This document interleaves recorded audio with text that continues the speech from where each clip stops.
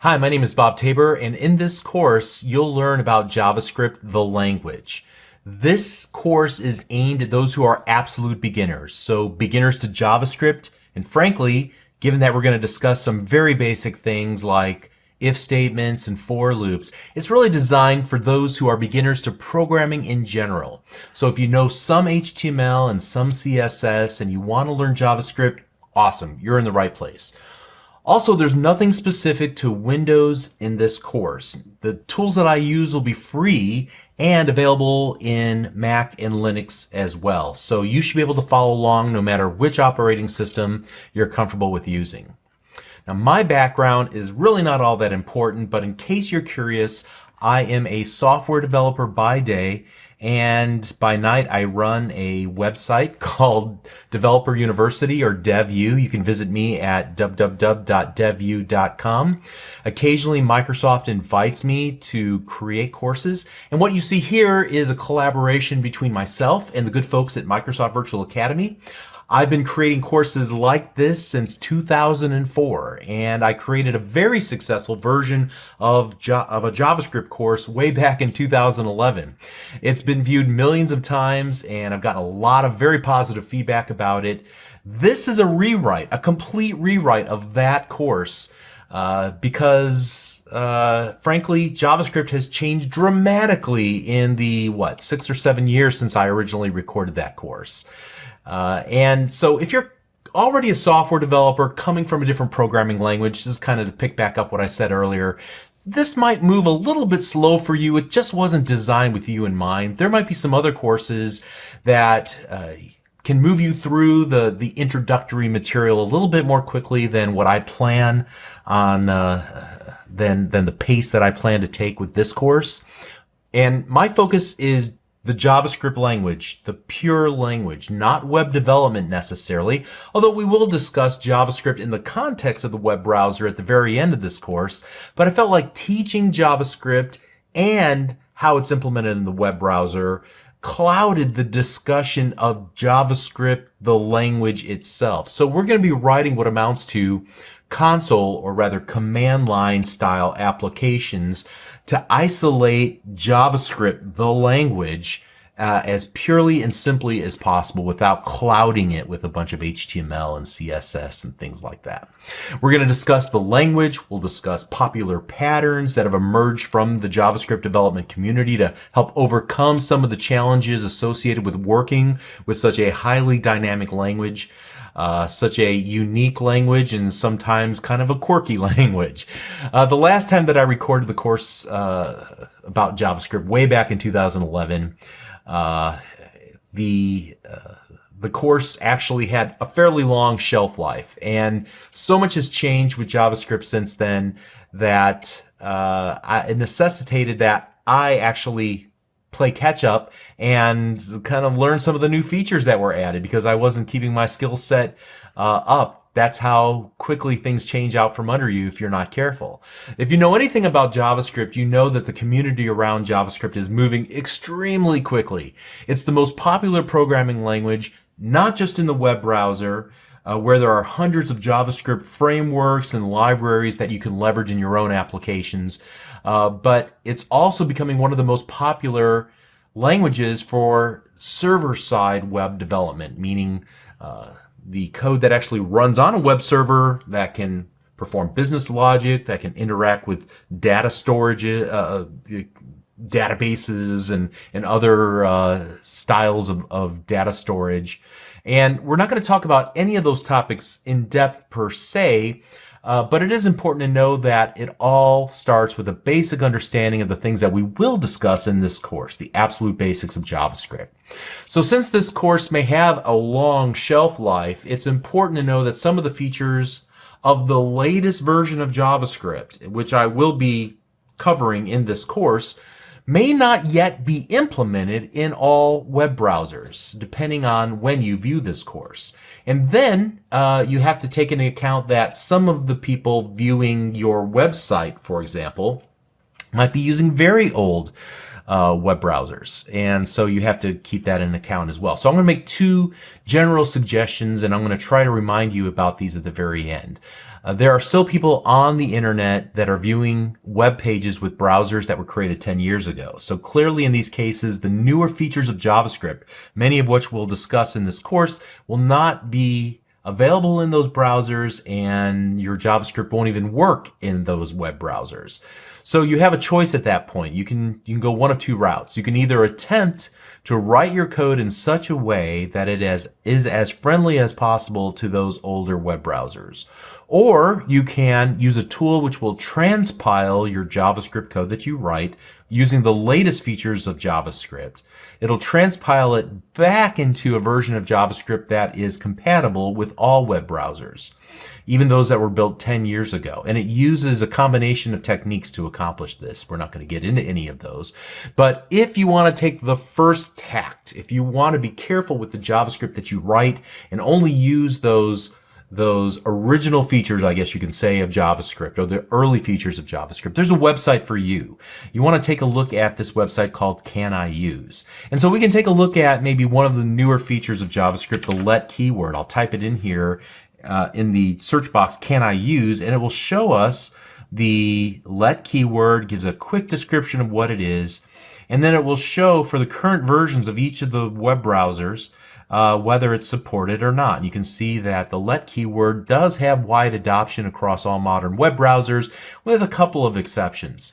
Now, if you want to go ahead and use the absolute latest version of JavaScript and then take that second tact where you transpile your code so that it's backwards compatible with as many versions of the various web browsers as possible, then you want to check out a website and a tool actually called Babel.js. So you can find it at babeljs.io, and it will again use a combination of techniques to take your code, and you can see some of this little animation that's on the page right now. You can actually use this to type in some code here and see how it converts it into the older style JavaScript. And I'm not going to cover how to use Babel in this course, but you should know up front that writing JavaScript for web browsers requires that you give some careful thought to how your JavaScript will ultimately be consumed and who your targets are.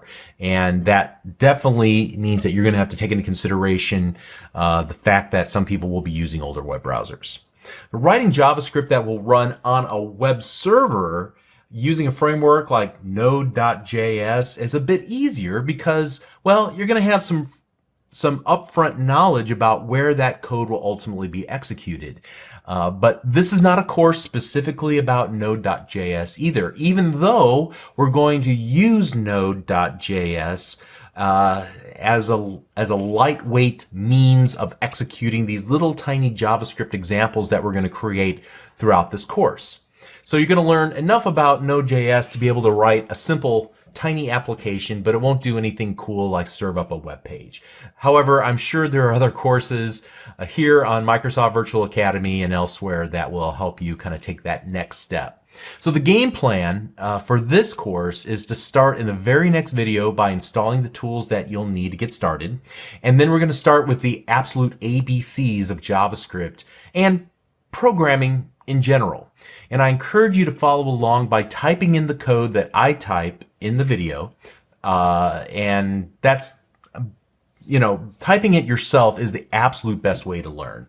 It starts to develop muscle memory. You'll have many of those aha moments where you realize, oh, I see how these two things are related. You can hear it, and that's one thing, but to type it in and to see it on your own computer working is something entirely different. I highly recommend that you become an active learner by typing in the code yourself. But I encourage you also to pause and rewind the video as many times as you need. This isn't a race. You don't consume these kinds of videos the same way you would watch a TV show, a movie, or a YouTube video. If something's not clear to you, don't just let it go in one ear and out the other and worry and say, I'll figure it out later. No, stop down and figure it out now, because you never know. It might be something foundational you'll need to know in the next lesson and the next lesson. But by the end of this course, you're going to be well positioned to move on to a more advanced JavaScript course to learn how to use modern client frameworks like React and Vue and Angular. Or you'll be well positioned to learn more about server-side frameworks and libraries like Node.js and Express.js and others. But no matter what, you're going to have a great foundation to build on. If something I say doesn't make sense, again, I can't stress this enough, seek out other sources online. And you're going to ultimately want to know something from me. I've recorded enough of these courses. I know the questions that are already coming. You're going to ask me if there's a book that goes along with this course that I could recommend. And I'm sorry, I don't really have a specific recommendation. Honestly, my recommendation is that you exhaust the dozens, if not hundreds, of JavaScript online resources where you can simply use them for free and find them in an instant if you want to get more explanation about any given idea that's covered in this course.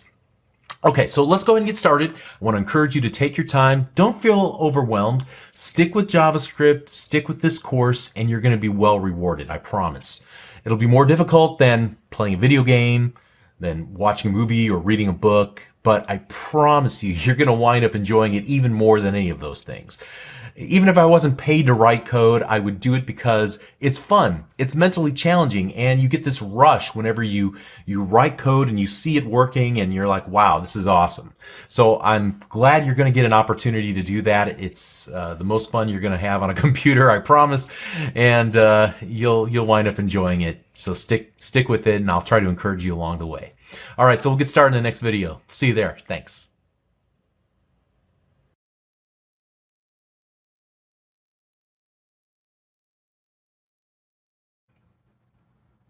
All right, so let's get started. We're going to install the tools that we're going to need for the remainder of this course. Fortunately, we don't need a lot, and everything is free. And everything I show you will work regardless of which operating system you currently have installed. So regardless of whether you're using Windows, Mac, or Linux, everything I show you will be available for those platforms.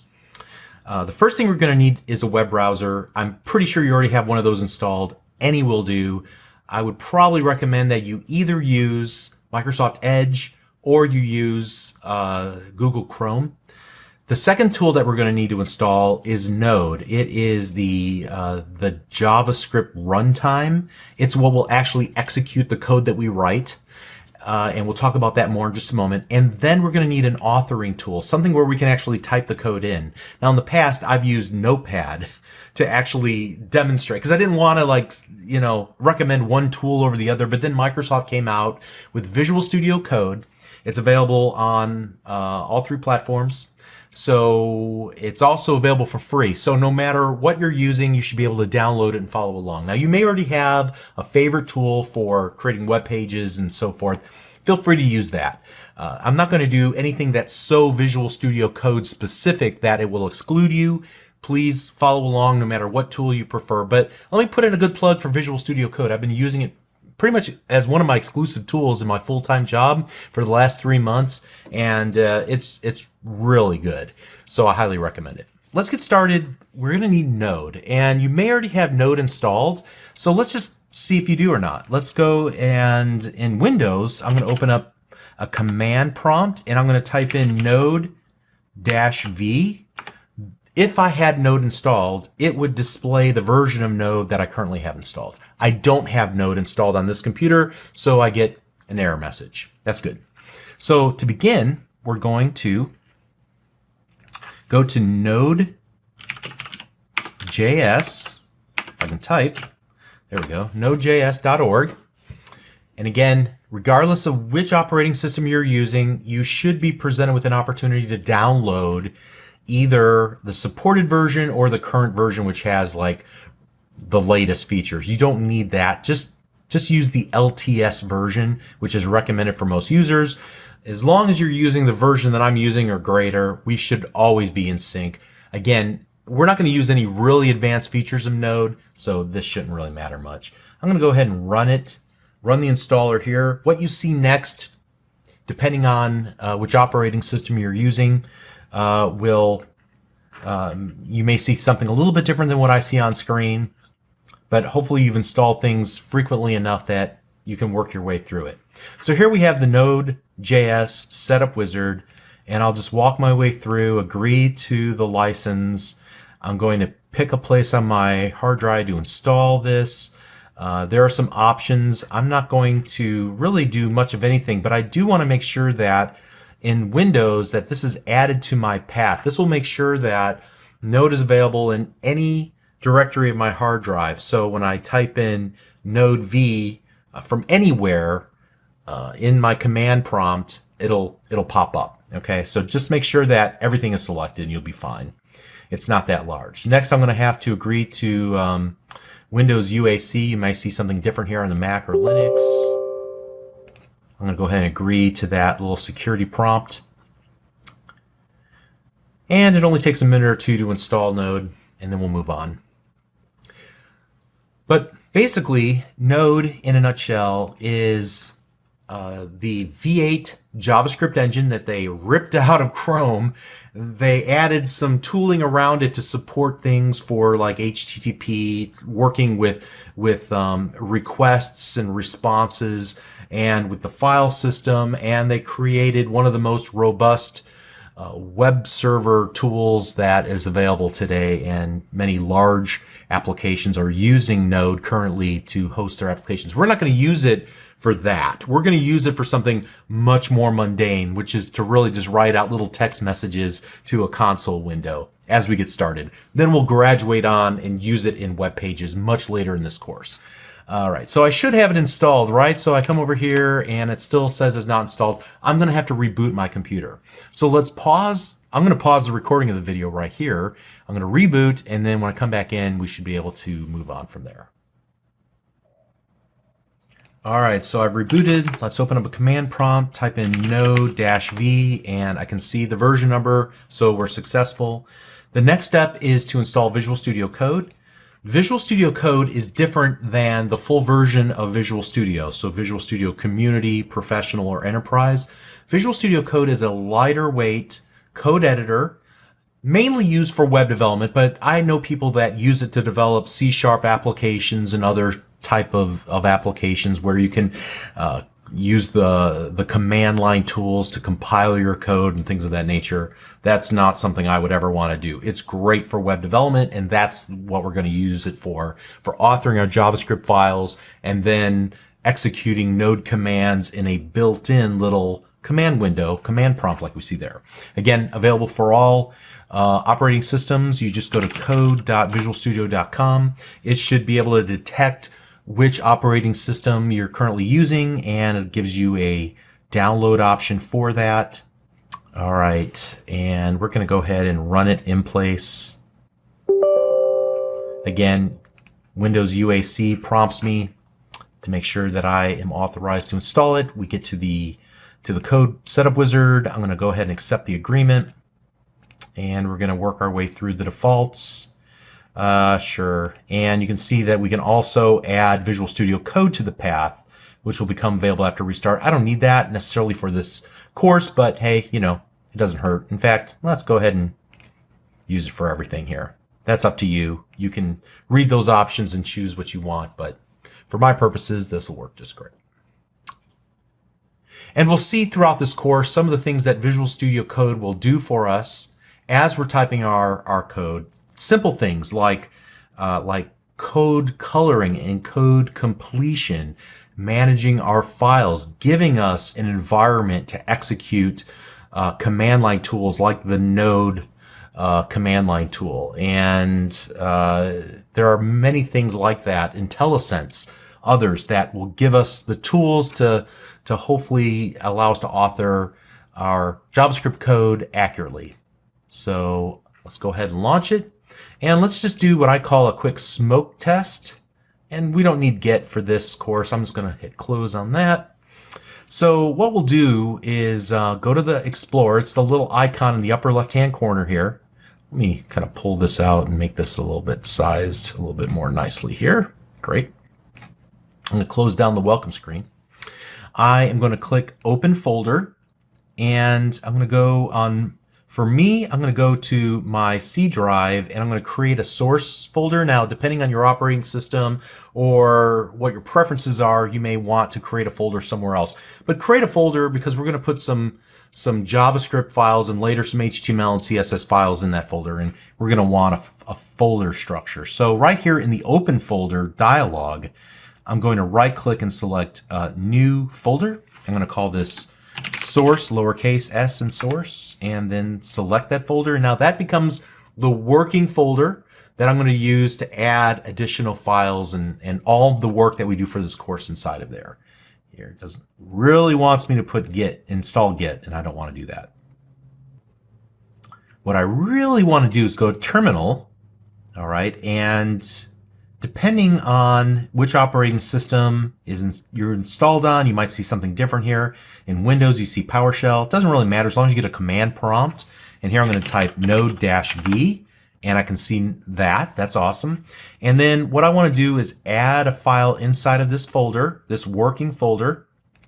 So I'm going to click on this little file with a plus symbol in the upper left-hand corner. I'm going to type in app.js, and it opens up a new file here in the main area with a little JS icon right next to it. And here I'm going to type all lowercase console.log hi. I'm going to go to the end and hit a semicolon. So let's kind of walk through this. The word console, a period on your keyboard, the word log, L-O-G, and then an opening and closing parenthesis. Inside of there, I want to put an opening single quote mark and a closing single quote mark, and then some word. I put hi, you could put your first name. It really doesn't matter. But what does matter to me, at least, is that you end it with a semicolon. And as you're going to come to learn, writing code is an exercise in precision. If you don't write exactly what I write, there's a chance that you will not get the results that I get. And so you want to double check and make sure there's not extra spaces. You want to double check to make sure that you're using the right characters. Like, this is not a comma, it is the period on the keyboard. All right. This is not a curly brace, it is a parenthesis. This is not a double quote, although that would be acceptable. In this particular situation, I would prefer if you used a single quote, which is on the same key. You just have to hold down the shift key, all right, to get to it. All right. So now I'm going to use Control S on my keyboard to save, or it might be Command S if you're on the Mac or something else on Linux. I don't know, whatever you use. Or you can just go File, Save. All right, now watch what happens when I just use the space bar on the keyboard. Did you notice, see that little symbol there? It went from X to a circle. That means that file has not been saved yet. That change that I made is not saved. So here again, I'm going to use the keyboard shortcut to save it. Then I'll come back down here into the terminal. Now, how can I do this easily? Well, on Windows, the keyboard shortcut is Control and then the back tick. That's usually next to the number 1, kind of to the left of it on most keyboards. So the back tick will close and open up that little terminal window at the bottom. And now I can type in node space, and then I want to use the name of this file. So app.js. And hit enter on my keyboard, and it should print out that word, hi, that I have inside of those 2 single quote marks in console.log, all right? Now, we can also shorten this up, node space app. We don't have to use the file extension, and it will work as well. All right, so assuming that you were able to follow along and you got to this step, then you're ready to move forward, and we're ready to get started actually writing some JavaScript. Let's start that process in the next video. We'll see you there. Thanks.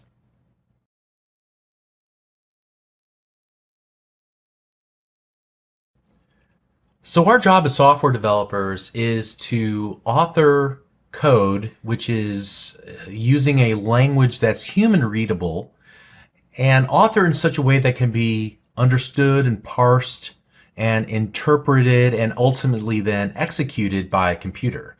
And the code that we write, we save into files, and we ask some execution environment, whether it be a web browser or in this case Node, to take a look at this code that we wrote in this file and to interpret it and to execute it. All right.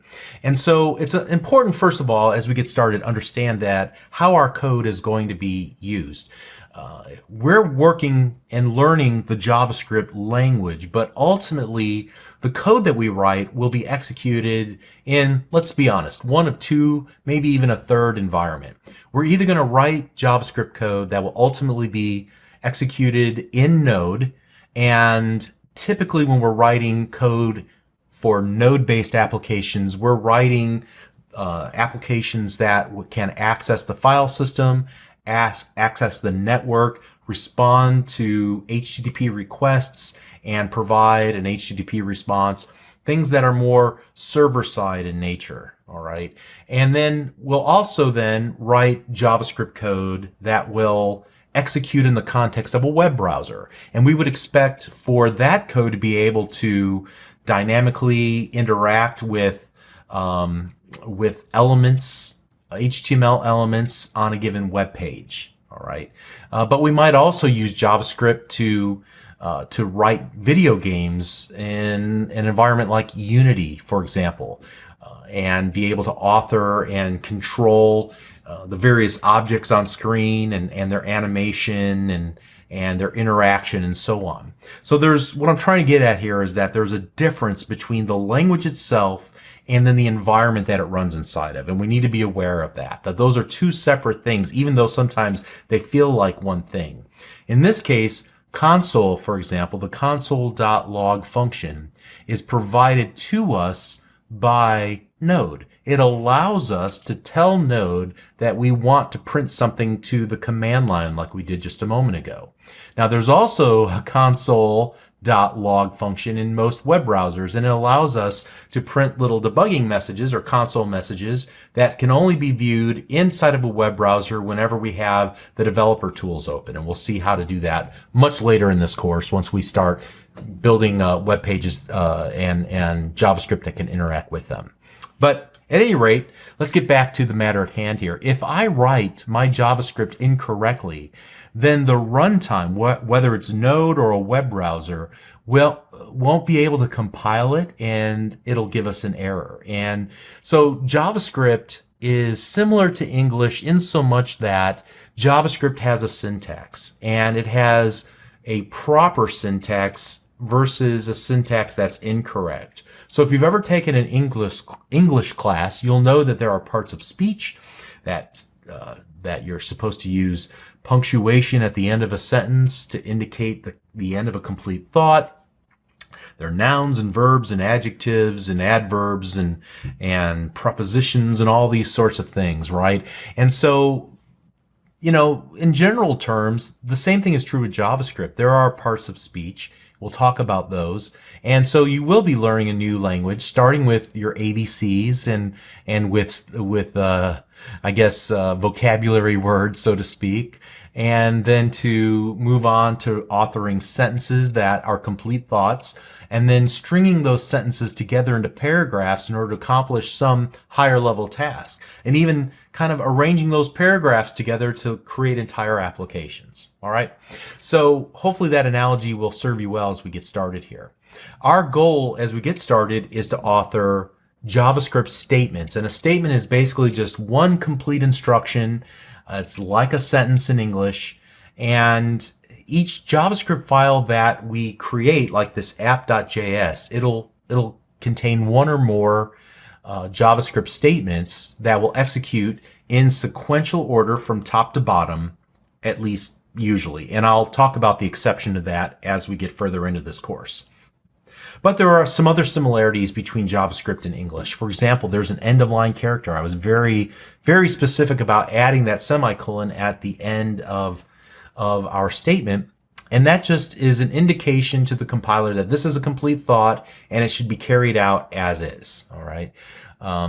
Now, we also see that we have our statement all on one line of code. And generally speaking, as we're getting started, we're going to write our JavaScript statements one per line. Now we'll bend those rules as some of our statements become very long. We can actually, for readability's sake, from a human perspective, we can split things up onto multiple lines if we need to. JavaScript, specifically Node, doesn't really care about that. That's really more for human readability. It can deal with multiple lines or a single line for a given statement. But be that as it may, we're going to try to strive at the beginning to write one statement per line in our files. And a statement usually consists of one or more expressions. So we'll talk about expressions a little bit later, but this particular expression is essentially just executing a function that's built into Node. It's the log function. It belongs to an object called console. We'll talk about objects and functions a little bit later here. And we execute it by using operators. Those, in this particular case, this is the function invocation operator or the method invocation operator. It's those open and closing parentheses. And we can even then pass in what are called arguments to those functions. So you can see that each little piece of this has a name and it has a role to play in creating our functions, and we'll learn more about that as we move on here. One thing to note is that JavaScript is case sensitive, and this trips up a lot of people to begin with. That's why I was very specific to say, hey, don't accidentally or mindlessly use capital letters. Make sure everything is lowercase. Let's see what happens if I were to save this work that I did here with the capital C in console and the capital L in log. Let's go node space app and hit enter, and we get a reference error. Console is not defined. It's not defined inside of Node. Console doesn't exist with a capital C inside of Node. It exists with a lowercase c inside of Node. The same thing is true with the function name log. Let's go ahead and I'll just use the up arrow on my keyboard. That'll give me the last command that was used in the terminal. So again, node app, and I'm going to try to execute this little program again, and I get another error. This time console.capital L log is not a function. That's true. It's because it's lowercase l in log, and I'll save that change and then we'll re-execute this and it will work. Now there are some things that, especially when your application is small, don't matter. So you might have accidentally left off that semicolon at the end and the application still runs, but that's a bad practice to rely on that. You should always try to create properly formed sentences, even though you could write an English sentence or a text message that somebody could understand that has no punctuation, has no capital letters and things of that nature that would make it a well-formed English sentence. And you're relying on the person receiving that text message to understand what you're trying to say. The computer doesn't work that way. It needs to know exactly what you're saying, and so you have to be precise. Precision is the key as a software developer. All right, so what I want to do here as we kind of start wrapping things up for this first foray into JavaScript, I'm going to comment out this line and add some new code below it and use that as kind of the next step beyond where we're at right now. So to tell the compiler to ignore a line of code, I'm going to add a code comment. And here I use 2 forward slashes. I added also a space, but that was really just for readability's sake, so that myself as a human, I can kind of make an easy distinction, because sometimes all these characters run together. I like adding a space between this. But these two characters say, forget everything on this line of code. Don't compile it. Don't try to use it. All right. And we'll see in a moment that there's another way to create code comments as well. But here, let's create something a little bit more interesting. I'm going to say let x equal 7. I'm going to say let y equal 3. Let z equal x plus y. And then we'll do console.log. And then I'm going to use open and close parentheses. I'm going to use a single quote. I'm going to type in the word answer, colon, space. I'm going to go outside of that quote. So I'm going to go between the closing single quote and the closing parenthesis, and I'm going to make some space for myself in there. I'm going to use the plus key, or the plus operator, and the letter Z. I'm going to go to the end of the line and use the end of line character, the semicolon. I'm going to save it all. Now, before we actually execute this, what do you think this will do? What do you think will be printed to our console window? Do you have any guesses? Well, I'm betting that your background in math or algebra probably will lead you to the correct answer. And I think that your intuition in many cases is something that's important as you're learning JavaScript. It is human readable. It should be somewhat understandable. It might require a little extra explanation because there's some things that are not extremely obvious, but for the most part, this shouldn't blow you away, and nothing we cover should ever blow you away. It just might require a little extra effort than you're normally used to putting into things, but by no means impossible, right? So just take some comfort that this is well-traveled ground and that if I can understand it, I promise you can too. Let's run the application and see that we get the correct result, which is answer : space and the number 10. So how do we get that?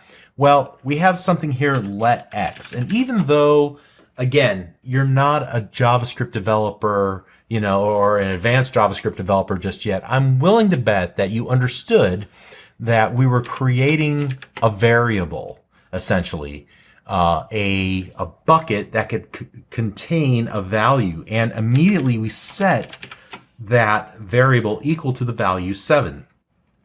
And then we did the same thing with the value of 3. We put that into a different variable, a different bucket called y. And then here we have an expression that will add two values together. What are the values inside of those variables x and y? Well, we just assign them in lines 3 and 4.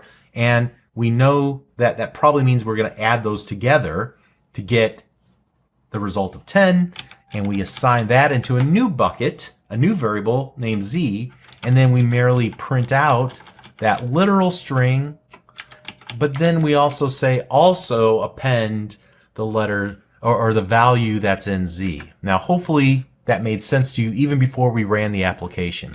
But you can see here that, for example, the plus symbol has double duty. It's serving to be the addition operator, but it's also serving to concatenate two values together. In this case, two string values together so that we can print it out to screen. So we're going to use this kind of as a starting point and talk about this at more length in the next and subsequent videos. But hopefully up to this point, you get some comfort level. You're writing some code, you're getting your hands dirty in the code, and I know you can do this. So just keep pushing forward, and let's pick it up in the next video. We'll see you there. Thanks.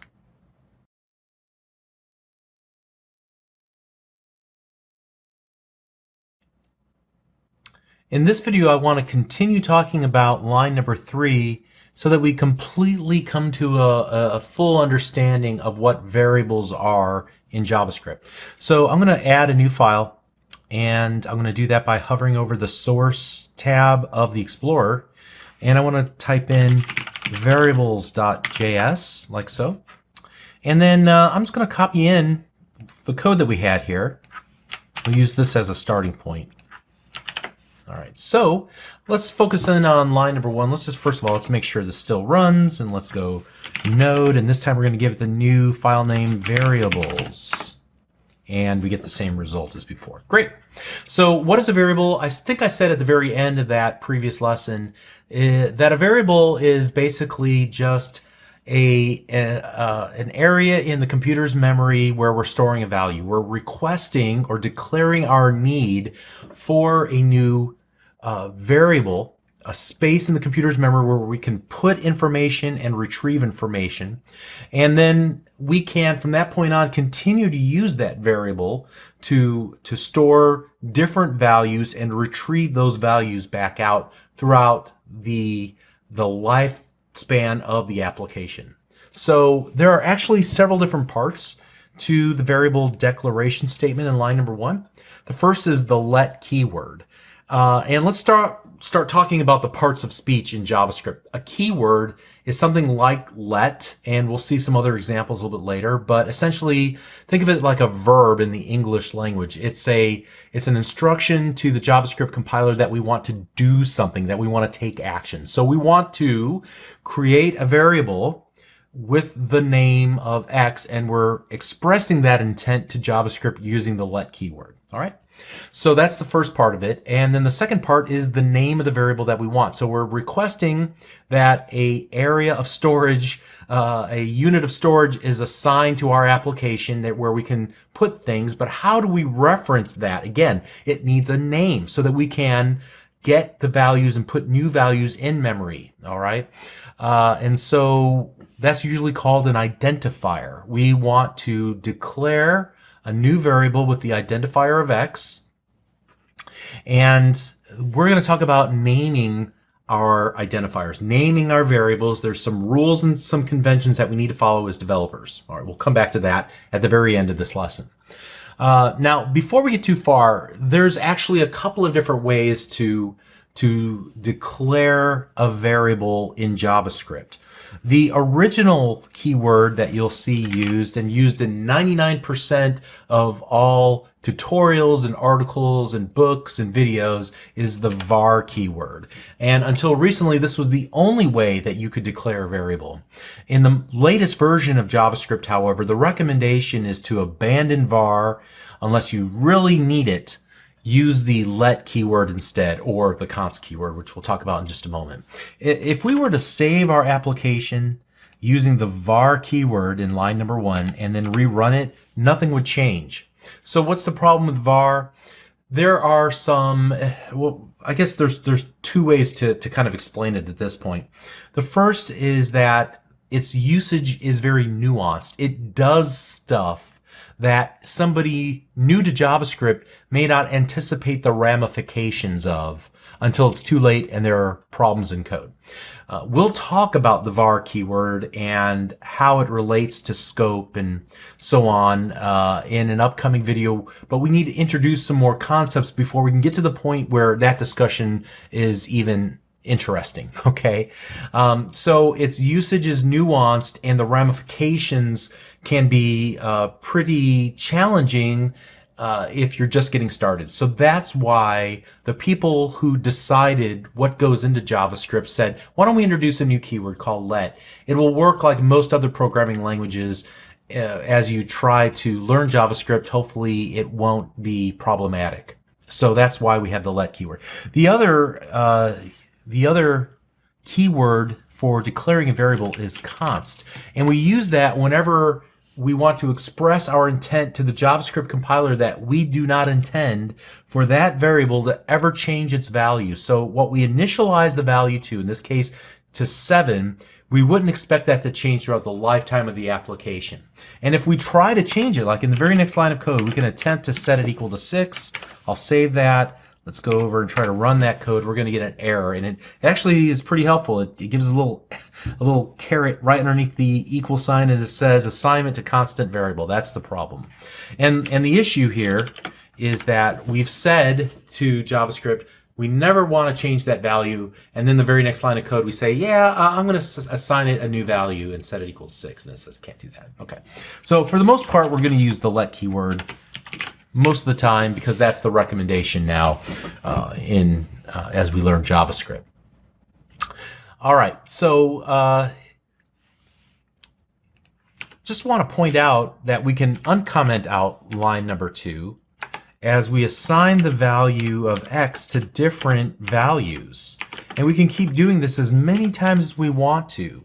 So at this point in line number 1, we've declared the variable, set it to 7, then we've assigned it the value of 6, then 5, then 4. We can keep changing the value in the computer's memory.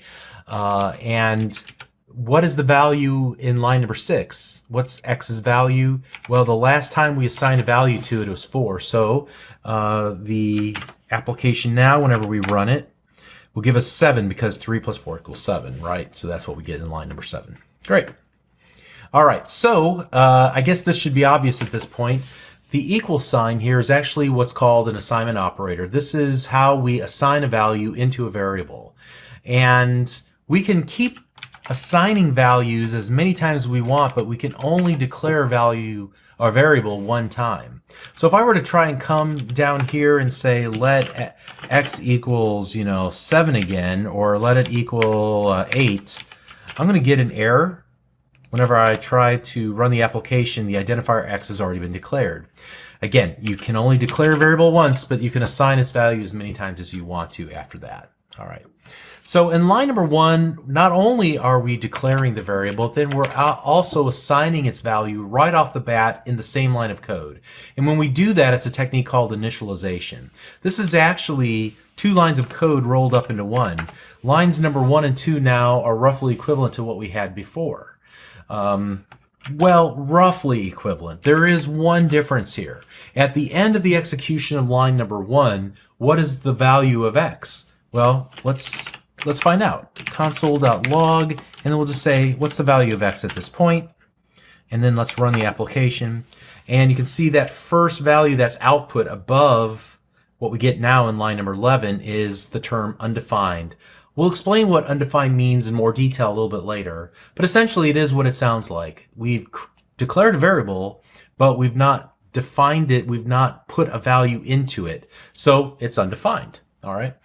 And that's generally not something we want. It might be in some cases something we need, but for the most part, we won't do that. It's preferable that at the moment of declaration, you also initialize your variables, if you can.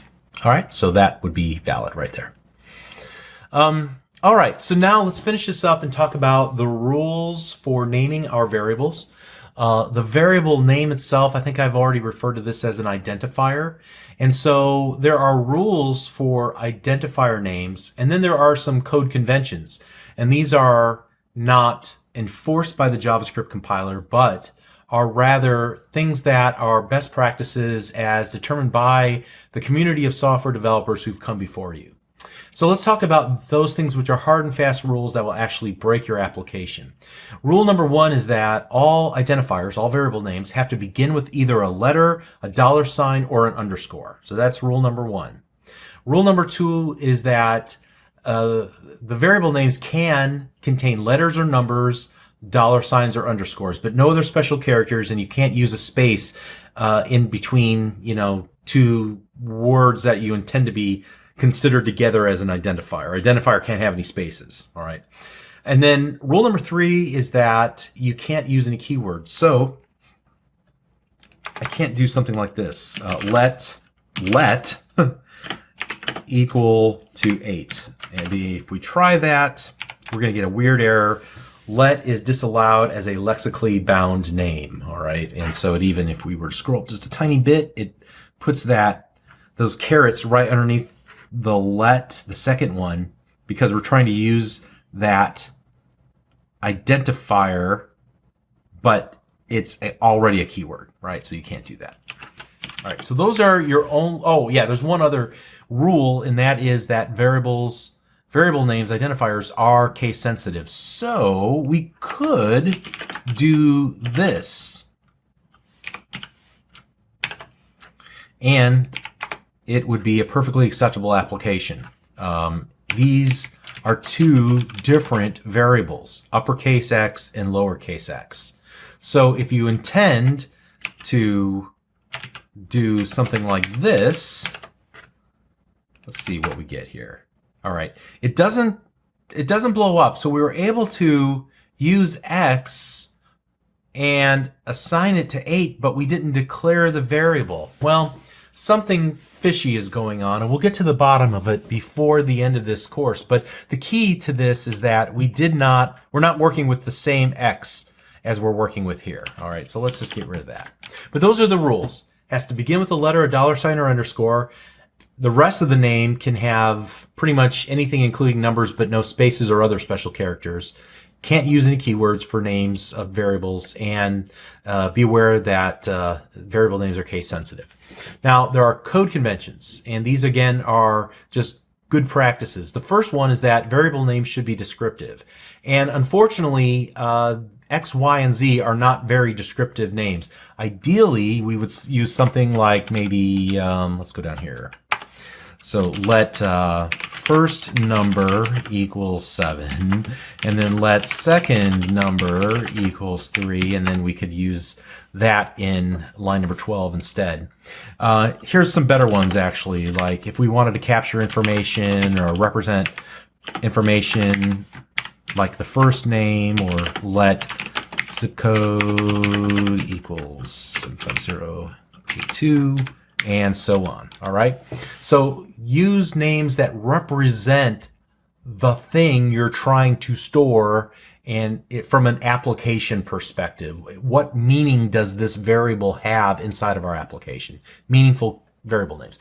The second is camel casing. So if you are going to use multiple words, you should use this format called camel casing, and that means that the first word of your variable name should be lowercase, so the F in first is always lowercase. But then any subsequent names that we append, or words that we append together, should have a capital letter. So you can see that I followed this convention every single time in lines 15 through 18. Lowercase z in zip code, capital C in zip code.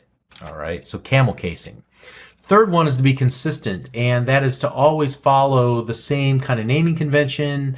And this would be true kind of across not just the names of variable names, but for every other type of identifier that we wind up creating in our application. Stay consistent, pick one style and stay with it throughout the remainder of the application.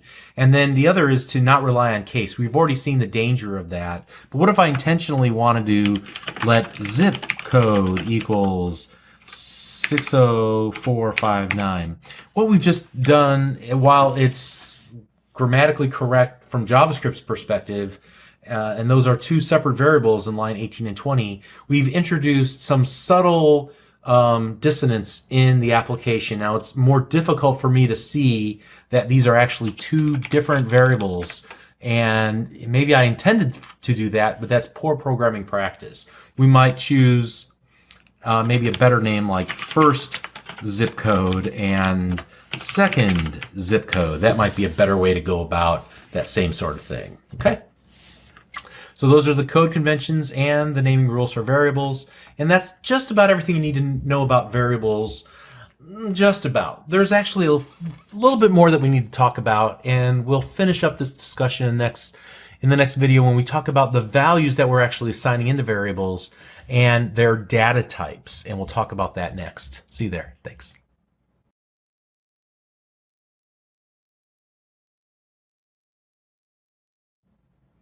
In this video, we're going to talk about the values that we store in variables, and we're going to talk about the types, or rather the data types of those values and why they're important. So to begin with, let's go ahead and create a new file called datatypes.js, and this is where we're going to do all of our work. And one of the things that makes JavaScript so unique when compared to other programming languages is that whenever you declare a variable, like we do here, let x equals 7, the variable itself does not have a data type. Only the values that we store inside the variables have the data type. So we can kind of see this whenever we're working with variables. We can use something called the type of operator, and this will tell us the data type that we're working with. So, well, let's go ahead and go back to here. Let x equals 7.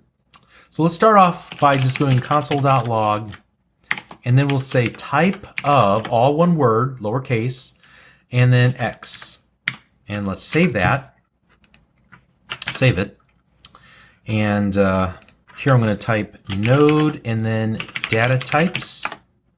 And you'll see that it outputs a number. So that's one of the first data types. The X data type is a number, and a data type is really just the kind of data that we want to store. So if you want to perform math or some algebraic operation, then you want to use a number.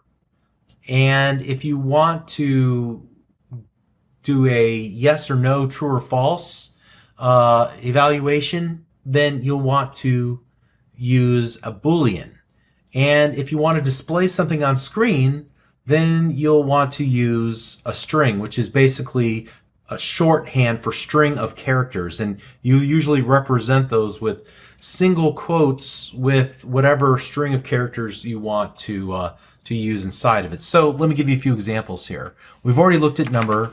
Let y equal true, and so then we'll do console.log type of y, and then I'll just go ahead and do z as well. Let z equals hello world, and then console.log z. Whoops, not just z, I want type of z. All right. And so now let's go ahead and run this, and we can see that we get the three data types that we're currently working with: a number, a Boolean, and a string. So in the case of a number, it can be any positive or negative number. It can even have decimal values. In the case of a Boolean, it can either be true or it can be false. Those are the only two values. And then if we want to create a string, it's going to be anything inside of the single quotes. It's a literal string of characters. I literally want HELLO space WORLD. All right. And so those are your three of your 7 basic basic types, data types. There's also another case. Let's let A, and then console.log the value of A, and then console.log type of A. All right. And just to remove the confusion here, I'm going to use a multi-line comment. This allows me to avoid having to do this on every line, right? I can just do this little /* at the top, then go down to the bottom of where I want to comment out, and then */. And you can see everything that's highlighted in green or turned to the green color is now commented out, just as if I had commented out each individual line separately. So here I'm just creating a variable A, but I'm not initializing it to a value. Remember, do you remember what it output when we did this before? It output the value undefined, but we want to see what the type is, because we said that it's the value that's assigned to the variable that has a type. So what is the type of a variable that has nothing assigned to it? Well, that's what we're going to get to the bottom of right now. So we see that the value is undefined and the type is undefined. So now we have 4 types. We have number, Boolean, string, and undefined. And there's 2 or 3 others that we're going to look at here before the very end. We'll get to them. They're a little bit more complex, but those are the 4 that we have to work with, at least to start off with. And so that's all I really wanted to say. The next thing we're going to talk about very quickly is how I would convert one type into another type. How do I force JavaScript to treat a string like this, console.log, and then a literal string of the value 9, how do I make it treat it like the number 9? Well, we'll talk about that in the next video. We'll see you there. Thanks.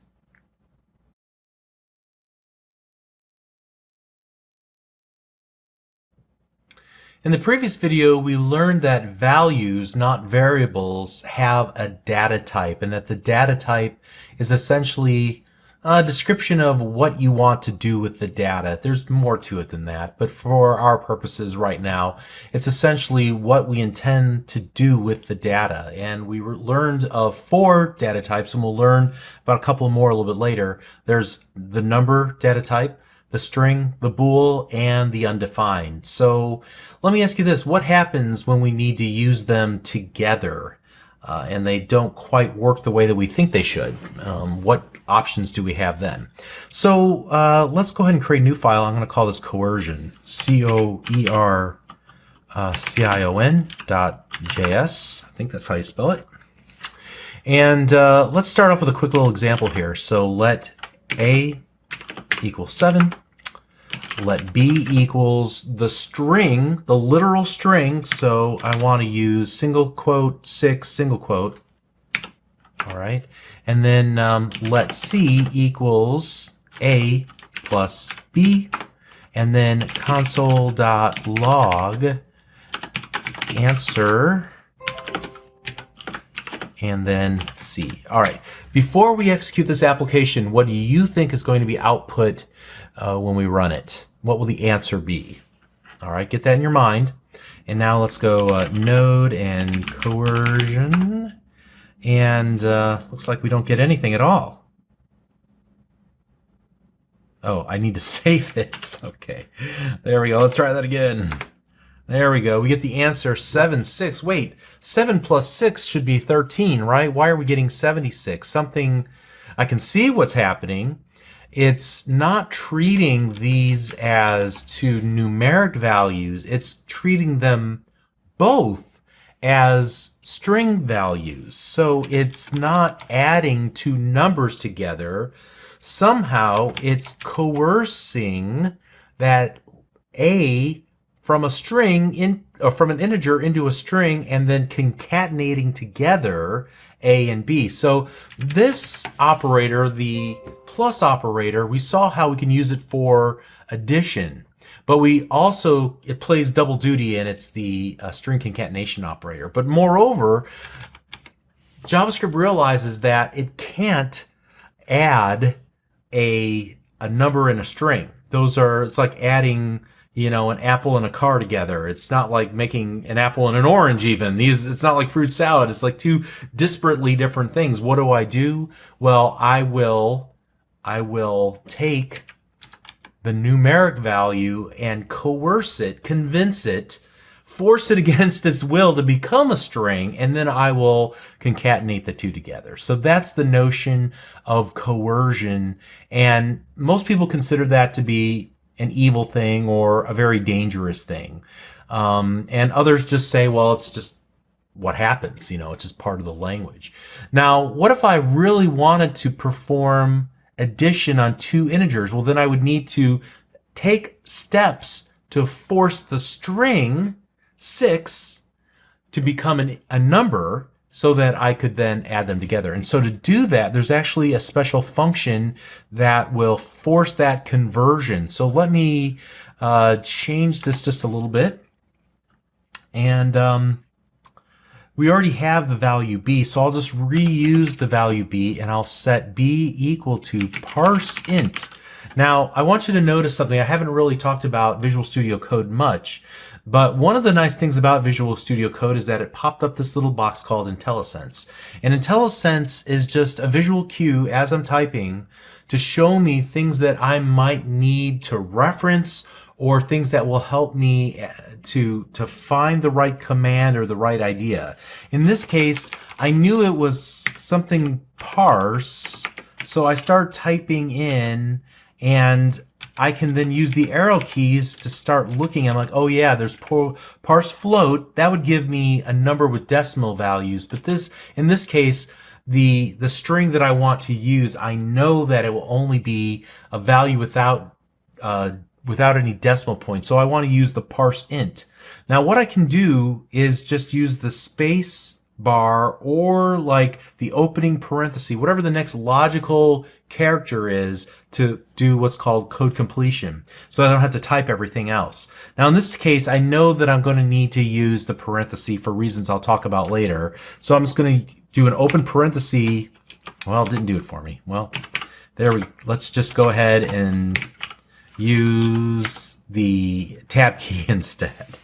All right, so the tab key will give me what I want. Now I'm inside the parentheses, and I need to pass in, first of all, the string that I want to change. So in this case, take the value of b, and then I need to give it optionally what's called a radix or radix, and that is essentially the base system. So if I wanted to use like a hexadecimal, I might give it 6, but in this case I'm going to give it 10 because I want to a base 10 or a decimal conversion. All right, so that's a little technical, but typically if we use 10 in there, we're going to be just fine. So essentially what I want to do is take this 6, and based on the normal decimal system, I want to convert that into a numeric value, and then I want to continue on in lines 4 and 5 like we had before. Let's see what we get this time. The answer is 13, just as we had hoped. All right, so the parse int is a built-in function to JavaScript, and I can count on it being available in Node or in a web browser or any other implementation of JavaScript. All right, so I guess this begs the question, what if I try to do something kind of evil with this? So let D equal parse int, and then I'll use the tab key to do the code completion. And this time I'm going to pass in a character that will not convert to a, or even a string that will not convert into a numeric value, especially one that's decimal. So I'm going to save this. Well, let's go ahead and console.log it and D. And so let's go that, and then we'll do this. All right, and I get NaN, which represents not a number. It's not really an error, it's just telling us that the value we passed in is not a number. We could actually do something along these lines as well. Let E equals is NaN, and then I can give it some numeric value. In this case, I'll give it D, and I'll do console.log E. So let's save that, run it again, and so this time, now I'm evaluating whether D is not a number, and that is true. It is not a number because I can see it here that's printed out. All right, so we saw two built-in functions, but there's a bunch of built-in functions for various things, all kind of centered around, in this case, just working with coercion and checking the result of that attempt to coerce or convert one data type into another. All right. Unfortunately, there's no parse Boolean, so you can't take a string of true or false and convert it into a Boolean. You'll have to take a few extra steps. There's a bunch of examples online for that. And so depending on the type of conversion that you're attempting to perform, it may not be easy to convert from one to the other. There's always a way, and usually you can find some code online, especially on a site like Stack Overflow, that will help you figure that out. But that's all I wanted to say. Let's continue on in the next video. We'll see you there. Thanks.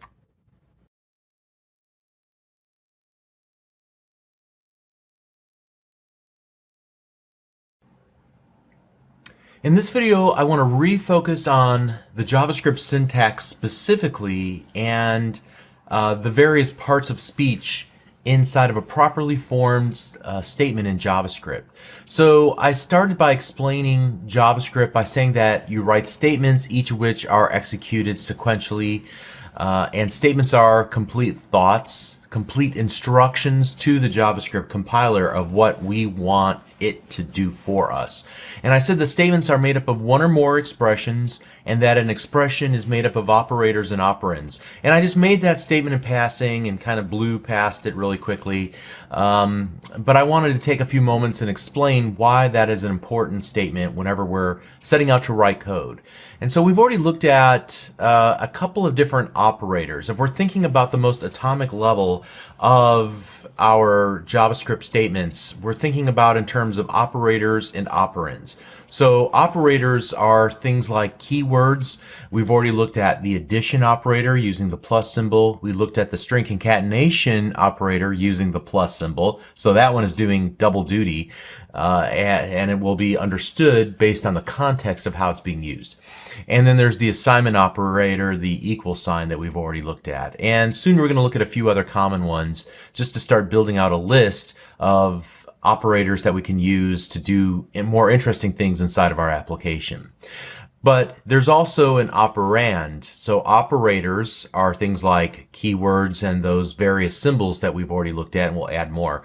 Operands are something like identifiers, a variable name. We'll learn about functions soon, and functions are another type of operand.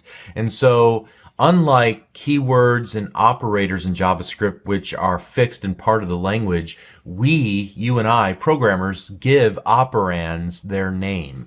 And so by combining operators and operands, we create expressions that are then used to compose statements. And so sometimes it's easy to spot an expression, and then sometimes it's not so easy. but identifying several major categories of expressions, we can better understand why JavaScript works sometimes and why it doesn't work sometimes. So for example, in the English language, we cannot write a sentence, a proper sentence like this: the dog, period. If we said, hey, the dog, our friend would say, what are you talking about? The dog did what? Which dog? You know, give me some more information, right? Why is that not a proper sentence in English? Because it didn't have enough inside of it to be considered proper. We have a noun, we have the dog, but we don't have any verbs or adjectives or adverbs describing or you know, kind of giving us more detail about the dog. The same thing is true with JavaScript. So we can't, for example, and let me just create a quick file here. We'll call this expressions.js. So we cannot do something like this in our program, right? Because the JavaScript compiler will say, okay, what do you want me to do with that? That makes no sense to me whatsoever. I don't know what you want me to do with A. I don't see it. It's not one of my variables. You're not asking me to create a new variable. There's nothing inside of A. A means nothing to me, all right? So at a minimum, we're going to need to either, and these are the types of expressions at a very high level, we're going to either declare a variable. So we would do something like this once again, let A, all right? And even in this little tiny two-word line of code, there's already an operator and an operand. Here's the operator, the let keyword, and here's the operand, a name we want to give to a new variable that will be created in memory. All right, so that's one type of expression. We're going to call this types of expression. Here we'll just use some comments. Types of expressions. Number one, variable declaration. I think I spelled that right.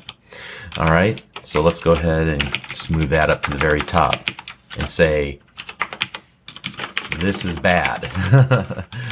And then we'll do something like this. I kind of like doing some ASCII art there whenever I create lists inside of my code. All right, so there we go. The other one is to assign a value. So the other type of expression, we can assign a value. So A equals 3 or 4. And then another type of expression is to perform an evaluation that returns a single value. And so that might be something like, and if we're talking purely about the expression itself, it might be something like that, B plus C. So in a more interesting example, we might do something along these lines. And I'll just comment this out because I want to reuse a, there we go. Good. All right, so here we go. Line number 16, I'm going to go let B equals 3, let C equal 2, and then let A equal B plus C. Now, I just want to focus on line number 19. And I want to say that there are 3 expressions in here. Can you find them? All right. Well, let's identify them. So number 1, we're going to see that let A, so that's a variable declaration. The next thing that's going to happen is we're going to perform an evaluation of B plus C. Right, and that will basically add those 2 values together because we're using the addition operator. And then finally, we'll do the result of B plus C is assigned to A. So 3 expressions all combined into a single statement.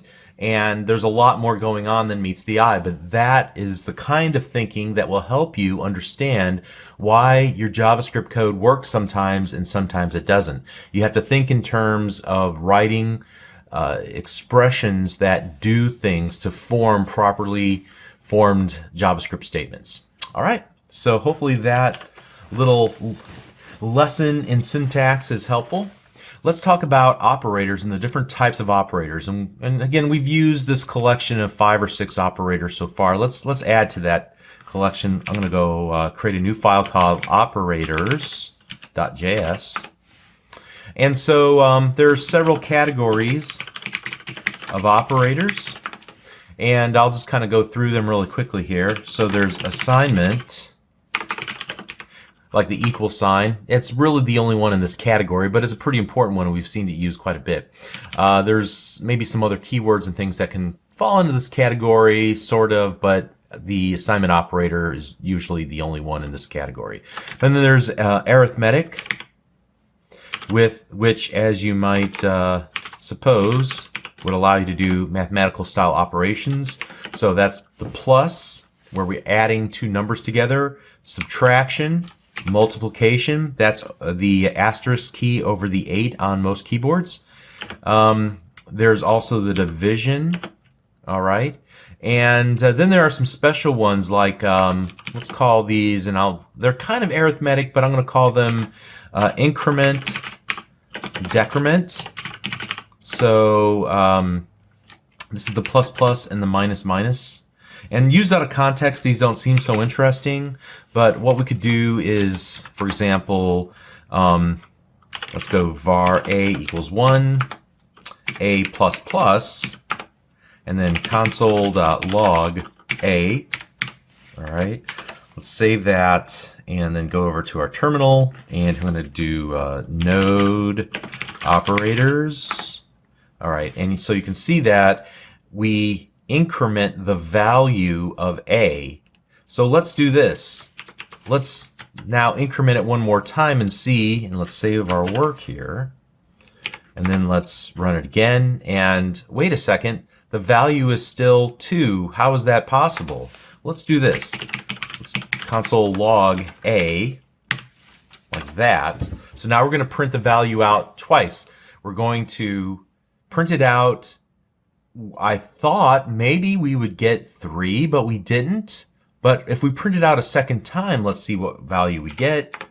And so when we print it out the second time, we get 3. And the reason is this, because this operator, this increment operator, works after the line or after the value is already utilized inside of this line of code. So basically, hey, console.log, here's a, and after you print that to screen, then let's add something to it.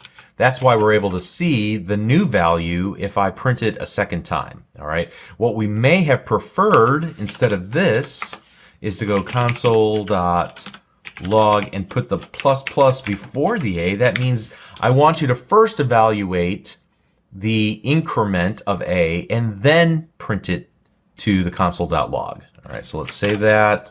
Let's rerun this, and now we see 3 in both cases. The same would be true with the decrement, where we could subtract either before or after the evaluation of that variable. All right, just something to keep in mind. All right, so that's increment and decrement. There's also, going back to arithmetic, there's the modulus. And this will give me the remainder amount. So let's go var m for modulus equals 10 divided by, whoops, that's not what I wanted, 10 modulus 3. And then I want to console.log m. And just to kind of keep everything clean, I'm going to comment out all of this as well. Keep it around for posterity, but otherwise, that's all I want to see. What will I get back from this statement? And I get 1. What is 1? It's the remainder. So 10 divided by 3 equals 3 with 1 left over. That 1 is the modulus. All right. And actually, this becomes a lot more interesting and important when we're looping through lots of values, and every like 10th or 20th or 100th item, I want to print a little message to screen to say, hey, we finished processing the 10th. The 20th, the 30th, the 40th, the 50th item, all right? And I use that actually frequently, so I'm a pretty big fan of modulus. Let's comment that out. So moving on to the different categories of operators, let's talk about the various string operators. And we've already seen these. So this is going to be like the literal string operator. We're using single quotes.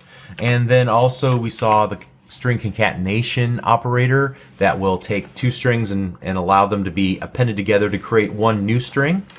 Other operators, precedence. So we might, order of operations, we actually use this quite a bit, even in non-mathematical situations. So for example, let's just do var b equals 1 plus 2 times 3. Now, if you're coming from an algebra background, there's an order of operations where things should be done in a certain order. And I'm pretty sure, if memory serves me correctly, it's been a long time since I've had an algebra course, but you perform algebra before you perform addition. So if I were to do a console.log here, I would expect b to output 2 times 3 plus 1, so that would be 7. Let's see if my memory serves me correctly here. And yes, it does. But what if that's not what I want? Well, I can use, just like in algebra, I can use parentheses to kind of control the order in which things are evaluated. So in this case, I would do 1 plus 2 first and then multiply that by 3, which will give me a completely different result of 9, because 3 times 3 equals 9. Okay, so we'll use this, the opening and closing parentheses for different purposes. For example, whenever we want to do console.log, these parentheses are also used as the function invocation operators. All right, and that just says here's a function name called log, and we'll learn about functions soon. But I want to actually invoke the function now, and I can even use the function invocation operators, the opening and close parentheses, to pass in arguments. And we'll talk about that a little bit later, but again, that is the open and close parenthesis. There are other operators, and I'll just put them here. They may not make a lot of sense at the moment, but they will soon when we look at decision statements. So there's the logical if, the logical and the logical or, okay? So when I want to add two things together and evaluate two things together, either one of them needs to be true or both of them needs to be true. And we'll look at that in a little while.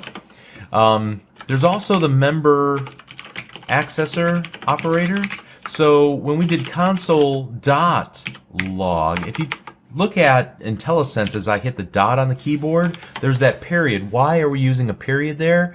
That allows me to access the various members of this object. And we'll talk about object, and we'll talk about properties and functions or methods of objects soon. But that's what allows me to access the log function of the console object inside of JavaScript. So here again, comment that out, but we'll use the period for that purpose. We're going to also look at the code block operator soon. And so, I'm going through all these and I'm saying, hey, we'll look at these soon.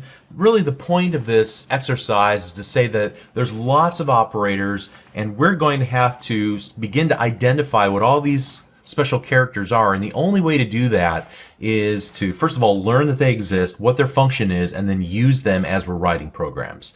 And so I think that's really the only thing I wanted to say. I mean, let me just put one more in here. The array element access operator goes by different names, but I'm just going to use that. And so we'll use square brackets for that purpose. So almost every single character, the special characters that are above are numeric values, and we can access using the shift key, and the various ones that are usually on the right hand side of the keyboard, the various braces and brackets and colons and semicolons, and all of these are used for various purposes in JavaScript and in most programming languages. All right, so I think that's all I really want to say. Let's pick back up in the next video. You're doing great. Hang in there with me. We're getting through some of the easy stuff, and we're going to start moving on to some challenging stuff here really quick, but you're doing great. See you in the next video. Thanks.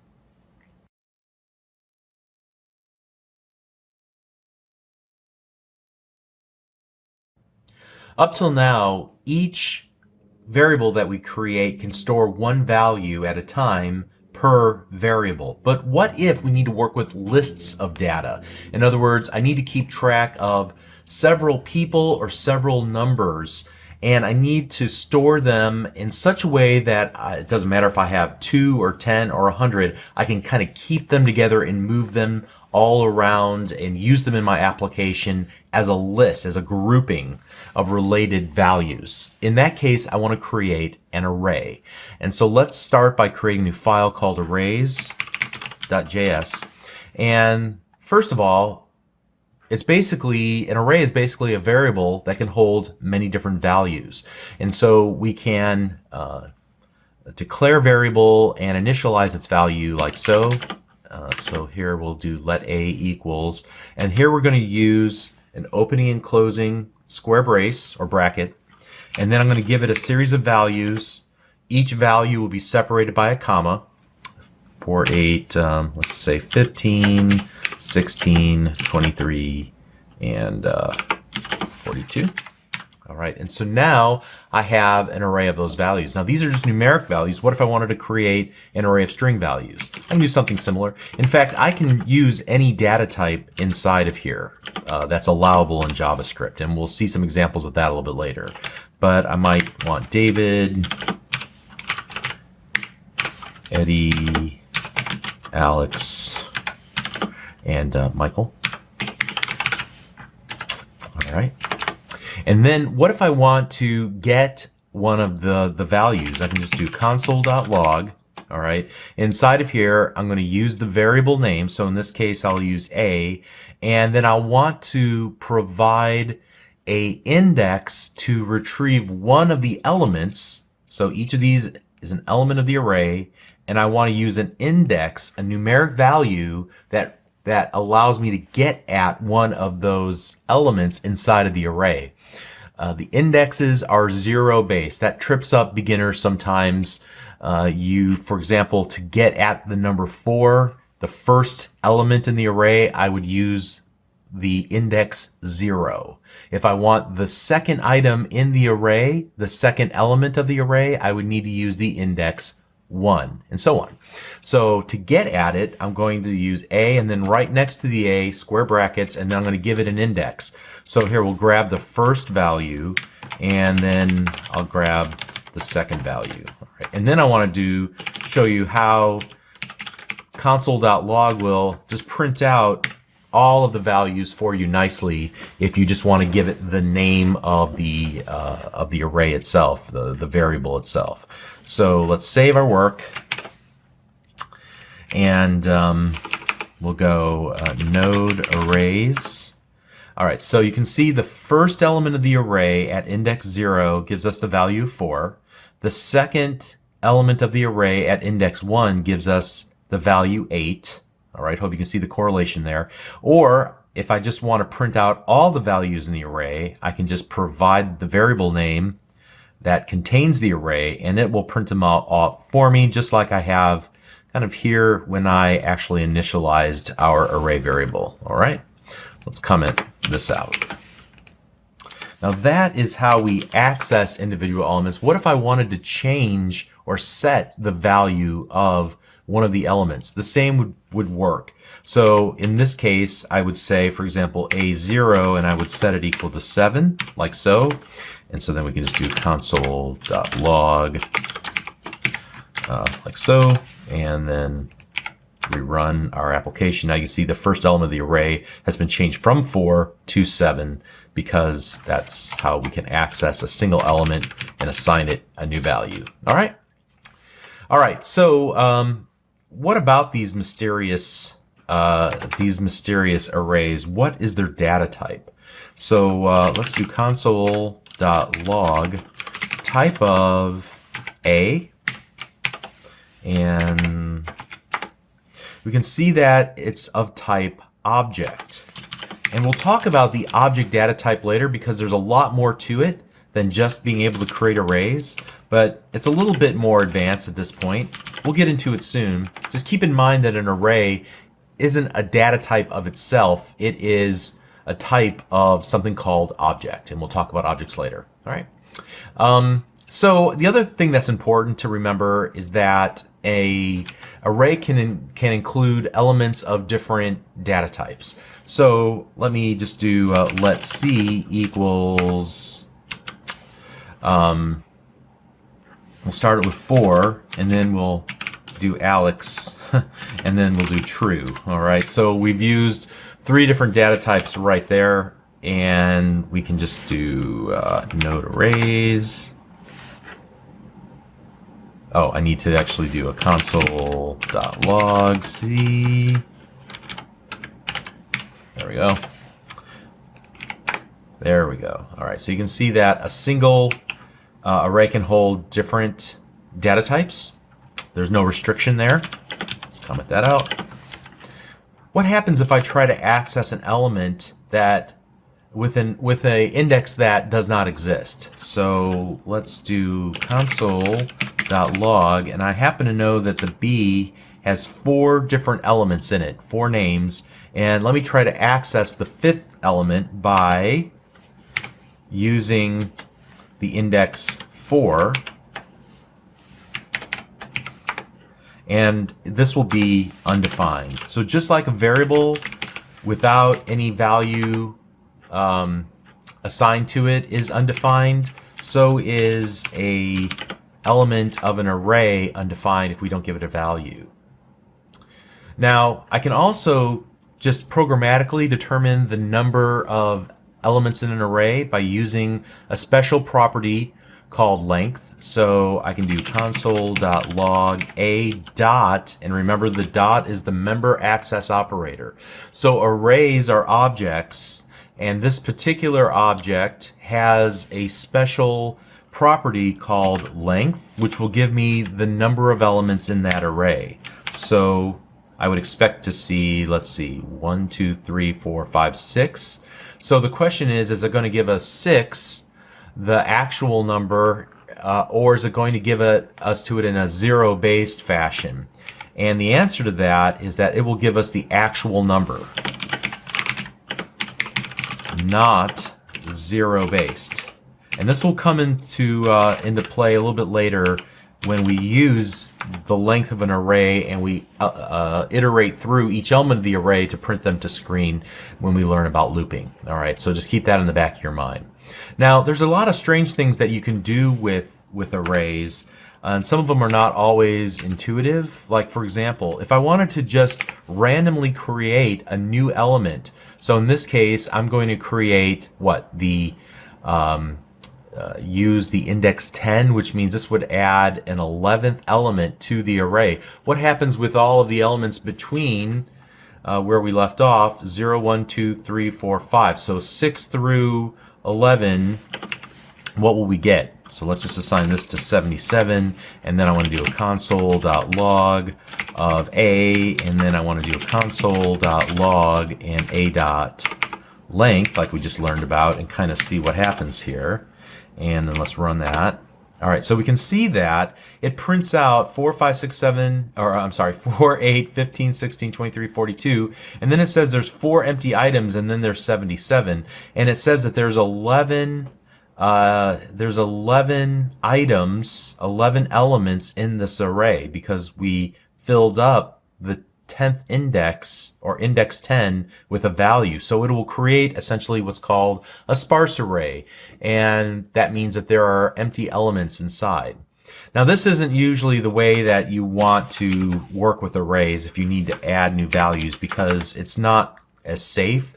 We're inadvertently creating elements with nothing in them. There's a safer way to go about this using some additional built-in functions of the array. And so if I wanted to add that value and add it to the end of the array, no matter how many elements are currently in the array, I could use the push method. And so I say, hey, I want to push the number 77 to the end of the existing array. So let's copy this and paste it here. And then if I wanted to remove it, I can use a method called pop. So this function pop will remove the last element of the array. In fact, I can call it several times to keep removing elements of the array. And here we'll just print out what the end result is, just like we did previously. So now this should put some fireworks into our terminal window. So you can see that using push in line number 29, I was able to add the number 77 to the end of the existing array. And that gives me 7 total elements. Now I call pop 3 times. It removes 77, 42, and 23, leaving us with just 4 elements in our array. Okay, so we're going to continue to use arrays. They're a great way to keep lists of things together and accessible, and they'll become even more important again as we learn how to loop through arrays and to evaluate each element. We can even use arrays to hold on to other things like objects and functions, and we'll learn about some advanced use cases with arrays a little bit later. All right, so that's all I have to say about arrays. Let's move on and start looking into some things that are beyond the absolute basics. We'll start moving and talking about functions. All right, see you there. Thanks.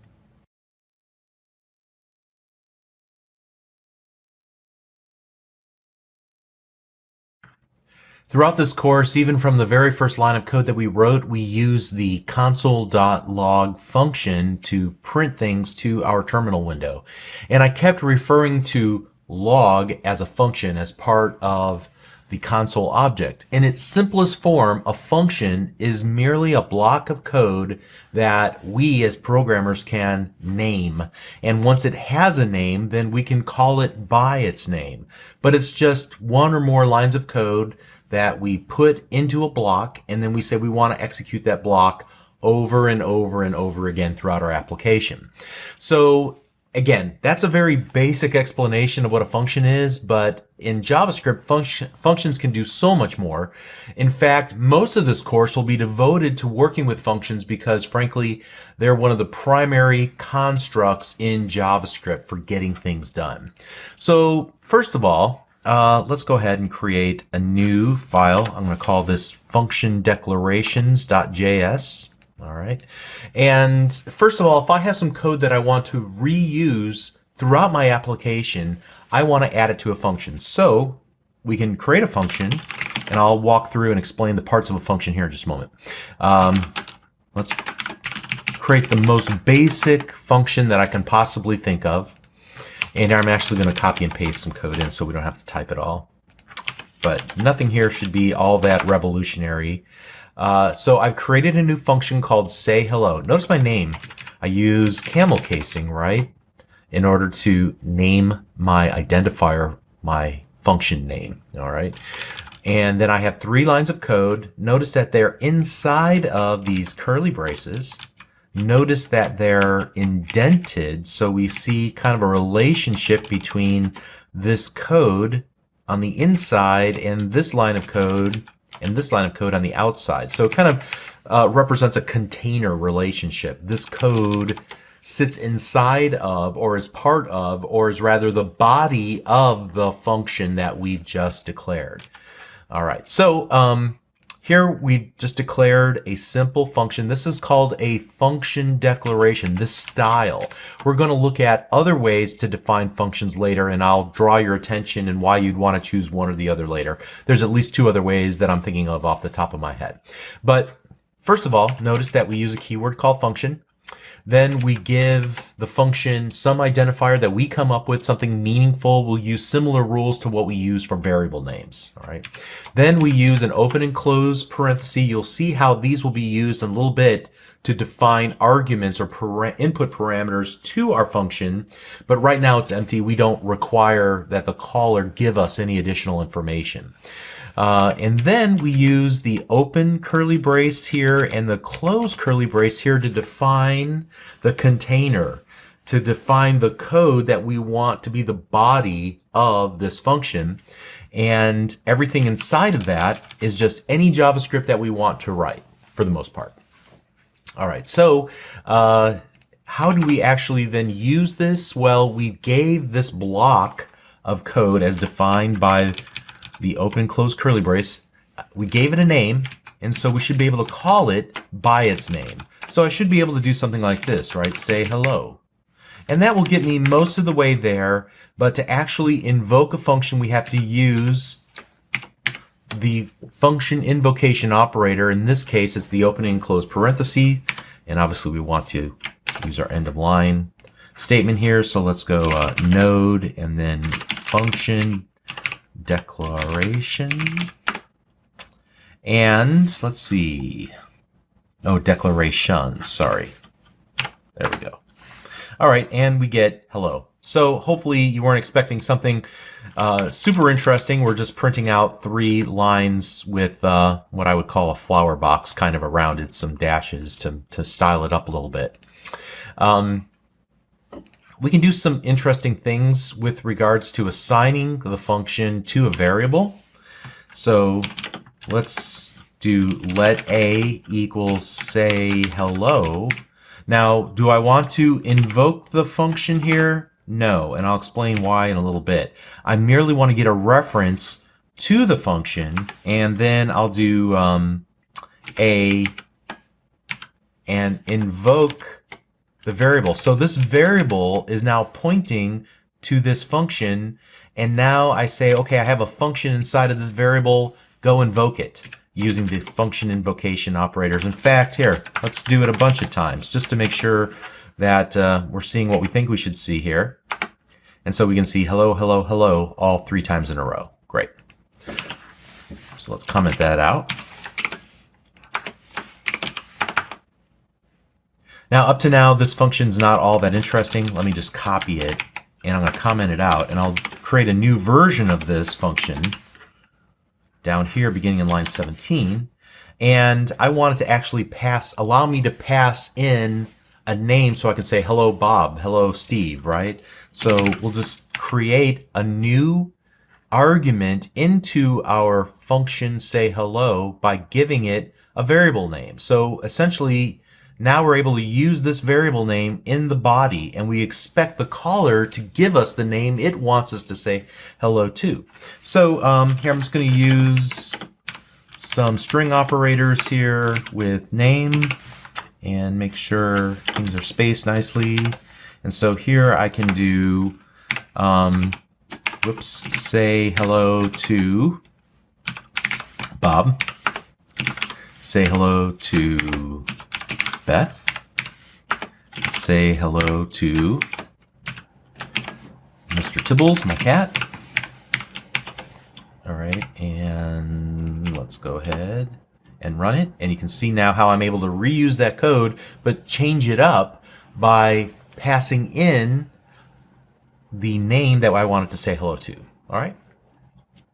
So let's comment all this out, and let's talk about one more thing that we can do with functions, and that is return values from functions. So this first function that we created, it's merely just outputting. We're not expecting it to perform some operation and then give us some value back. But what if I wanted to create a more interesting function that implements some business rule in my system, in my e-commerce system, like to calculate the sales tax on a given amount, say a subtotal of all the items that are in my shopping cart.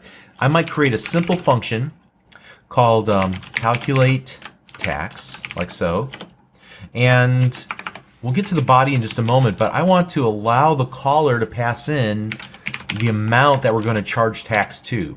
All right.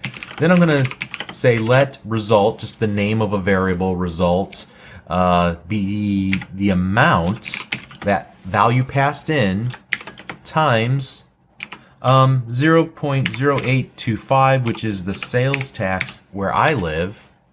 And then I want to use the keyword return, and then the value I want to return. So you can return one value from a function. In this case, I want to return the amount of tax. So I'm going to return result.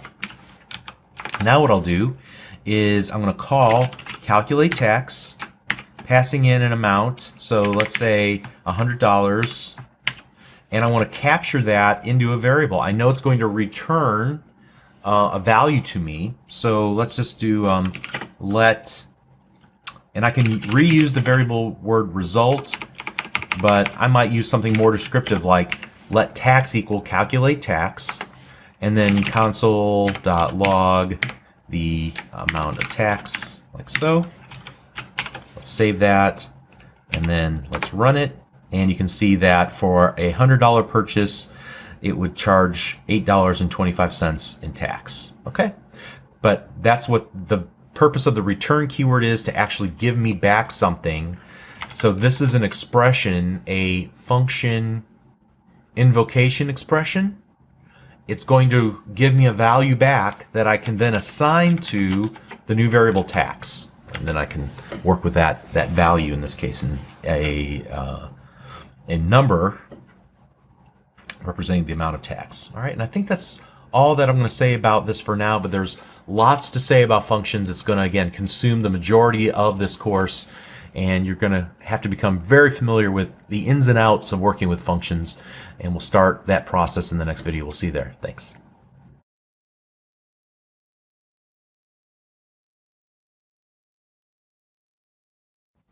In the previous video, we learned how to create a function declaration. And a function declaration and a variable declaration are similar in so much that they both have an identifier or a name, because we plan to call them later on in our JavaScript. But what if we don't need a name? What if we're in a situation where there's just a need for a function, but that function will never get called for the rest of the application, and we know that? Then we can take a different tact. We don't need to add a new identifier. We can just create what's called a function expression, and we don't have to supply a name. We just give it the body of the function and say, here, go do this when you need to run some code. All right, and a good good use of that is whenever we need to create some code that should run in the future. So here, let me start off by creating function expressions.js, a new file.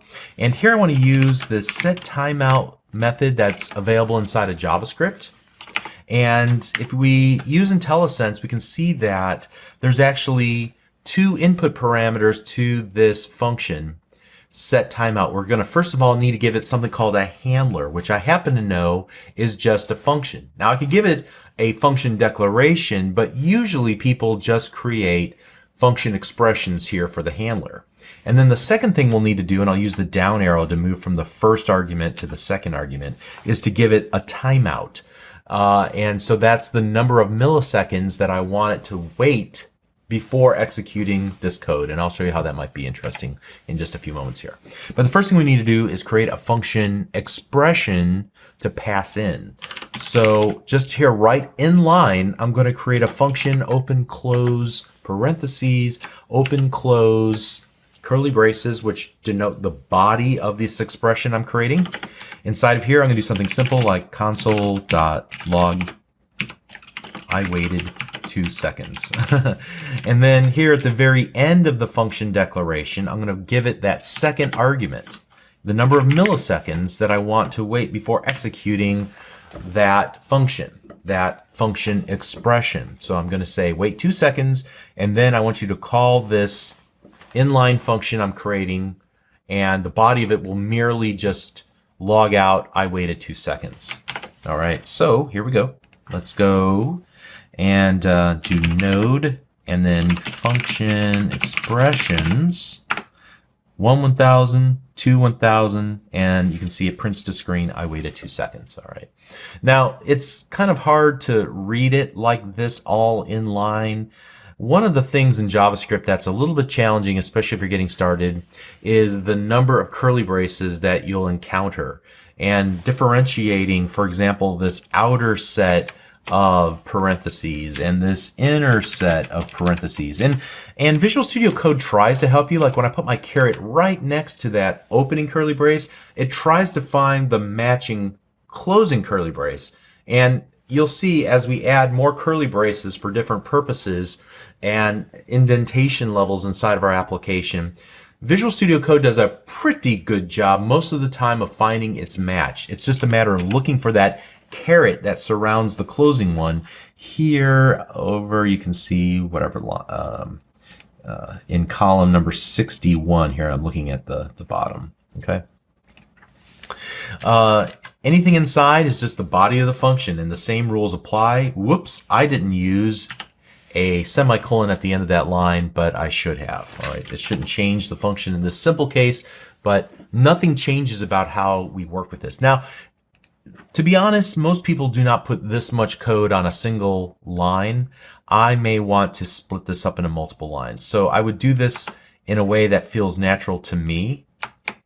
And you can see that as I put my mouse cursor next to where I feel like the split should have been, like at the beginning of console.log, and here at the end of our body of our function expression, Visual Studio Code naturally will create some indentation. Now, if I don't like that level of indentation, I'm free to come in here and to change it up. Like I would prefer to use a tab here. So I'm using the tab key on my keyboard to move things out and the shift tab to move things back. That only works if my mouse cursor is here right at the beginning of that line. If I were to move one character in and use the tab key, well, that's not what I want at all. That's going to split that word up.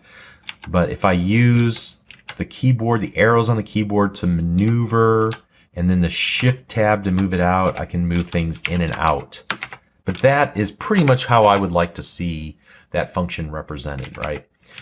And then I use a comma to pass in a second argument, in this case the number of milliseconds, to my set timeout function. All right. So, but the focus of this is that function expression. I never want to use that function again, but I need it in this case as an argument to pass into my set timeout function. All right, so functions can take functions as input parameters. Okay, so just keep that in mind because things are going to get a lot crazier than that. And let's move on and talk about using both the function declaration and a function expression to do something just a little bit more interesting here. Same basic idea here, but what I want to do is start off with a counter. And this will count the number of times that we actually execute our function expression. I'm going to start with a function on the outside, function timeout. Let's call this function timeout, like so. And then inside, I'm going to set timeout using that built-in function to JavaScript and pass in a new function expression.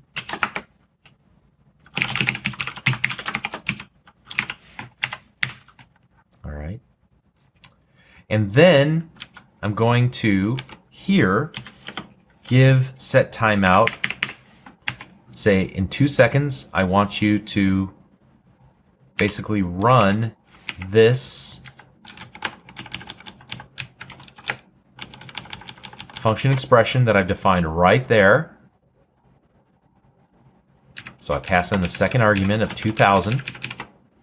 Again, using Visual Studio Code to help me find the matching set of parentheses at the beginning and the end to pass in the input parameter to the set timeout function.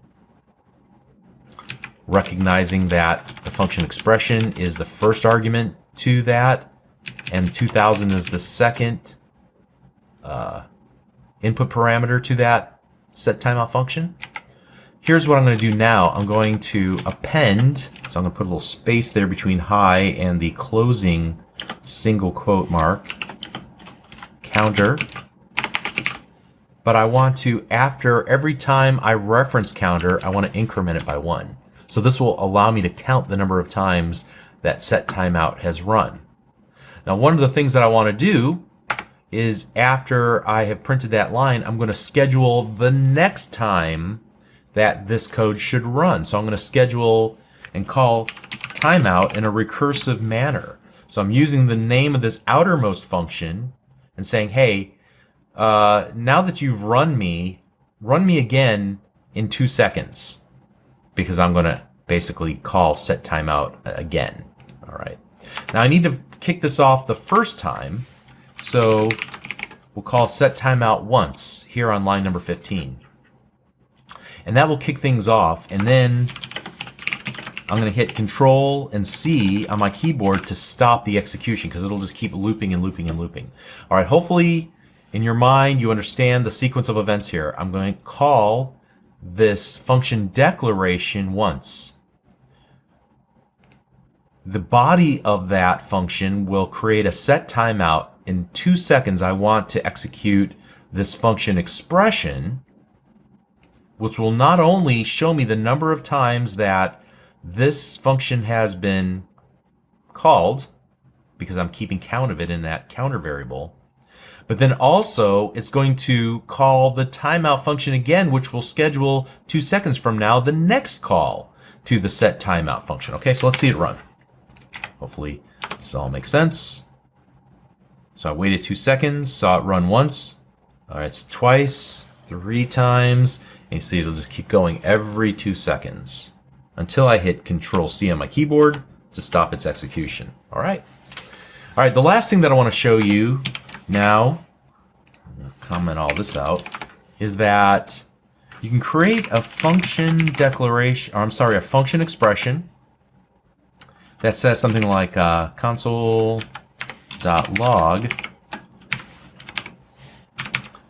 and I'll make something a little bit more interesting later.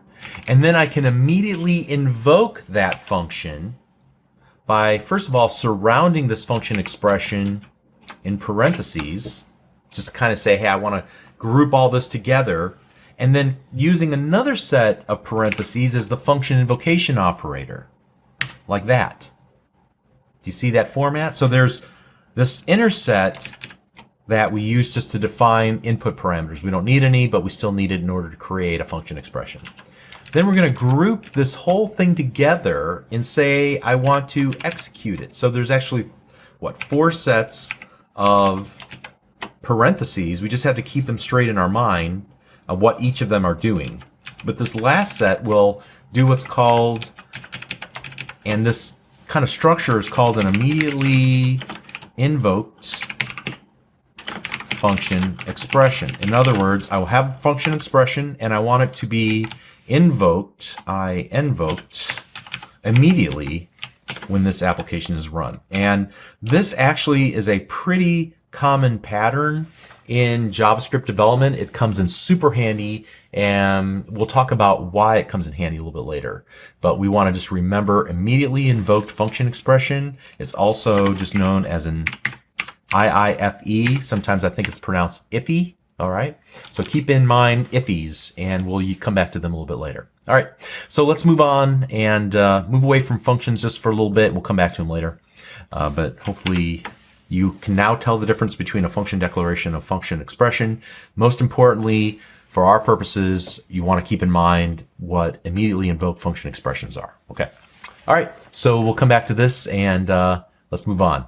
See you in the next video. Thanks.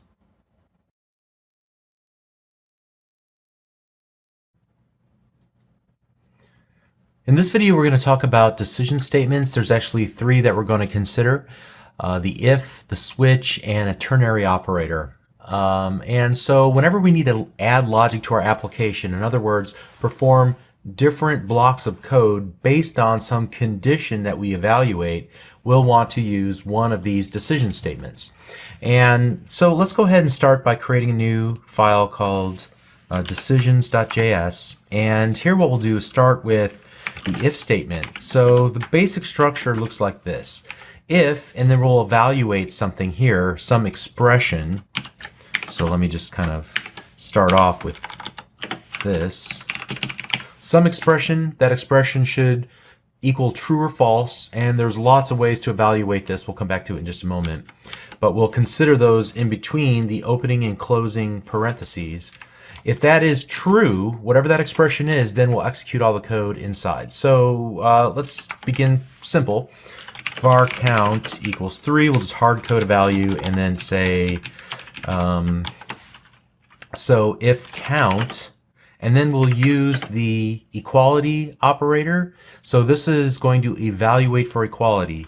If count indeed is equal to 4, then we will that expression will return true. If it's true, then we'll perform whatever code we write here. So console.log and count is 4. So the first time we run this, we're not going to get really anything. All right, so the first time we run this, we're going to not get anything. It'll just exit. What we can do is change this to count equals 3, like so. And now when we run it, we'll see the message count is 3. All right, very uninspiring. Let's set this back to 4. And here we can consider the alternative that the count is not equal to 4. And we could kind of give the counter message. Count is not 4. This much we know to be true. All right. All right, so count is not 4. We basically skipped over this block of code because this returned false. Therefore, we executed the else statement, this second block of code, and skipped over the first one. Okay. So there's actually several different variations of this we can use because there are some different conditions here. Maybe I don't want to jump right to that else statement. Maybe I want to keep evaluating. I can use an else if. And so here I might say else if the count is greater than 4, then I could maybe do a message like console.log count is greater than 4. And I can do kind of the opposite as well, else if count is less than 4. So console.log count is less than 4. Guess I changed modalities there. And then at that point, this will never happen ever because one of these 3 conditions would occur. We'd never get to this final else statement, right? It would never happen. So let's go and save our work here and see this run. Count is less than 4 because it's 3. Okay. So that's the general structure of the if statement. It allows us to evaluate one or more expressions. If that expression returns a true, then we execute the code in the code block associated with that expression. We can create optional else or else if statements to continue to evaluate other expressions. Usually you'll want to make related ones, but you don't necessarily have to, although that may not make a whole lot of sense, depending on your business rules. And then we can finally use a catch-all in case none of the previous else-if statements are correct, and kind of capture that. So let's go ahead and comment that out. That's our first structure, and we'll use the if statement a lot. The next type of statement is a switch. It's a little bit more tricky to use. Let's start off with just typing out the switch keyword and what we want to evaluate. And so what we'll do is actually evaluate whatever's in this expression against a number of cases. So I might, for example, let hero equal Superman. And then depending on the hero, I might want to print out the superpowers that that particular hero has. So based on the hero, if that hero, so if the case is Superman, I would say, well, that hero has console.log super strength.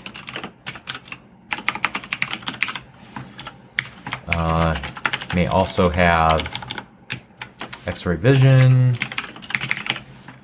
All right, let's add another case here and say case Batman.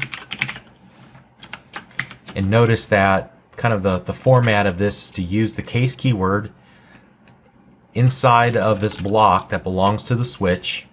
The case keyword, the value we want to compare our case against, and then a semicolon, and everything beneath that will become part of the body of that case that gets executed. So in this case, we'll say, what are Batman's superpowers?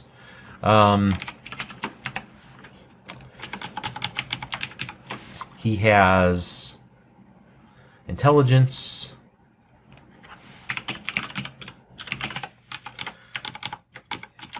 and he has fighting skills. All right, and then we can also then say, well, the default for that hero is that they're a member of the JLA. Now watch how this works. It works a little bit different than the if and else if. So let's go ahead and say what we have and then rerun this. All right, so in this case, it was Superman. And notice that we matched the case Superman because it prints out super strength and X-ray vision. But then everything else inside of all additional cases, including the default case, will be true as well. So he also is intelligent, he has fighting skills, and he's a member of the JLA. Now if we were to change this to, let's say, Batman, and we were to run the application, you'll notice that it skips over all of the console log statements that describe Superman's superpowers, and they come in, however, here at Batman. So console log intelligence and fighting skills, and he's also a member of JLA. Now we could try somebody like a Green Arrow, not particularly one of my favorite heroes. And he's just a member of the JLA. All right, now if we don't want that flow through style, what we can do is actually use a break statement in here. So let's go back through this now and see what happens whenever we break out of a given case. So back to Superman. And now when we run it, we only see that he has super strength and X-ray vision. Batman has intelligent fighting skills, and then Green Arrow is just a member of the JLA. Okay.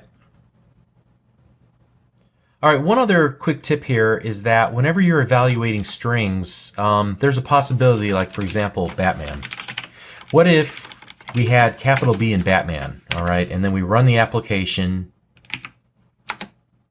and you see he's a member of the JLA. Why didn't it catch the case Batman? Because capital B Batman is not the same as lowercase b Batman in that string. Now, what we can do to circumvent that, whenever we're working with strings and we want to do some comparison with them, we can use the toLowercase method of our strings. So strings have a built-in method called toLowercase, and that will take whatever that input is, and it will make sure that all the letters are lowercase so that we're really comparing apples to apples instead of apples to oranges. So now when we rerun the application, we get what we would expect with Batman. Okay? All right, so let me comment this out. We've looked at the if statement, we've looked at the switch, and then the third one we're going to look at is the ternary operator. And this is useful whenever I want to just do a quick inline evaluation of some expression and then return back a value, a string, number, boolean, whatever, probably just a string or a number, back, depending on whether that expression evaluates it true or false. Very small, short, concise, inline statement. So I'm going to create two variables. I'm going to do something a little bit different though. The first variable I'll create like you would normally expect, but instead of ending that line and moving to the next one, I'm going to do another variable creation, variable declaration, and assignment right here in the same line. So I'm going to create another variable called b and initialize its value to the string 1. All right. So just a slightly different technique. You might see that online. Moving on. So we're going to create another variable called result, and we'll set that equal to some evaluation of an expression. Does A equal B? So two equal signs that are next to each other is the equality operator. This is a check for equality to say, does A equal B? And if that is true, then what we'll do is return the word equal as a string. But if it's not true, notice the colon that separates the true from the false, we'll return the word unequal. So the ternary operator has kind of got several parts here. There's an expression, there's a question mark that has true or false ramifications, and we'll just do a console.log and the result, like so. So now let's go ahead and run that, and these are equal. Great. We could also do this in line. So let me just take this part right here and do that instead. And you can see how we can basically perform that same check without having to create a new variable to hold the result. All right, so it's a nice inline way of running a quick check and then returning back a string, one string or another string. Now, let me just go back for a second here, or actually, let's do this.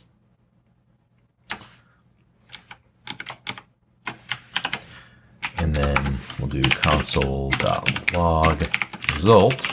Okay, let me comment this one out. I want to keep it around for you in case you want to reference that in the future. We used two equal signs, but there's another type of equality that we can check for, and that's strict equality. And this will check to make sure that these two values are equal, but then in addition to that, it will not coerce, for example, the number one and the string one. It'll say, are these absolutely equal, even with the same data types? All right. And so in this particular case, we should expect a different result. These are unequal. They are not the same. All right. So these are the same because I'm looking for equality. But if I'm looking at strict equality and I'm not allowing JavaScript to coerce the integer into a string and then check for equality, then I have to say, no, these are not the same because one is a number and one's a string. All right. All right. So let me comment that out and let's do one more check here. In this case, I'm going to use a different operator, the not equal to operator. So I'll just use the word not unequal and not equal and not unequal. All right. Which would be the same as saying equal. All right. So now let's see and run that. And this produces a false. So this would be returned back and then displayed on screen. But then we can also do strict inequality by adding another equal sign to that operator. And these are not equal again because it is true that A is not strictly equal to B because they're different data types. All right, hopefully that makes sense. All right, so let's go ahead and stop there. And hopefully all of this ternary operator business and equality and strict equality makes sense, and let's move on. You're doing great. We'll see you in the next video. Thanks.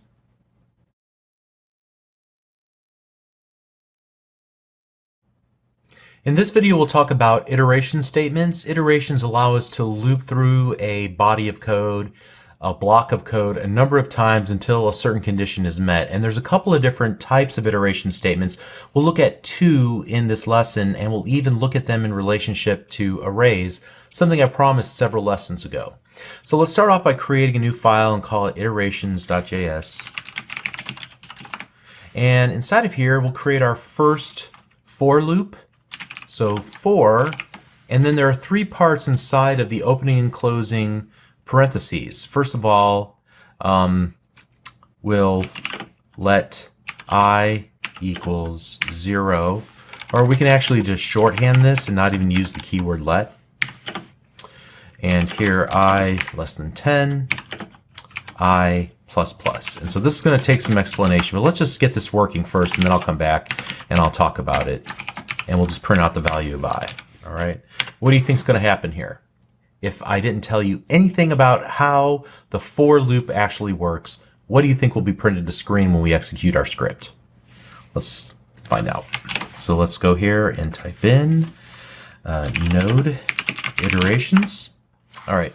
So we get several, it looks like 10 different values printed to screen, each on a separate line, 0 through 9. And then our application exits. All right, so let's talk about this. It's a shorthand syntax, and there's three parts as separated by these two semicolons inside of this this evaluation header for the for. First of all, we declare a variable. In this case, I've declared I. That's why we use the let, but then I said, well, we really don't need it. Let's keep it short. So we're declaring it, and then we're going to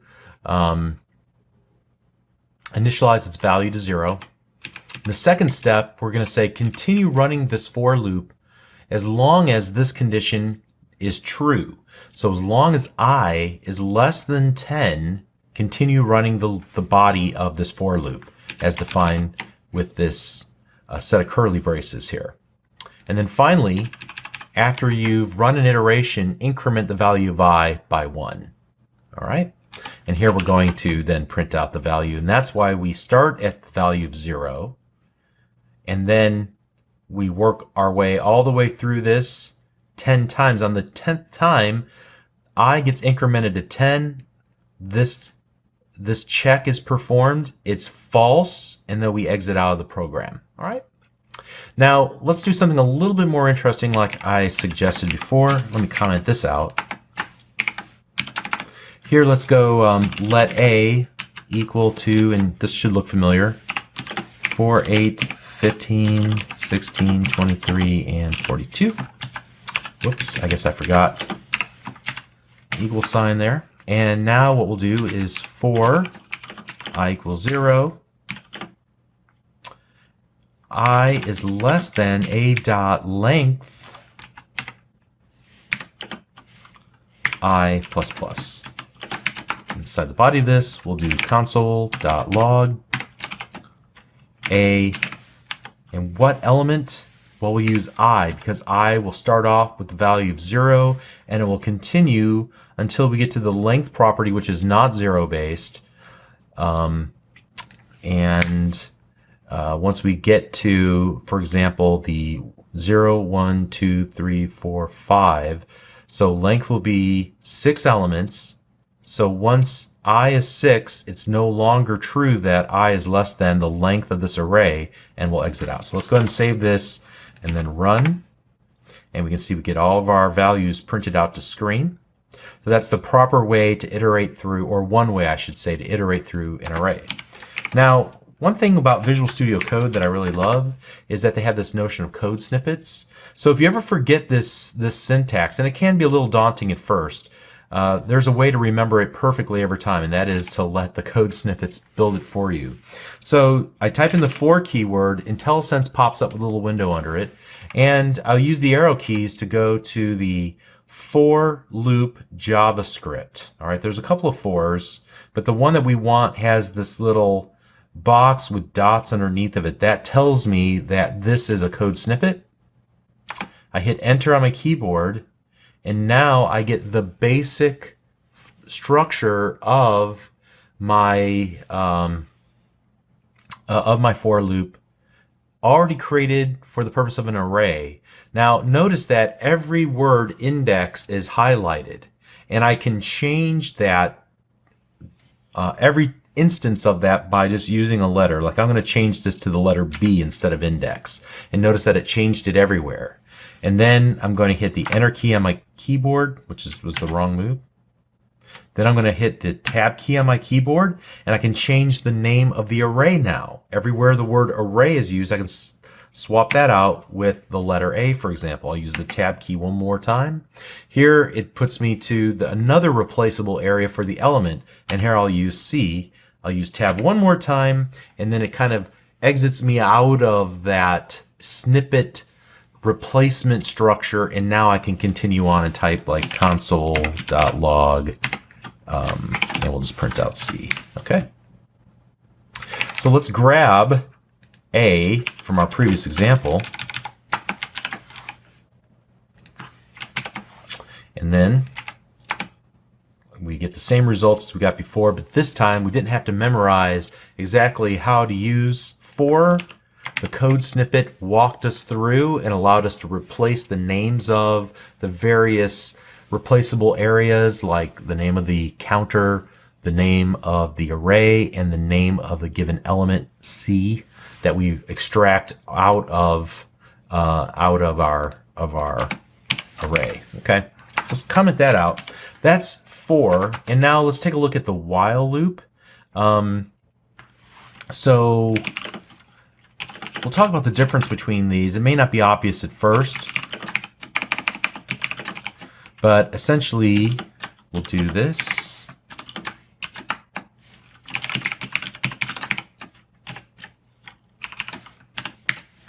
All right, so take a look at this. Knowing what you know about loops, what do you think is going to happen here? Well, we start off with 1, and we're going to continue to execute this loop until this condition is false. So the very first time we run it, 1 is indeed less than 10. So we'll continue to run the body, the block that's associated with our while statement, and we'll print out the value of x and then increment its value by 1. We'll continue to do this until we increment the value of x and it becomes 10, at which point this is no longer true, it becomes false, and then we'll break out and continue on. So let's go ahead and see what the value is that we get. So we get 1 through 9, that's expected, and once we hit 10, we break out. Great.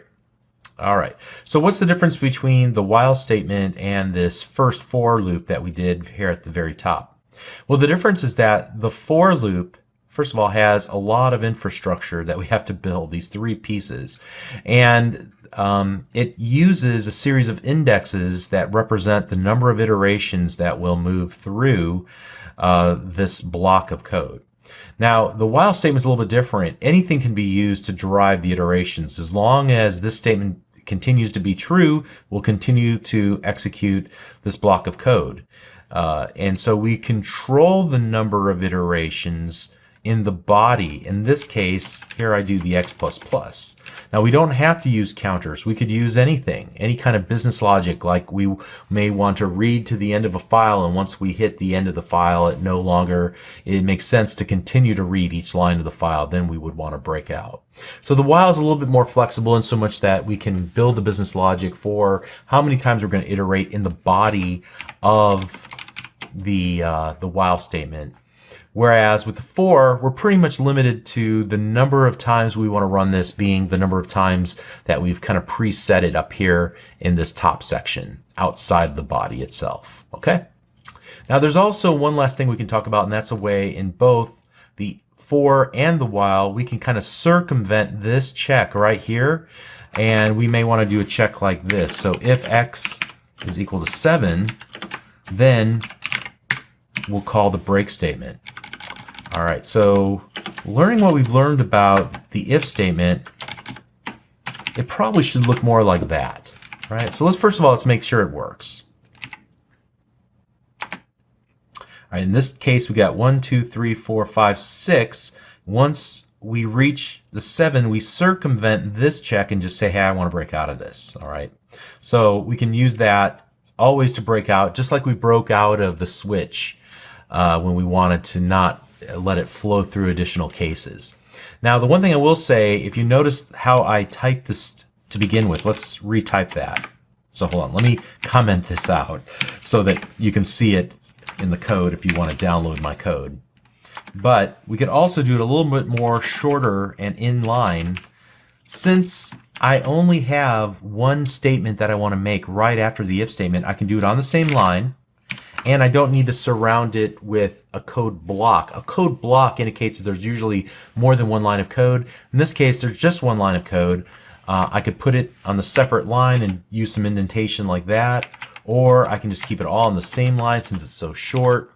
But that might improve readability, or I might decide that this is a more readable form. That's kind of up to me, and if I'm working on with a team of software developers, I might want to get and kind of do it the way that they do it. But stylistic for me, this is so short, I can read it all in one shot. If X is 7, then break out of it. It looks good.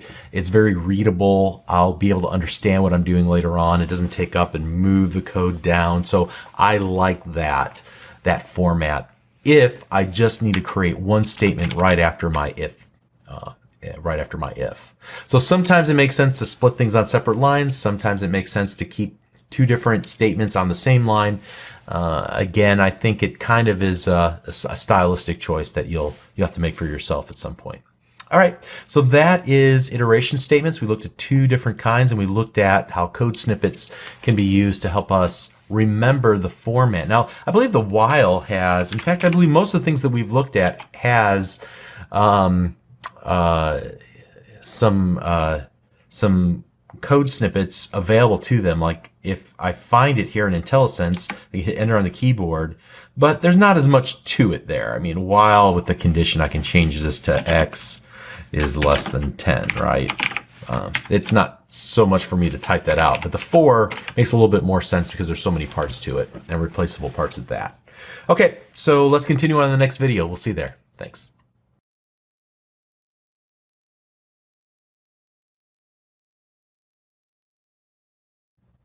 It seems like quite a while ago we talked about variables, but now that we're working with blocks of code inside of blocks of code like we had here in lines number 23 and then 29 through 31, we need to talk about variable scope.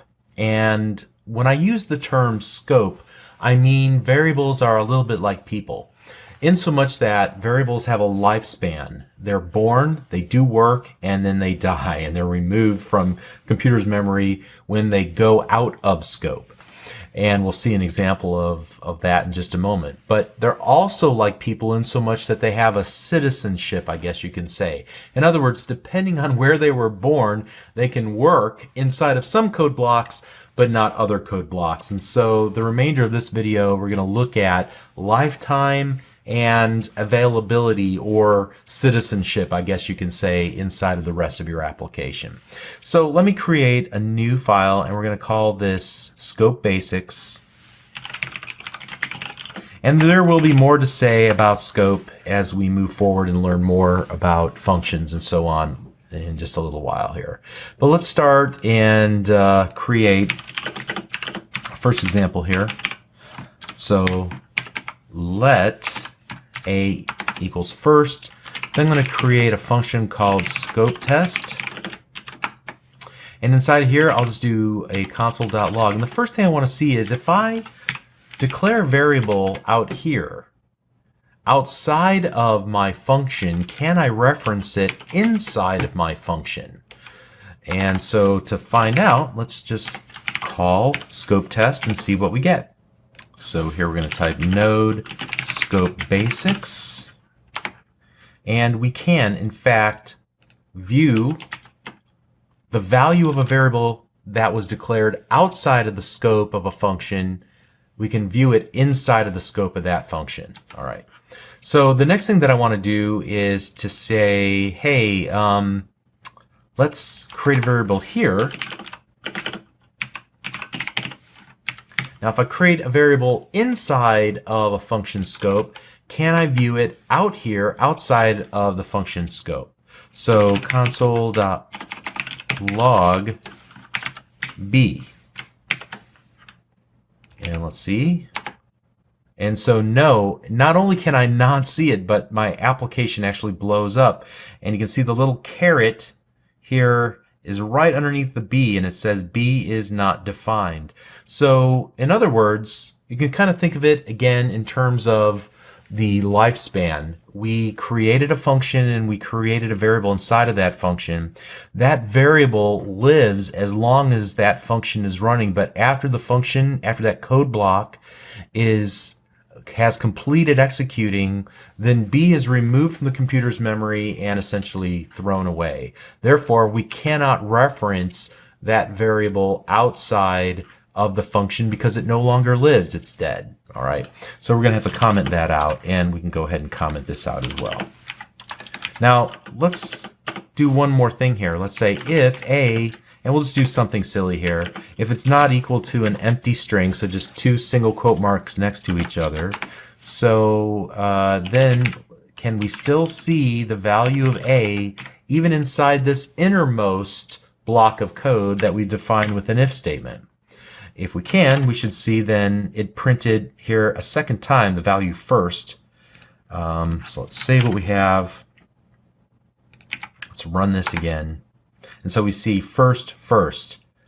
The First time it's printed out and the second time that is printed out. All right, so yes, if something is declared in an outside scope, it is visible, or it has citizenship in every inner scope from that point on.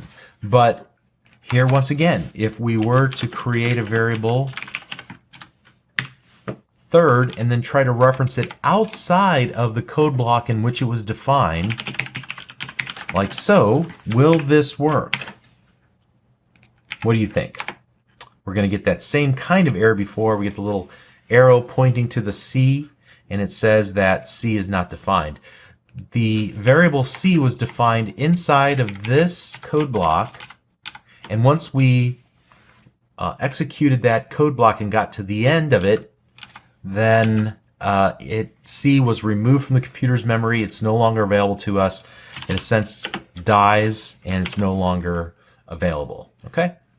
Now, let's just do one last thing here just to kind of understand that we are, in fact, able to work with the variable that was defined in the outermost scope. Can we still work with it, do it, use it, and change its value? So I'm going to change this to changed. And then I'm going to reference it here, console.log A. And so now let's run our application one more time. All right, so the first time that it's run, this first console.log, it will be the value first. But then we change the value and we log it again, and that's where the second changed comes from. After we've executed that function, then we execute line 20, and that's where this third changed appears. All right.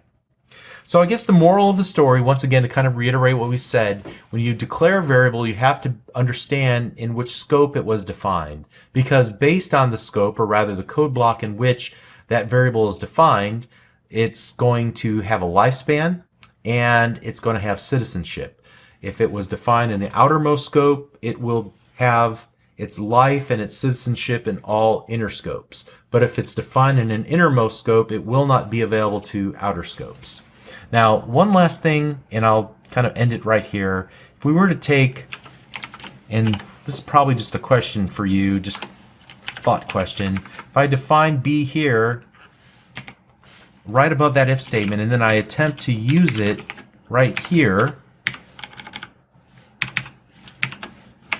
and call this inside if, do you think that we'll be able to reference that value? Well, based on what we know about the rules, I would expect to see the value second printed out. So let's try it. And in fact, we do see it. So hopefully that supports your new understanding of the scope of variables, defining them outside of a code block versus defining them inside of a code block and trying to reference them outside. Okay?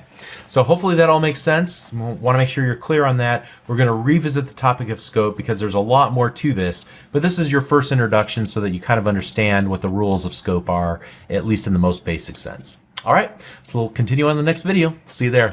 Thanks.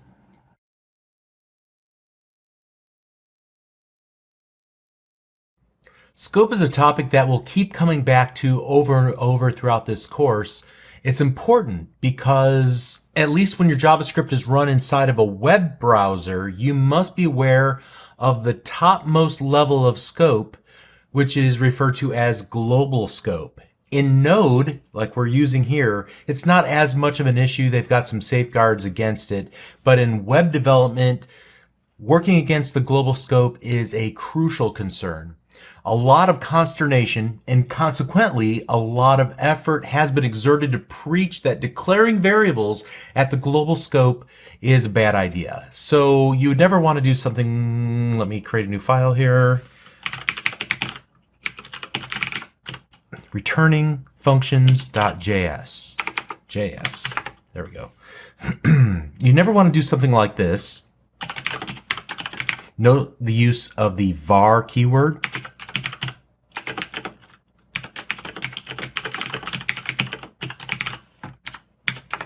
And you never want to do something like this. although you're more likely to do it than the previous line in line number 1. Now, the reasons why you would never want to do this will require a little bit more explanation a little bit down the road. And I'll make this point emphatically when we start writing JavaScript for the web browser later on in this course. But for now, just understand that much of what I'll say and why I say it over the course of the next 5 or 6 lessons or so will be working towards a solution to avoid writing your code in the global scope if at all possible. Now, the eventual solution that I want to demonstrate relies on how JavaScript functions work, but we need to take a few baby steps to get there. So the first aspect of this technique that I want to demonstrate has to do with returning a function from a function. Now, up until now, our functions performed one or more actions and then exited quietly. We may have returned a simple value like true or high or something along those lines. However, we can create functions that can not only perform some action, but then at the very end can return a value to the caller, and not just any value, can return a function. So let me comment all this stuff out, and I'll say, don't do this to make sure you never do that, and this either. And then I'll just do a multi-line comment here. And so let's start off really simple. This is something that we've already talked about when we talked about declaring functions or function declarations. So here's function 1, and inside of function 1, we can just return the string 1, right? It's not very exciting, but it demonstrates the point that you can use the return keyword to return a value to whichever calls that. So for example, let value equals 1, for example. And what would we expect to be in our variable value? Well, we would expect to print out the string ONE, or 1. So console.log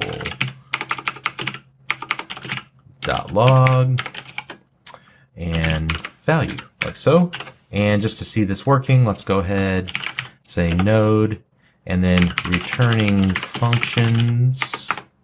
And we see it returns here at the bottom of our screen the string 1 as we'd hoped. Now, we could also kind of paraphrase this, make this a little simpler by just doing it all in one line, right? So we could put the call to the function and not use a variable.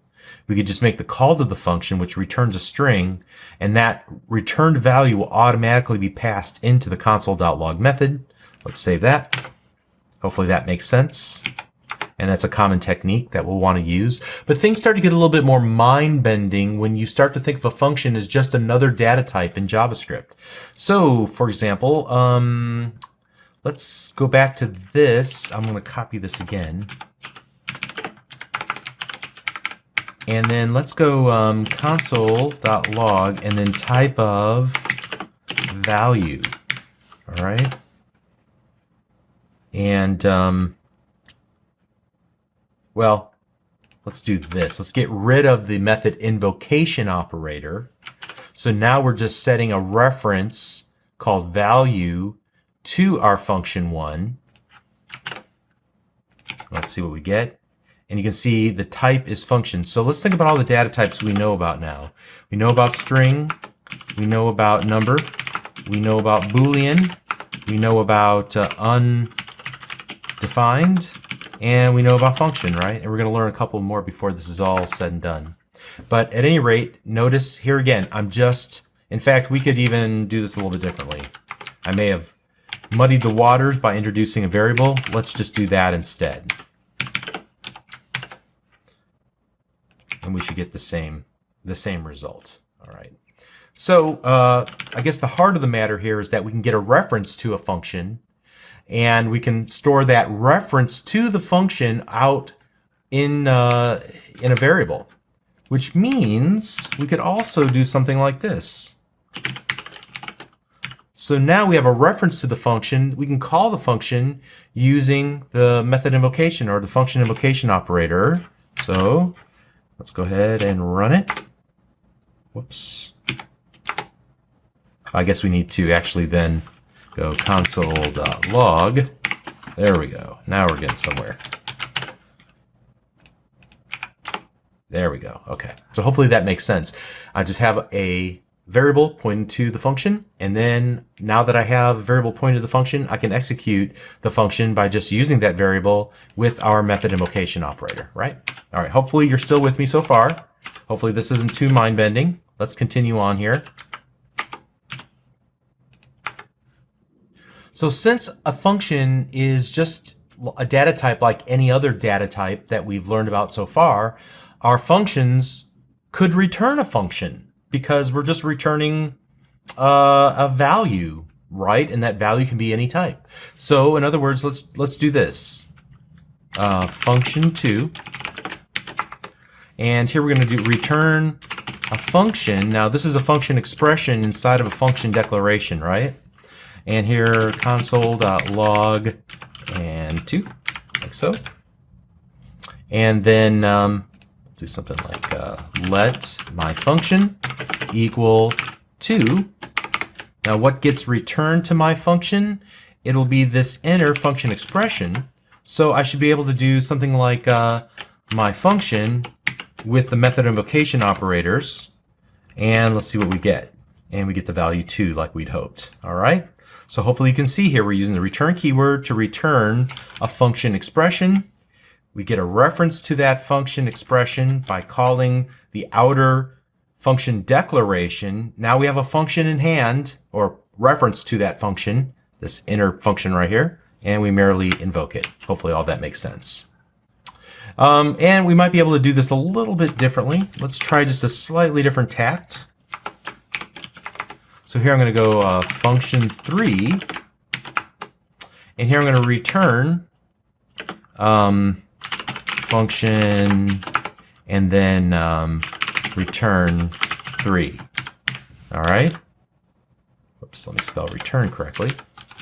All right, so in this case, I'm returning a function that returns a string. So I should be able to do something like console.log, and then I'm going to call 3. What do I get back from that? I should get back a function.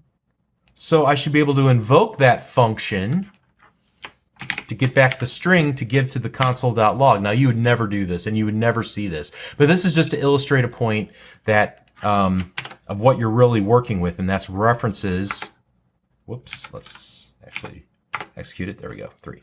What you're working with here are references to functions that can return references to other things and maybe even other functions, right? So again, that last one's pretty far-fetched. You probably never do that. But the fact is that what gets returned from our 3 function declaration is a function, and then it can be invoked with the function invocation operator here, the second set of inner parentheses right there. All right. So on the surface, this might not seem like a very significant development in our JavaScript journey, but nothing actually could be further from the truth, because this is actually a huge step towards moving our code out of the global namespace like I talked about at the beginning of this video.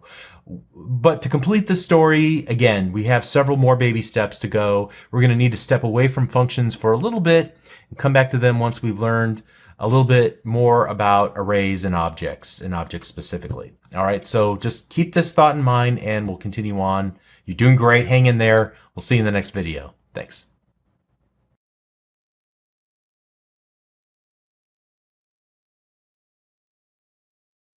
If you remember, when we were looking at arrays, I did the type of on an array, and it returned back the word object. So that's actually another data type in JavaScript that we haven't looked at until now. Obviously, given the title of this lesson, we're going to look at objects. So an object is similar to an array in some ways, but its intent is dramatically different. An array will hold a list of information. In other words, there may be many data items, whether they're strings or numbers or booleans or even objects, each stored in a different element of the array. Contrast that to how an object works. An object contains the related properties of a single data element. So array, many data elements. An object, one data element but has attributes. So the settings of the properties define the characteristics of the object. So let's say, for example, that you want to have a car. And so an array will only really let you save maybe the year of the car or the make of the car or the model of the car as a string or maybe some identifying number. But an object would allow us to define all of those properties kind of in the same container. So, if you try to keep track of all the properties and maybe even all the methods that belong to a car, but you keep them as separate variables and separate functions, you'd run the risk of clashing with other variables and functions that have the same name for a different car. Okay, but objects let us keep that information kind of safely locked away in their own little container where the relationship between all those properties and functions are obvious, that they all kind of belong together to describe one car. And then you might have another object that describes a different car. And you can keep both of those objects, those two cars, in an array of cars. So hopefully you can see the relationship between those. All right. So let me first of all start out by creating a new file, object.js.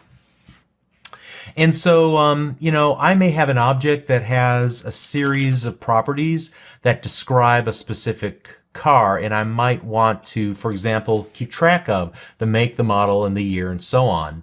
And I may have some functions that I need as well, things like getting the price of the car based on some criteria, maybe, the year of the car and things of that nature. And I may want to print out a special description of the car that includes many things like the make, the model, the year in a special format. But I might define a car object like so. So let's do let car equals, and then we define an object using a code block, so curly braces. Now I'm going to use kind of a name value pair here, so let me just go ahead and start typing.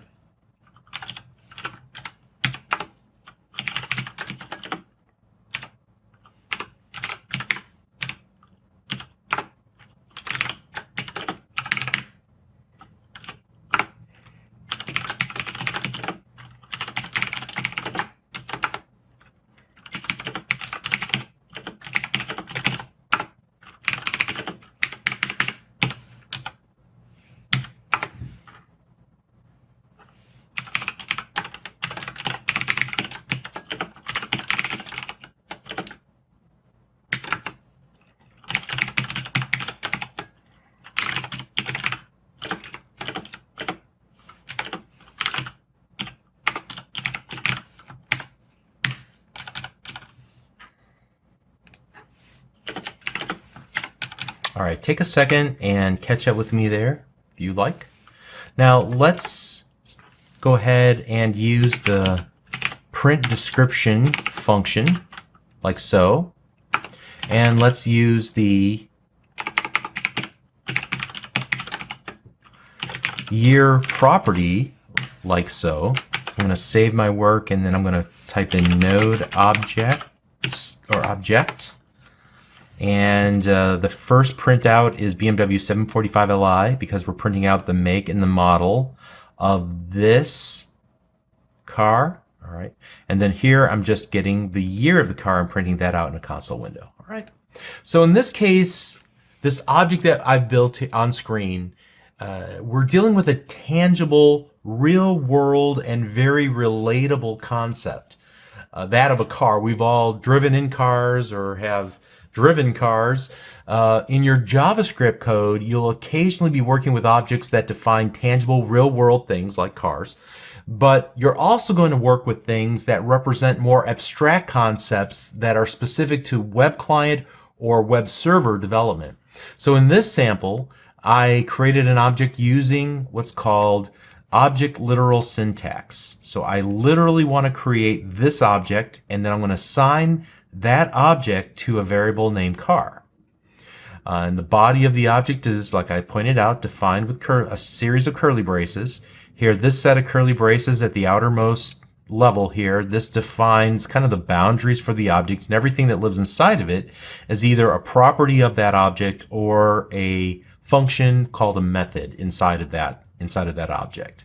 So let's start off in lines 3, 4, and 5. Here we have a list of name value pairs. So here's the name of the property and here's the value of the property.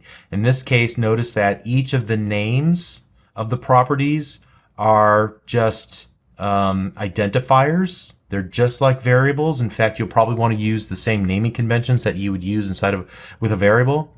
And then the values can be any data type. In this case, I have a literal string BMW, a literal string 745li, and a literal number 2010 that represents the year. All right. And notice that the property and the value are separated by the colon character. All right. And then each property definition as well as each function up until the last one are separated by commas. Now I put each of these properties and functions on their own line or series of lines, as it might be for the functions, in order so that we could see some readability, but that's not entirely necessary from JavaScript's perspective. It would be fine if we put all this on one line of code. All right. So again, with regards to the names of both properties and these functions, which I call methods, you'll want to use the same naming conventions that we used previously when we talked about variables. Now there's some other ways to create objects, and I'll discuss another technique in one of the upcoming lessons. So we'll come back to that notion because it'll lead into another discussion that kind of takes us off at a whole other tangent that I don't want to go on right now. So here we define the function, kind of the same notion. I gave it an identifier, the name of the function that I want to access, and then I'm using a function expression and define the function expression within several lines here, but essentially we're just returning a value, or in the case of the second one, just calling console.log. But we could write any number of lines of code inside of here. These are just happen to be very simple for the purpose of illustration. All right, so I've defined my object. Now I want to actually use it and reference it. How do I do that? Well, you can see that whenever I wanted to access a specific property of my object, or when I wanted to access a function, I use the variable name that I set the object reference to, and then I use the period on the keyboard, which I call the property access operator, just the dot on the keyboard. Same is true when accessing a function. As you can see here in line number 15, I use that period, that member access operator. And then, you know, all else is fair. This is a function, so I'm going to use the method invocation operator just like I would to invoke a normal function. Now, I keep referring to these functions that are inside of an object as a method, and I think you should probably start referring to functions defined inside of objects as methods. It's a more descriptive term, and I'm already used to it from my work with other programming languages, but simply put, a method is a function that belongs to, or rather is defined inside of, an object. Now, there's another syntax that I could use in addition to what you see here, and it opens up some interesting possibilities that, frankly, I'm not very fond of. But you could definitely do something like this. So it almost looks like I'm using the array element accessor to access a specific property here. Let me go ahead and save that, so we'll see the year appear twice here if all goes well, and we do at the bottom. So that's one approach to accessing an individual property. And the other is similar, but it uses an index. So it's actually kind of interesting how this works. What is the index 1 of my car? Let's find out the hard way here. And it's set to undefined in this case. So actually it doesn't reference any of these. It basically creates its own new property and sets its value to undefined. Let's never do that. Let's not do that. I prefer the dot syntax. Again, it's going to be most familiar to those of us coming from other programming languages. But you could, in some advanced scenarios, use these techniques to do something a little more advanced, and that's way beyond the scope of this lesson. All right, so I'd recommend you just use that dot notation for now, and all will be happy. So you can do, like I kind of mentioned a second ago, some pretty advanced things with objects, and there's a lot of room for variation. So I'd recommend taking a look and taking notice of how other people work with objects in their JavaScript code as you're perusing the internet, because there's always seems to be a new twist. I think I understand how objects work, and then I'll see somebody do something really extreme and interesting, and I'm like, wow, that opens up my understanding a little bit more to how objects work. I'll just give you a quick example of what I'm talking about here. Here we can create another car, and I can create an empty object like so. And then I don't have any properties inside of my another car. How do I reference another properties of inside of that? Well, what I can do is just kind of just say, hey, I want to create a property here called whatever, and I'll set it equal to Bob. All right, and it'll just automatically create a property called whatever and set its value equal to Bob, just like that. No let or var keyword or anything. If I do console.log, you'll see that car.whatever, in fact, will come out to be Bob. Or I thought it would. Oh, I think what I'm going to need to do is save my work here and then try this again. Whoops. Oh, I'm sorry. Another car. I had the wrong reference. It didn't exist on car, but we need to look at another car dot whatever. And there we go. There's Bob. Okay. So just an interesting feature of objects. You can add properties kind of ad hoc, and some people do that, and that is kind of a feature, not really a bug of JavaScript. It's dynamically typed. You can just say, hey, I need a property here, I need a function here, and you attach it to an existing object, and there it is. You've got an object now with this additional property called whatever. All right. You can also do some other kind of interesting things. Might as well take a few moments and look at these. So I'm feeling unoriginal now. So I'm going to create a new object called A, and inside of this I'm going to create my property, and I'm going to actually set that to another object. I'll define a property inside of that, and I'll just say hi, because again, I'm feeling rather unoriginal. And so let's figure out how can we actually print out the A. So console.log a.myProperty.b. Will I get what I think I'll get? I will. So you can see how I can chain things together, whether they be functions or properties, by just continuing to use, this is an object that has a property that has an object that has a property. And so I can kind of chain through and create essentially what becomes a namespace. And we'll reference that a little bit later when we talk about solving the global namespace issue, or putting our variables at the global level of our applications, which we're trying to avoid. All right.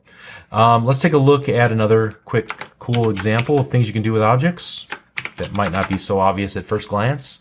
So here I'll create var c, and inside of that I'm going to create another myProperty, and this time I want to create an array. So this property, the value of my property now will be an array of, I could do strings, I could do numbers, but I could do an array of objects.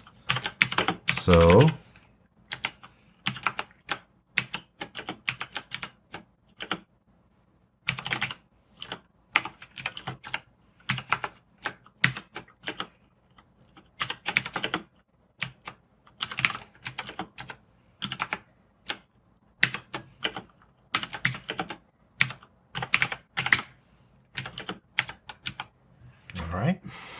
and that's perfectly valid. So here, think with me again. I have an object that has a property that contains an array of objects that each have different properties. All right. And that's perfectly valid. So objects can contain properties of the type array that can contain other objects that can contain, well, really just whatever makes sense for your application, however you need to store it and kind of represent the data that you're working with. Also, if you're going to work with an array of objects, it might make sense for all of them to have the same set of properties. Like in this case, each object has a different property. I'm not so sure that would be so useful, but it might be something that you need to model in your application. There's nothing forcing you to keep the same set of properties for any given object inside of an array of that object. As long as your JavaScript code or whatever will consume this object understands how to interpret it, that's all that matters. So once you get past a simple hierarchy of values, you typically refer to something like this that gets a little more complicated as an object graph, a graph of objects. All right, just keep that in mind. Let me paste in some more interesting examples here. Just kind of expand your thought process on how to work with objects. Let's say I have a car lot and I want to store an array of objects. Each object has year, make, and model. All right. Then I could iterate through the car lot and print to screen each of those individual car objects, right? So that's one example. How about, if this was more of a I guess you could say, a system that kept track of all of our customers and employees, we might do something like this. This gets a little more complicated and unfortunately runs off the side of the screen a little bit. But you can see here I'm creating a contacts object. Here's the start and the end. And inside of that I have a property called customers and a property called employees. Now both of these have, as you can see, an array of objects. And these objects look very similar in so much that they have a first name, last name, and then phone numbers. And then phone numbers actually is an array of strings. In this case, this particular, a customer? This customer, Bob Tabor, has 2 phone numbers. Richard Boughton has 2 phone numbers. And then, but our employees like Steve and Conrad and Grant, Steve has 2 phone numbers, but Conrad and Grant only have 1 phone number. All right, so you can see that things can get pretty crazy really quick. But that's a perfectly valid object initializer. It just happens to be a little bit more complex than the ones that we started off with. So now as you're looking at this, you might think to yourself, wow, this actually looks similar. Where have I seen this before? It looks a lot like JSON. Have you heard of JSON, J-S-O-N, or JSON? I guess some people put the emphasis on the on. It's short for JavaScript Object Notation. JSON is both descriptive and compact, and it's probably the most popular way to send information between 2 disparate systems. So we might, in fact, use it to store settings or properties inside of a more advanced JavaScript application, or they use it in Visual Studio and C# projects to store application settings, for example, now in the new version of C# and .NET. We might use it in our application sooner than later to send data between a single page application that lives on the client and the backing web API that on a web server that hosts a web API. If none of that made sense, don't worry about it. Eventually you'll get to that point if you continue on learning JavaScript. All right, so what was my point here? Well, if you're familiar with what JSON is, you might notice that there are a lot of similarities between the object literals that we've looked at in this video and JSON. However, there are some subtle but important differences between the two, and I'm not going to take the time to go through that. You can easily do a quick search online to see what the differences are between object literals in JavaScript and the JavaScript Object Notation, or JSON. Just be aware that these are not one in the same. There are subtle differences. You cannot use them interchangeably, but their syntax is very, very similar. And JavaScript has a built-in function that'll let you work with JSON, as you might expect. Okay. Wow, I've really gone long on this one, but objects are pretty important and we're going to use them a lot, and there's a lot to them. In fact, we're probably going to be talking about them a couple more times before the end of this course, maybe even in the very next video. You're doing great. Hang in there. We'll see you in the next video. Thanks.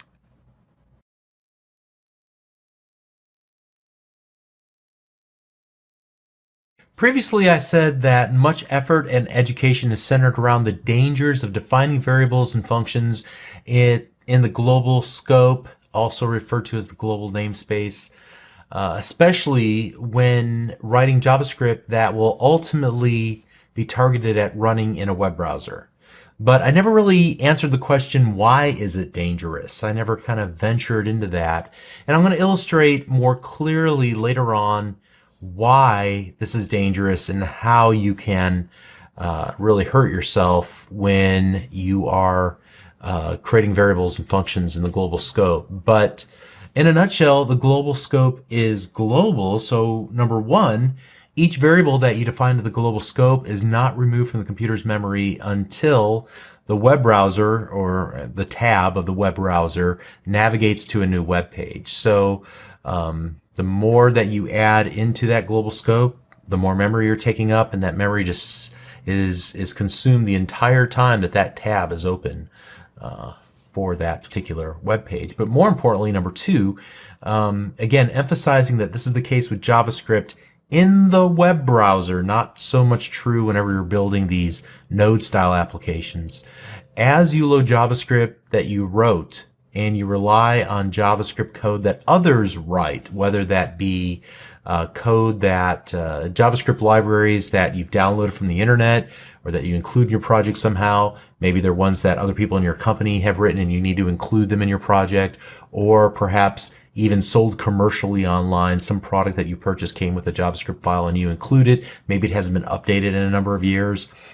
The variables and the functions that are defined in those files, when you consider the variables and the functions that you've written in your files, the more that you write at the global scope, the more that they wrote at the global scope. If they didn't take precaution, the more likely you're going to have a collision of names. At some point, somewhere down the road, somebody's going to have a variable named what you named, and they're both trying to contend for for being the variable, the winner in the global scope. So we call these naming collisions.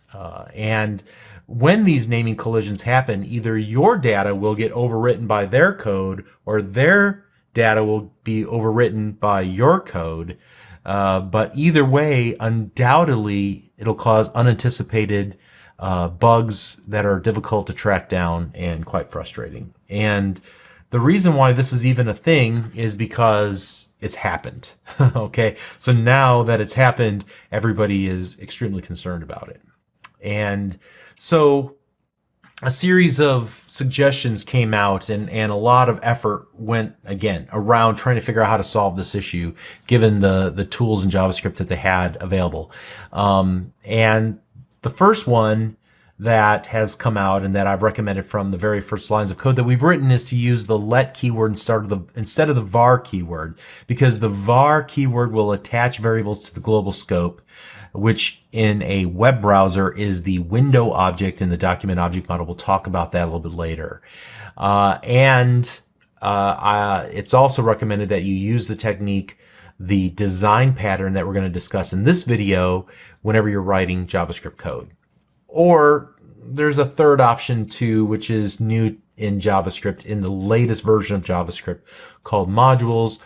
Unfortunately, and I may even talk about this at more length later on, the implementation of modules is a little bit uneven between Node and the web browsing environment. So I'm not sure how helpful that would be, at least as we're getting started and learning about JavaScript. Just keep in mind that there's several different attacks, but this is probably the one that you'll see used most often in at least JavaScript that's been written over the course of the last 5 to 10 years. But there are some newer ways to tackle this. All right. So at any rate, the technique that I'm going to discuss in this video, or the design pattern, actually uses a couple of techniques that we've learned about so far. We're going to use an IFI. Remember what that is? An immediately invoked function expression to create a function, and then that function will return an object, and that object will have defined functions and variables that will then be kind of scoped to one variable. So instead of having 5 or 10 variables, we'll have only one variable in the global scope, or at least in some scope, and then we'll be able to reference the individual variables and variables and functions of that particular object that gets returned. All right, so we'll see how variables and functions can be made essentially private so that we can hide some implementations from the ability for just any code to call them. This is often called encapsulation in software development terms. And so these will be unavailable outside of the public variables and the public functions that we return, and that's generally a good thing. So there will be a couple of benefits that come out of this. All right, so let's get started by creating a new file called module pattern.js. All right, so let's start by creating an IFE. And to do that, hopefully you remember how to do that. We're going to start with a function expression. We'll just create an empty one to start off with. We wrap it in a set of parentheses, and then we use another set of parentheses to actually invoke it. All right.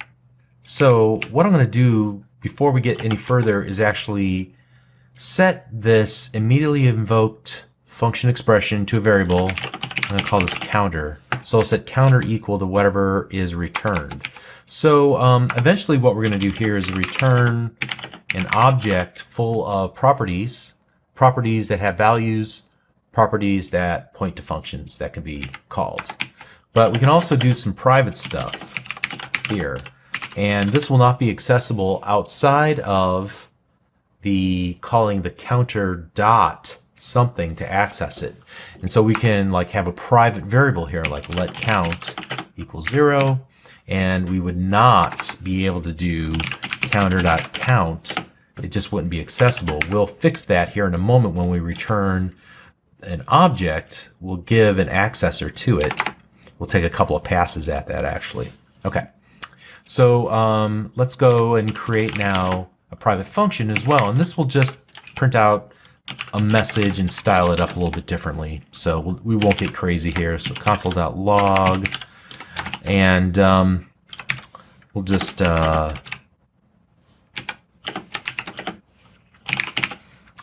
say whatever the message is,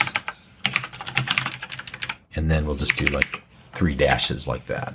Just a little bit of style, just to show that, you know, we have something here that could be private. But now, ultimately, what we want to do is return an object that will get set to counter here. All right, so we're going to start off simple. We'll come back to this a little bit later because there's going to be an issue with one part of this, actually this part right here. What if I just want to return back the counter, the current value of, or rather the current value of count?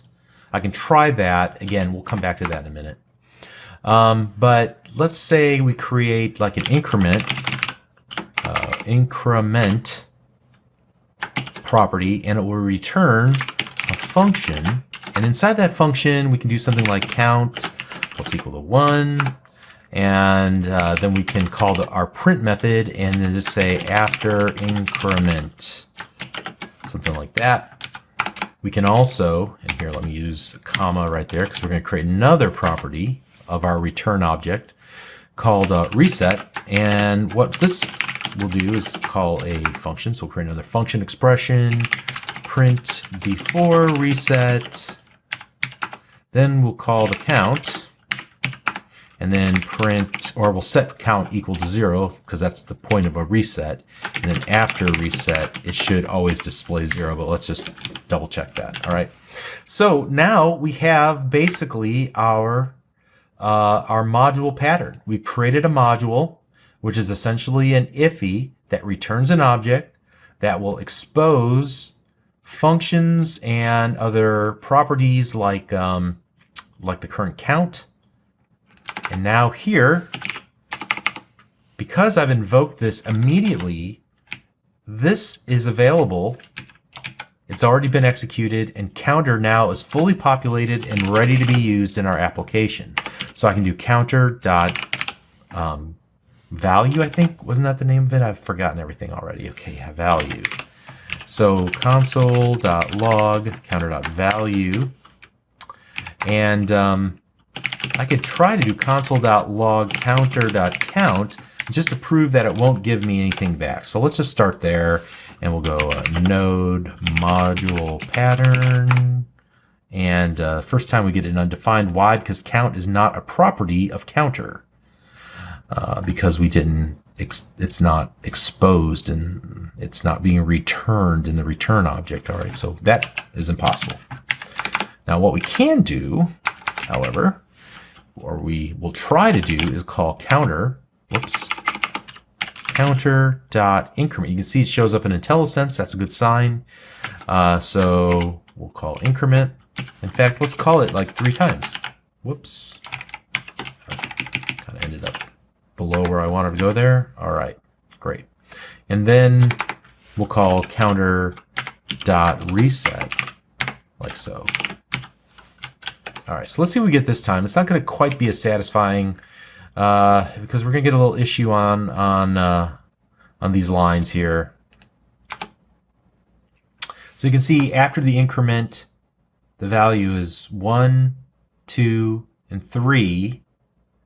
But then when we attempt to get the value of counter from this property, count, we would assume it would be 3, right? But it's 0. What happened here? Well, we accidentally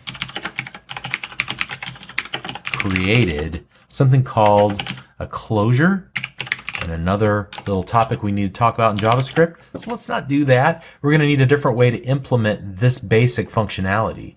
So can't use this technique. What we're going to need to do is take a different tact, and we're going to implement 2 more functions. Here we'll create a set function, or I'm sorry, let's start with a get function. And get, we'll do something super simple. It's just going to return count. And then, and I did it all in one line. Could have done it on multiple lines. Didn't need to. It's pretty simple. Function. And here we're going to set count equal to some value that's going to be passed in. So here we'll say, we'll accept an input parameter called value. Making sure we add some commas in between these new properties here that are set to these functions. We'll take in some value and we'll set count equal to that. So we should be able to come down here. And now, since we've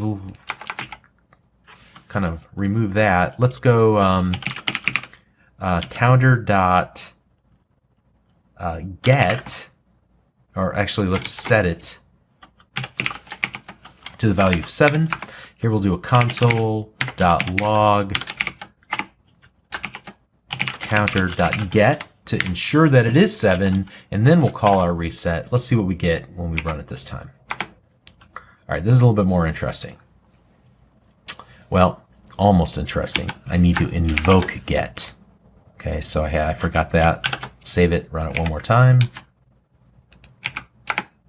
There we go. Okay, so here we go. Lines 33 through 35 will produce these 3 lines where we're after increment 1, 2, and 3. Then we call counter set, passing in the value 7. And so we then do console.log get, counter get, and we get that 7 back out. Now we call reset, and before the reset, the value will be 7. After the reset, we reset it to 0. Okay? So hopefully you can see that this technique of returning an object from an IFI will, first of all, allow us to keep some implementation details private. Like we couldn't get to count, and we didn't try, but we wouldn't be able to get to print because only certain things are being returned. And mostly in terms of functions that give us access to the private functionality and a little bit more. But in addition to that, we've reduced, think of all these variables that we've reduced out of the global scope. There's no count variable now. There's no print. There's no get, set, increment, or reset. They're all part of this one variable called counter. And so there's less of a chance that our namespaces are going to collide as a result of that. Now we want to pick something unique there, maybe something that describes a little bit better what the intent of this is. Maybe something specific to our brand or company, and maybe pick something fairly unique there. But as a result of that, we've protected ourselves and written our code a little bit more defensively. Now, there's one more thing that I want to talk about here, and that is that, okay, so keep in mind, this This technique that I've just demonstrated here is so popular that it has a name. This is the module pattern. There's another variation that was created on this called the revealing module pattern. You might see this used as well. Let's go ahead and create another file, and I'm going to call this revealingmodule.js. All right, and I'm just going to paste some code in so that we can kind of compare and contrast the two versions. All right, so it's very similar in so much that we have an iffy that we've defined. Inside of that iffy, we have some private stuff, just like we had before. Here we have some more private stuff. These are the implementations of get, set, increment, and reset. But I've created these as function declarations with names. Now here at the bottom we have, this is the revealing part of the revealing module pattern.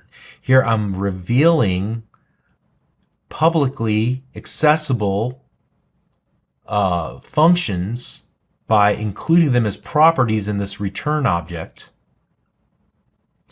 So I can call counter.get and counter.set exactly the way that I could before, but behind the scenes they're calling the implementations that are defined here. And so there's a couple of benefits and a couple of downsides.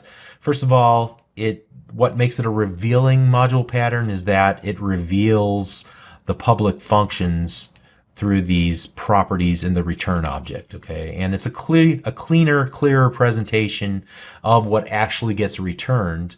But there is a downside, and that is you can accidentally overwrite. These are just properties, so I could set the value to get equals 7 and forget the method invocation operator, and as a result I can pretty much just break the association between get and the function name get count, and so that's a downside. We could accidentally break this, whereas in our module pattern you can't really do it. That's not possible. Okay, so that's the module pattern, the revealing module pattern. It brings together a bunch of techniques we've learned, all to the greater good of removing, or reducing rather, our impact on the global namespace by removing variable names and function names from the global scope. Okay, and we'll see why that's important on the web development side of things as we move in that direction, but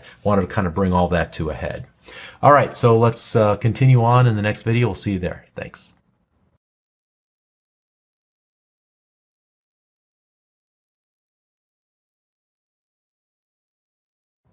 As you're getting started, closures can be another mind-bending topic in JavaScript, but they don't have to be.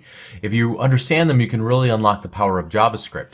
Now, having said that, personally, I don't rely on them very often when I write code, but I'm not a JavaScript ninja, so your mileage may vary.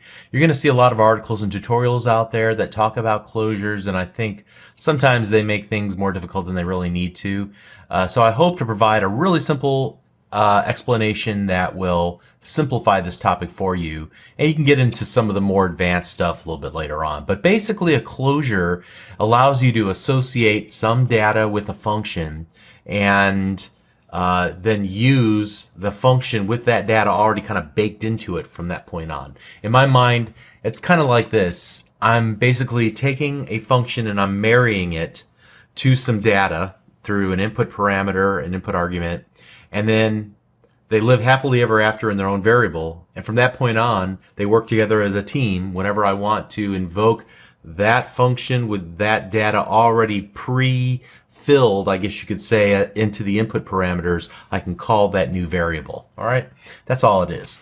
And then, well, okay, there's more to it than that, but for the most part, that's all there is. So let's just create a really simple example or two, and hopefully it'll clear some things up. So let's create a new file called closures.js. And let's start with just a function. I'm going to create something super simple. Say hello.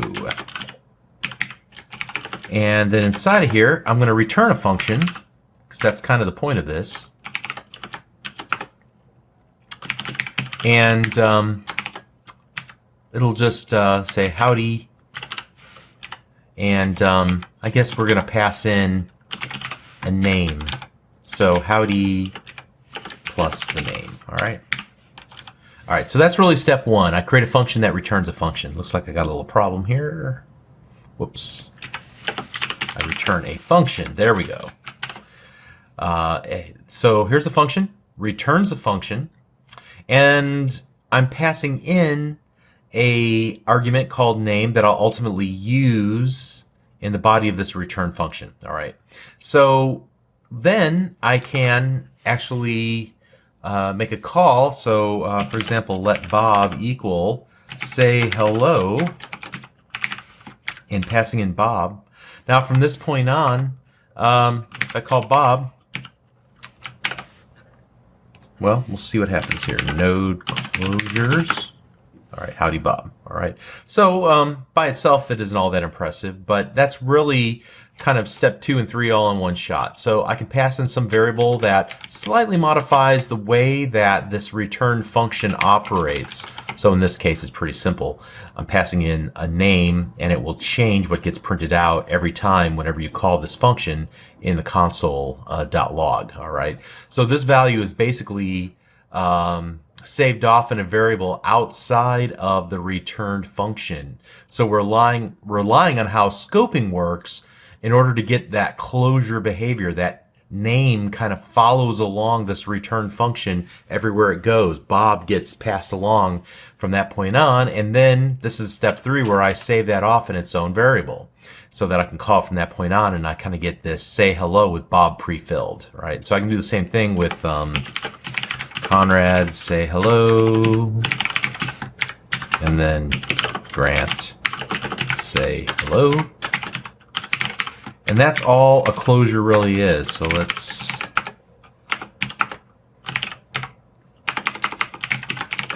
do those. And there you go. 3 versions of the same function that get returned. We modify the operation by taking advantage of how scoping works in JavaScript, by kind of giving it this value that it's going to hold in its own context from that point on, stored in these separate variables. All right. So this is really just the binding process that binds these together and then stores them off. And that's all it really is. So another way to look at this, the say hello method has finished executing and it returns a function. But in the environment in which the method originally ran, it preserved that so that whatever value we passed in is preserved inside of this return function. The environment, or in this case just the name input parameter, this variable name, remains available. So now in step 4, I guess you could say, if there was a step 4, I basically use the new variable, which represents a call to the method, and a preset input parameter to conveniently call that version of my function now. All right. So the important lesson to take away is that each closure creates its own what's called lexical environment, and you'll see the term lexical used a lot in JavaScript whenever you're learning about scope. I've tried to steer away from that term because I feel like maybe it clouds the issue a little bit. It's basically just a fancy word for everything that we learned about in the scope basics here previously, where if you define a variable outside of a function, it is available inside the function, but if you define it in a child code block, essentially it's not available outside of that child code block. So that's basically what I mean by lexical scope. It basically defines how a parser resolves variable names and functions when they're nested. And the word lexical refers to the fact that lexical scoping uses the location where a variable is declared within the source code to determine where that variable is available from that point on throughout the rest of your code. So nested functions like we have here in our say hello that returns a function have access to the variables that are declared here outside of it, as well as any of the input parameters that are declared outside of it. and outside of their original scope, right? And that's just how the lexical rules work, like we learned about in scopebasics.js. So when we create a closure, each closure gets its own lexical environment, meaning that they get, each time we create one, like we do here in lines 8 through 10, they get their own set of variables, their own name variable, and anything else we were to define outside of the function. In this case, we don't have anything else. And there's more to closures. You can get into some pretty advanced scenarios. They're a powerful concept in JavaScript. The ability to retain or bind to the lexical environment of the variables that enclose the returned function, like in lines 3 through 5, to create a version of the function with some values already pre-applied is pretty powerful.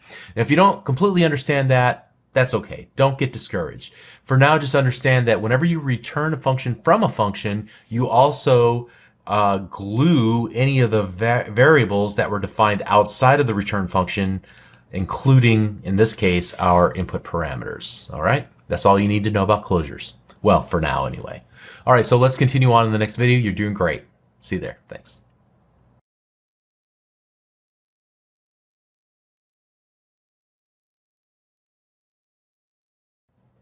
If you think back to the lesson on object literals, I think we were working in the object.js file. I created a car object with several properties and functions, and you can see that I've created a new file called this-keyword.js.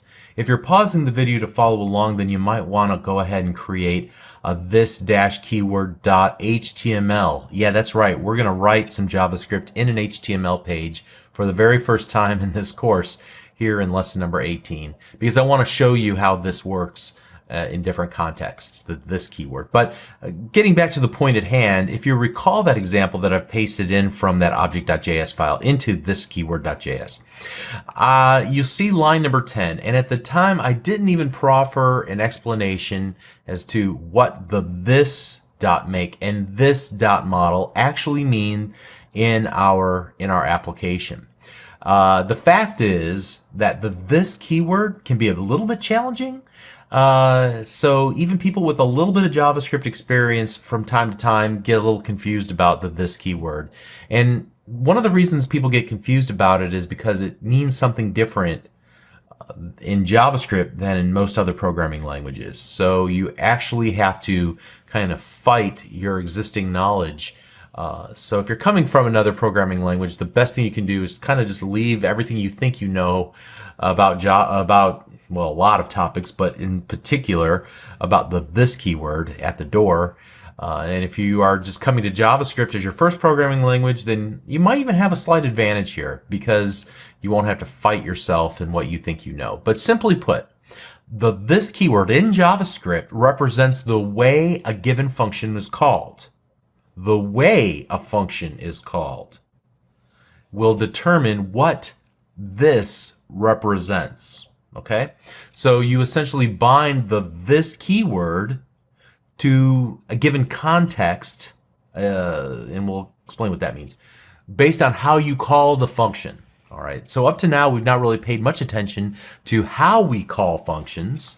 I told you there was really only one way to call a function, using the method invocation operator. So we would do something like this a little bit later on, right? Like a car.printDescription, all right? And I used the method invocation operator, and I didn't even hint to the possibility that there would be another way or multiple ways to actually invoke a function, but that's actually pretty important when you consider what the this keyword represents. All right, you're going to learn in this video at least that there are other ways to call a method that allow you to set or rather bind the this keyword to something so that you can do something interesting inside of, in this case, your object or your function or whatever the case might be. Now, you may never need to do this, but it's important to understand the basic rules and how this keyword gets bound to a context and gets referenced inside of your object or your function. There's an entire book written about how this functionality works and all the permutations, and it's awesome. It's a little bit over my head at times. So I'm going to give you an absolute beginner's explanation as to how this all works, but it should serve you well as you're getting started, and then you can refine your understanding a little bit later on. But let's start out by commenting out everything. And you know what? There's a really easy way to comment out everything that I haven't talked about yet. Alt, Shift, and A on your keyboard will add a beginning and an ending code comment character operator to whatever you have selected. So that's a nice quick way to do that. Great. All right, so let's start really simply. I'm just going to create a function called first. And this function is going to return the value of this. What is the value of this? Well, here, if you go console.log, first, is it equal to the global object inside of node? So the global object, we'll talk about that a little bit later, I guess. It is kind of the most basic context of things that get executed inside of. So when we create something in the global namespace, a global variable, we would create it essentially attached to the global namespace. It's available everywhere in our application, all right? So let's see if when we call first from line number 20, is this, which gets returned, equal to the global object. So let's go this dash keyword, and it is true. All right.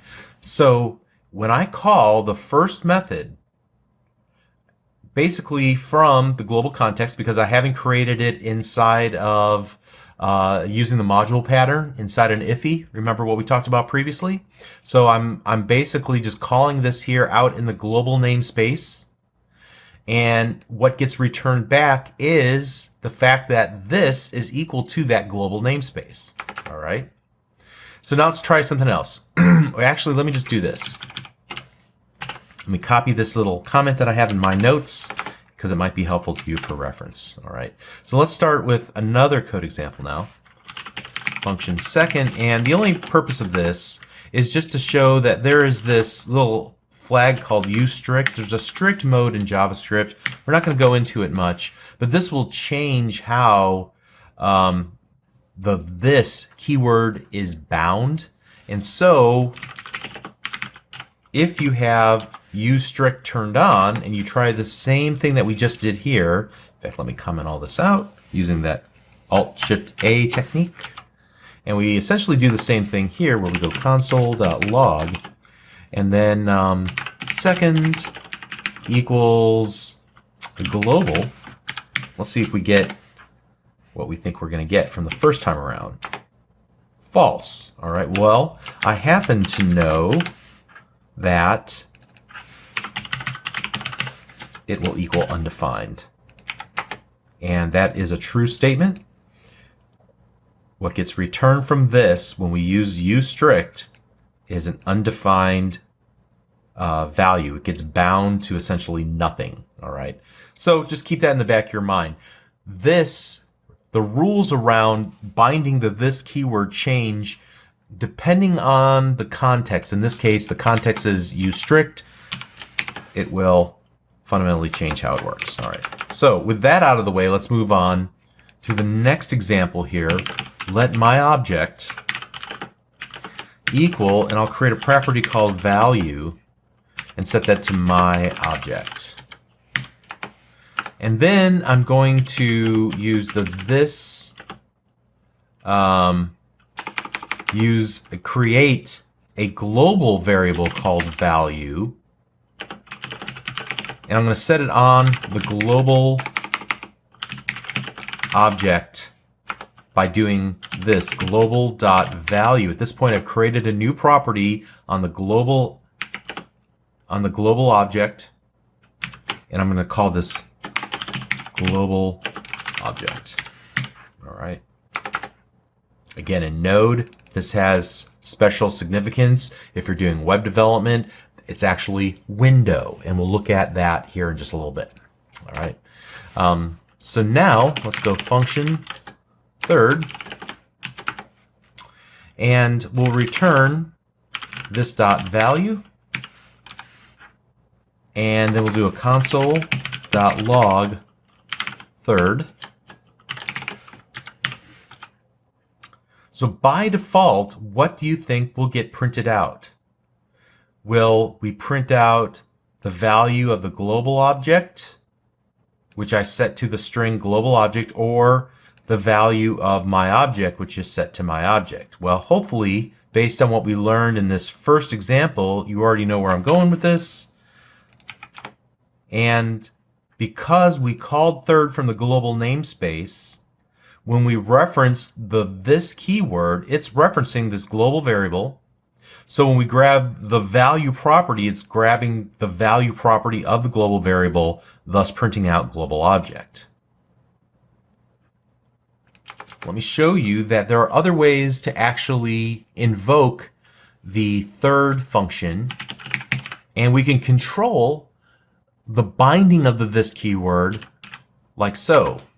So here we're going to console log, and then I'm going to call third, but I'm not going to use the method invocation operator. I'm going to use the call method or the call function of the third function.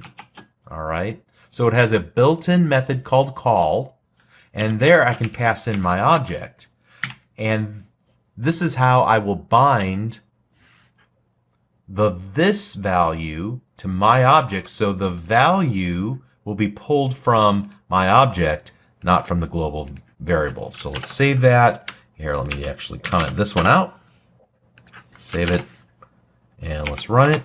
Okay, hopefully that makes sense. There's another similar function called apply, and they're very similar. And in this context, won't be obvious how they're different because I don't have any additional properties to send in, or rather input variables to the third function. So if I had something like name, I would use then like call dot,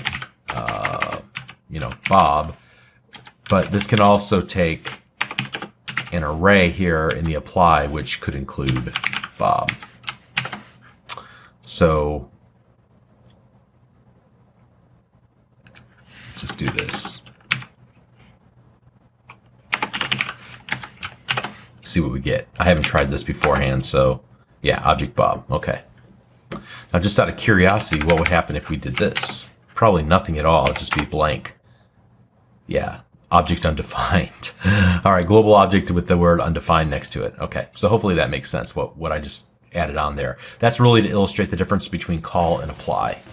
And so if I had multiple input parameters in the call, I would just add them on there. If I had multiples, I could add them on inside of an array. All right, that's the only difference.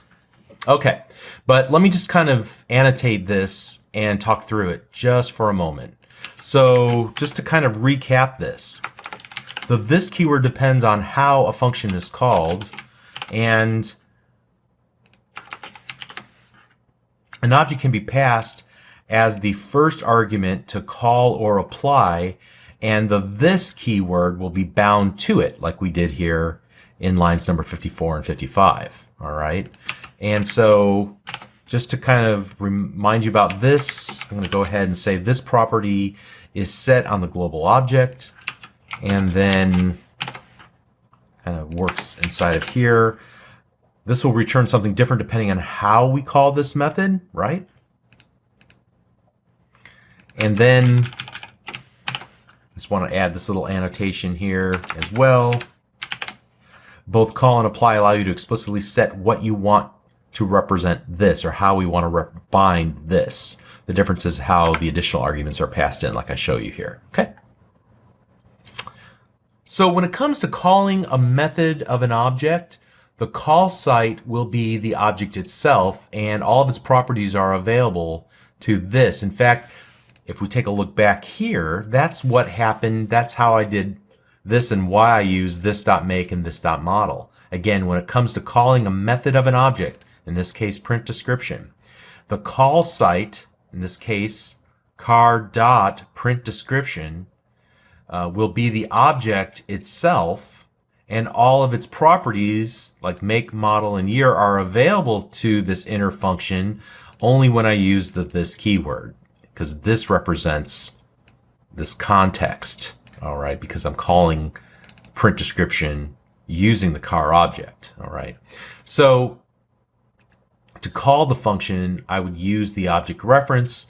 That object reference car gets bound to the this keyword. So to further illustrate this idea, let's do this. I'm going to actually select everything we've done from here down and Shift Alt and A. And so let's go function fifth. And here I'm going to go console.log and this dot first name and a space and this dot last name. And hopefully this will make a lot more sense. All right, so now what I want to do is create two objects. So let customer1 equals, and we'll go first name colon Bob, last name colon Tabor, and then I'm going to create a print property that's going to point to the fifth function, like so. All right, and I'm going to copy this and just duplicate it. I'll make this customer2. Call this Richard Boughton. All right, and then finally we'll go customer2.print. customer1.print. All right, so now look at how this works. What is the context? How do I call the print method that's pointed to fifth? Well, in this first case, I'm using the object, if it'll let me get in there, object customer2. That is the context. We're going to bind the this keyword to customer2, because I'm calling it as a property of customer2. I'm going to bind next in line number 85 the this keyword of the print method to customer1. So let's go ahead and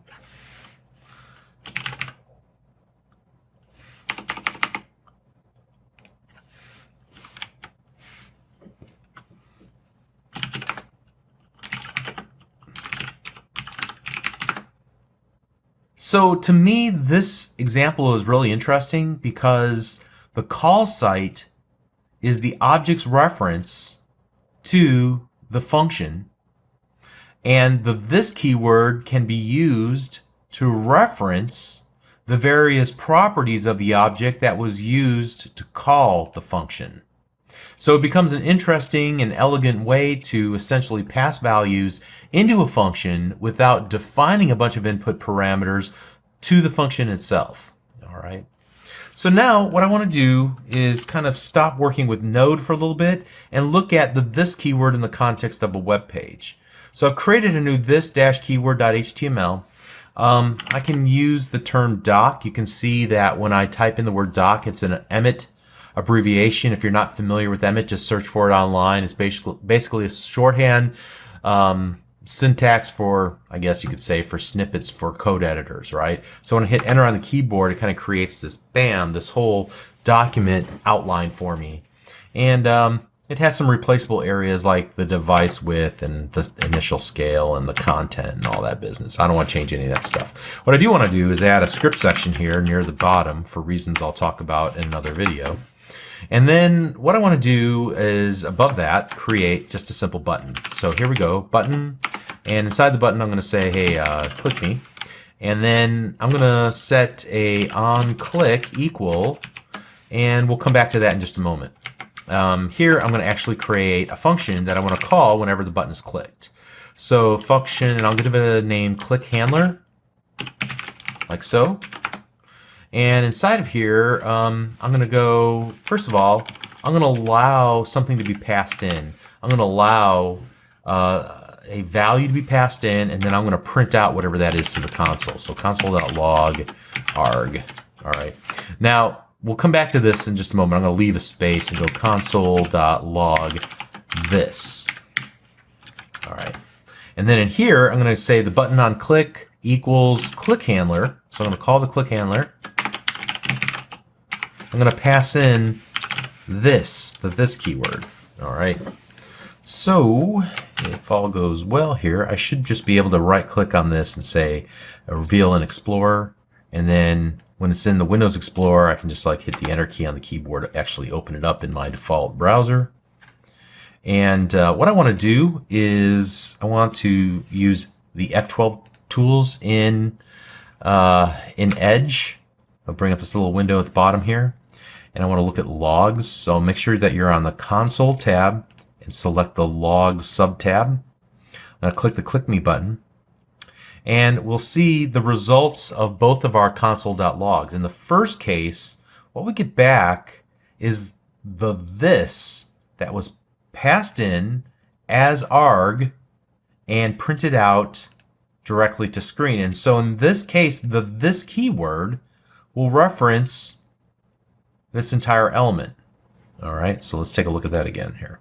You can see how button on click gives me the whole thing. So I can do something like this, which if you're familiar with web development, should not blow you away. I should be able to do arg.innerText, and if you're familiar with web development at all, you would expect to see what there.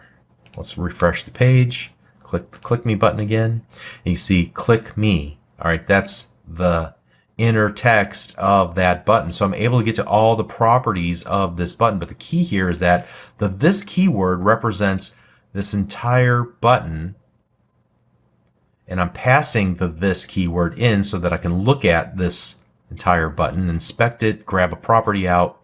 But when I use the this keyword inside of my click handler function, what do I get? I get the global object. Now we said in Node, the global object, the name of it is global.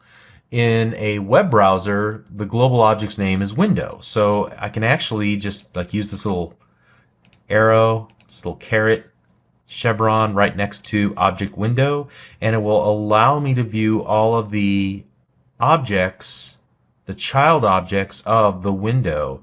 And there are literally maybe, if not hundreds, definitely dozens of different objects and properties that we can inspect and change programmatically. We'll come back to some of those ideas a little bit later.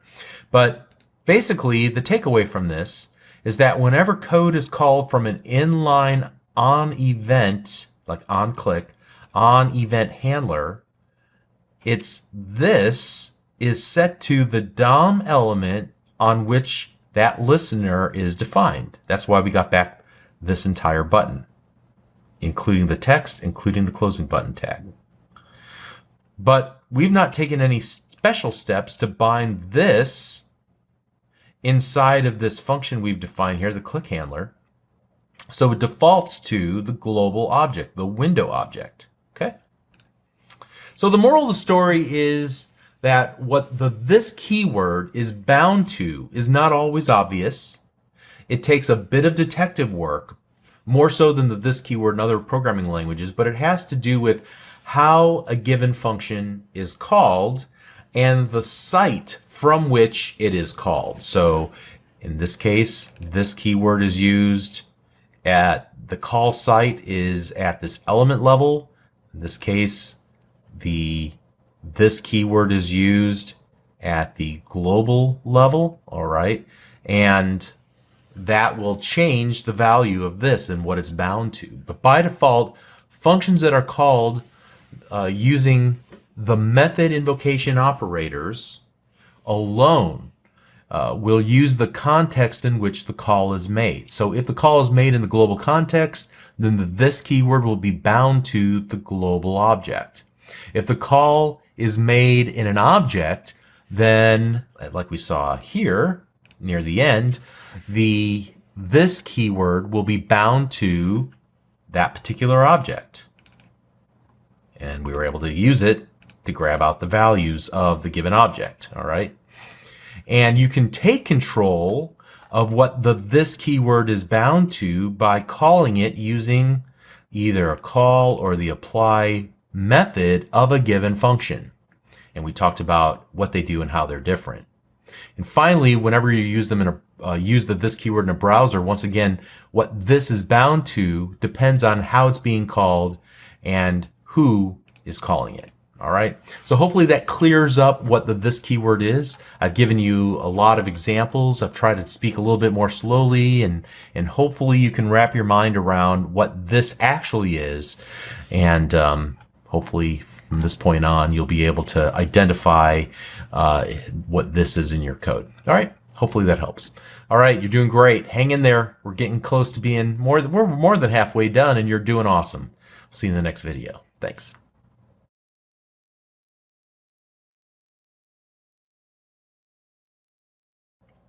In this lesson, I'll briefly demonstrate how to use destructuring, which is a fairly new technique in JavaScript for unpacking values from arrays into individual variables, or I guess into other array elements of a different array.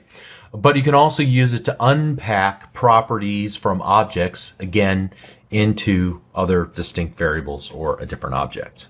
So use this term unpack. You'll see what I mean here in just a moment. Let's start by creating a new file called destructuring.js. All right.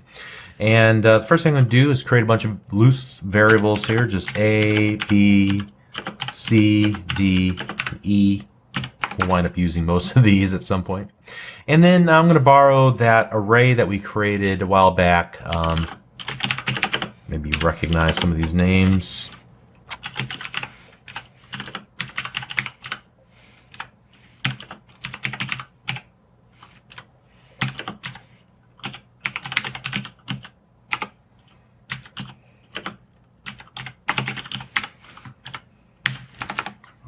And then next up, let's start by just destructuring this names array into a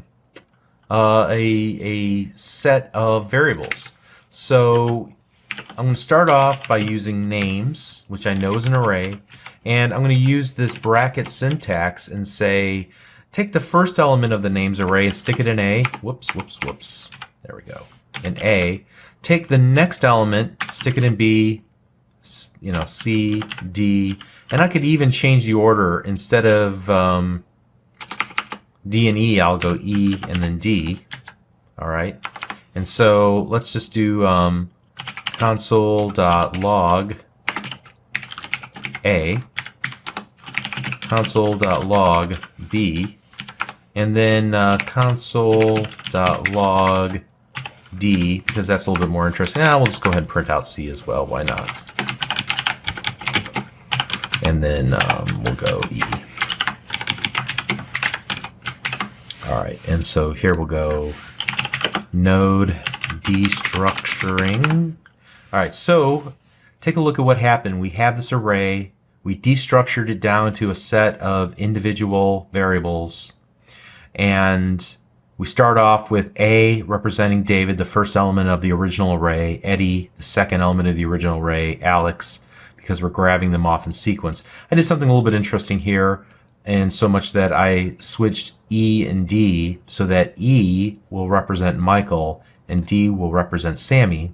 When I print them out, going back to alphabetical order, D, then E, Sammy's first, then Michael. All right, so, but the key to this example is that I've taken everything inside of an array, and using this style syntax, I've destructured it down to individual variables. All right, so that's just one example. There's some other interesting ways to work with this.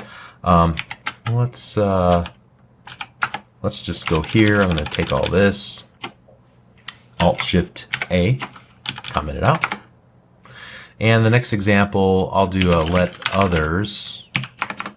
So I'm adding an additional variable here in addition to the other ones that we created originally. And here I'll go A, B, and then I'm going to use this weird syntax of ... others. All right, equal names. So now console.log A, console.log B, and then let's see what gets put out into others. All right, so this time A is from David, B is Eddie, just like before, but this time I said basically everything else, just go ahead and stick them in a new array called others. All right, so that's what we see here printed out from line 21. We get this array representation in our console.log, including Alex, Michael, and Sammy together. All right.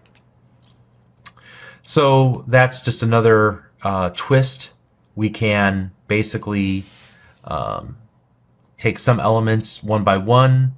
We can then also kind of combine together entire groups of elements together. Let's move on to another interesting twist on destructuring. So in this third case, what I want to do is actually work with an object. And so whenever you're working with objects and you're destructuring out of one object into variables or even into another object, it's really like a form of projection if you're coming from other programming languages. Grabbing out the parts that I want of the original object and putting them into a new object with a different shape, all right, without having to take all the contents of the original object. So I may only want 1 or 2 properties where the original has 10 or 20 properties. So here, let's start off with just saying let year and model.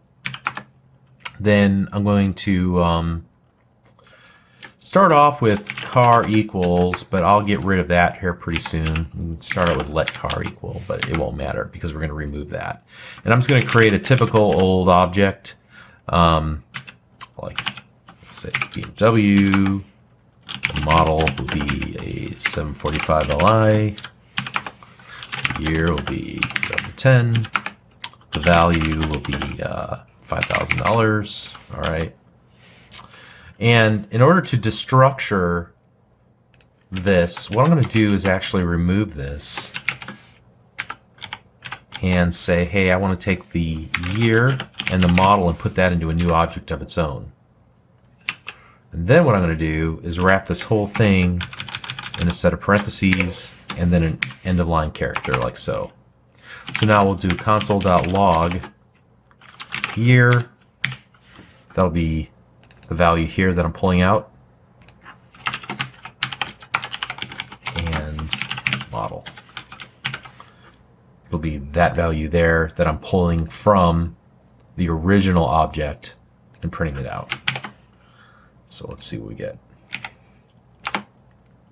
All right, so 2010 from line 34 and the 745 Li from line number 35. All right. So that's just some examples of destructuring.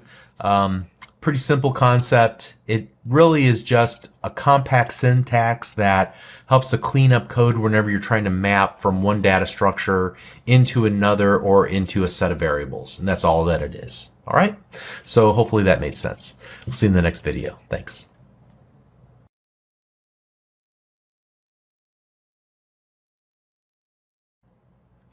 Another new feature of JavaScript allows you to create better literal strings through the use of templates. So the term template literal is a kind of oxymoron. Parts of the string will be literal and parts will be templatized. They'll be variable based on an expression. And so you can inject in other values, variables, or you can actually run entire expressions. And we'll see the use of a ternary operator in just a moment. Let's start off pretty simple. We'll begin by creating a new file. We'll call this template literals.js. Inside of here, I'll do something really simple. Let name equal Bob. All right, that's not the template literal. This will be console.log. And now I want to use the backtick characters, usually over the tilde. If you're not familiar with that region of your keyboard, it's usually right next to the number 1, 2, 3, 1, right next to the number 1. You'll have to hold down the shift key to get to it. So there's one backtick. Whoops, I'm sorry, you don't need the shift. The backtick key, all right, usually above the tab key on your keyboard. And so inside of there, I'm going to use hi. And then whenever I want to add something variable that will get kind of injected in from the outside, it'll be interpolated from outside of this, I'm going to use the curly braces, and right before the curly brace I'm going to use the $sign character. So you can see that the syntax highlighting in Visual Studio Code changes the color of this to this bright blue color. That's cool. And so then I can just say, hey, I want to use the name variable inside of there, like so. Okay. So we should be able to do something like node template literals, like so, and I get hi Bob. Awesome. So the other cool thing about template literals is that they will allow you to create multi-line strings. Now before this, you would have to do a lot of using the append operator and so on, but in this case you can do something like, and I'm just going to copy and paste this because I don't want to type all this out. You can see here that I start my template literal with a backtick and I end it with a backtick down here at the bottom. So I'm setting this sentence, or sentences, actually this paragraph, equal to this whole string, and I split it up on multiple lines, and there's no append character or anything like that. What I can do is console.log sentence. And the neat thing too, at least from what I'm concerned, is that it preserves the indentation level and the line feed character. So, you know, I could do something a little more, I guess, artistic here. Come on, let's do this just with spaces like that. And it preserves that indentation level that I have. Pretty neat, right? All right, and then the other cool thing is that you can do anything inside of the expression interpolation area that you can do in a normal expression. And let me comment all this stuff out. Alt-Shift-A. And here I'm going to create a function, real super simple function.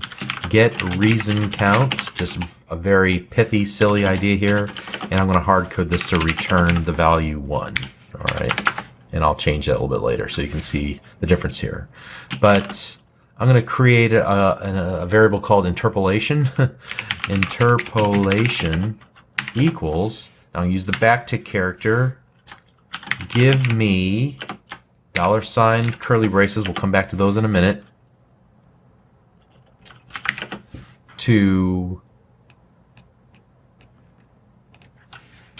try this. All right.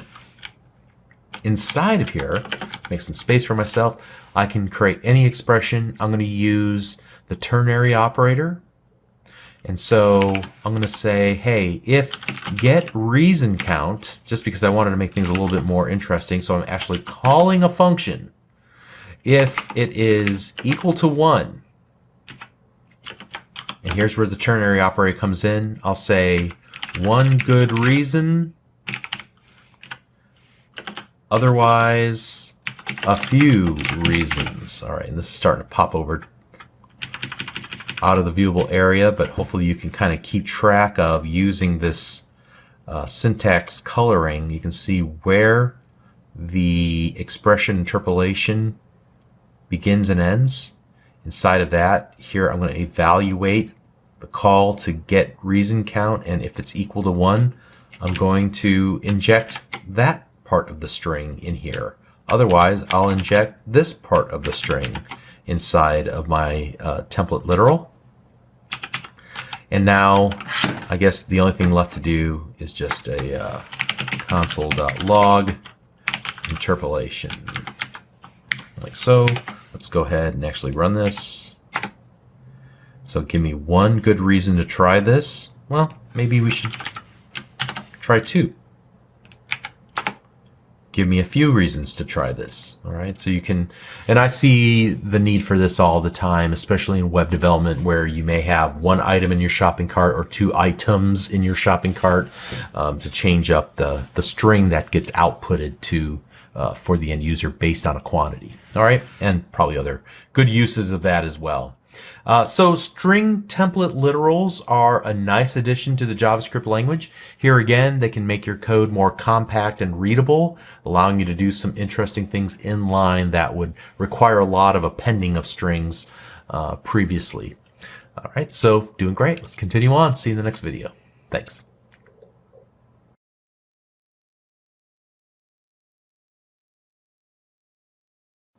Regular expressions allow you to create a pattern to determine if a given string matches that pattern that you created.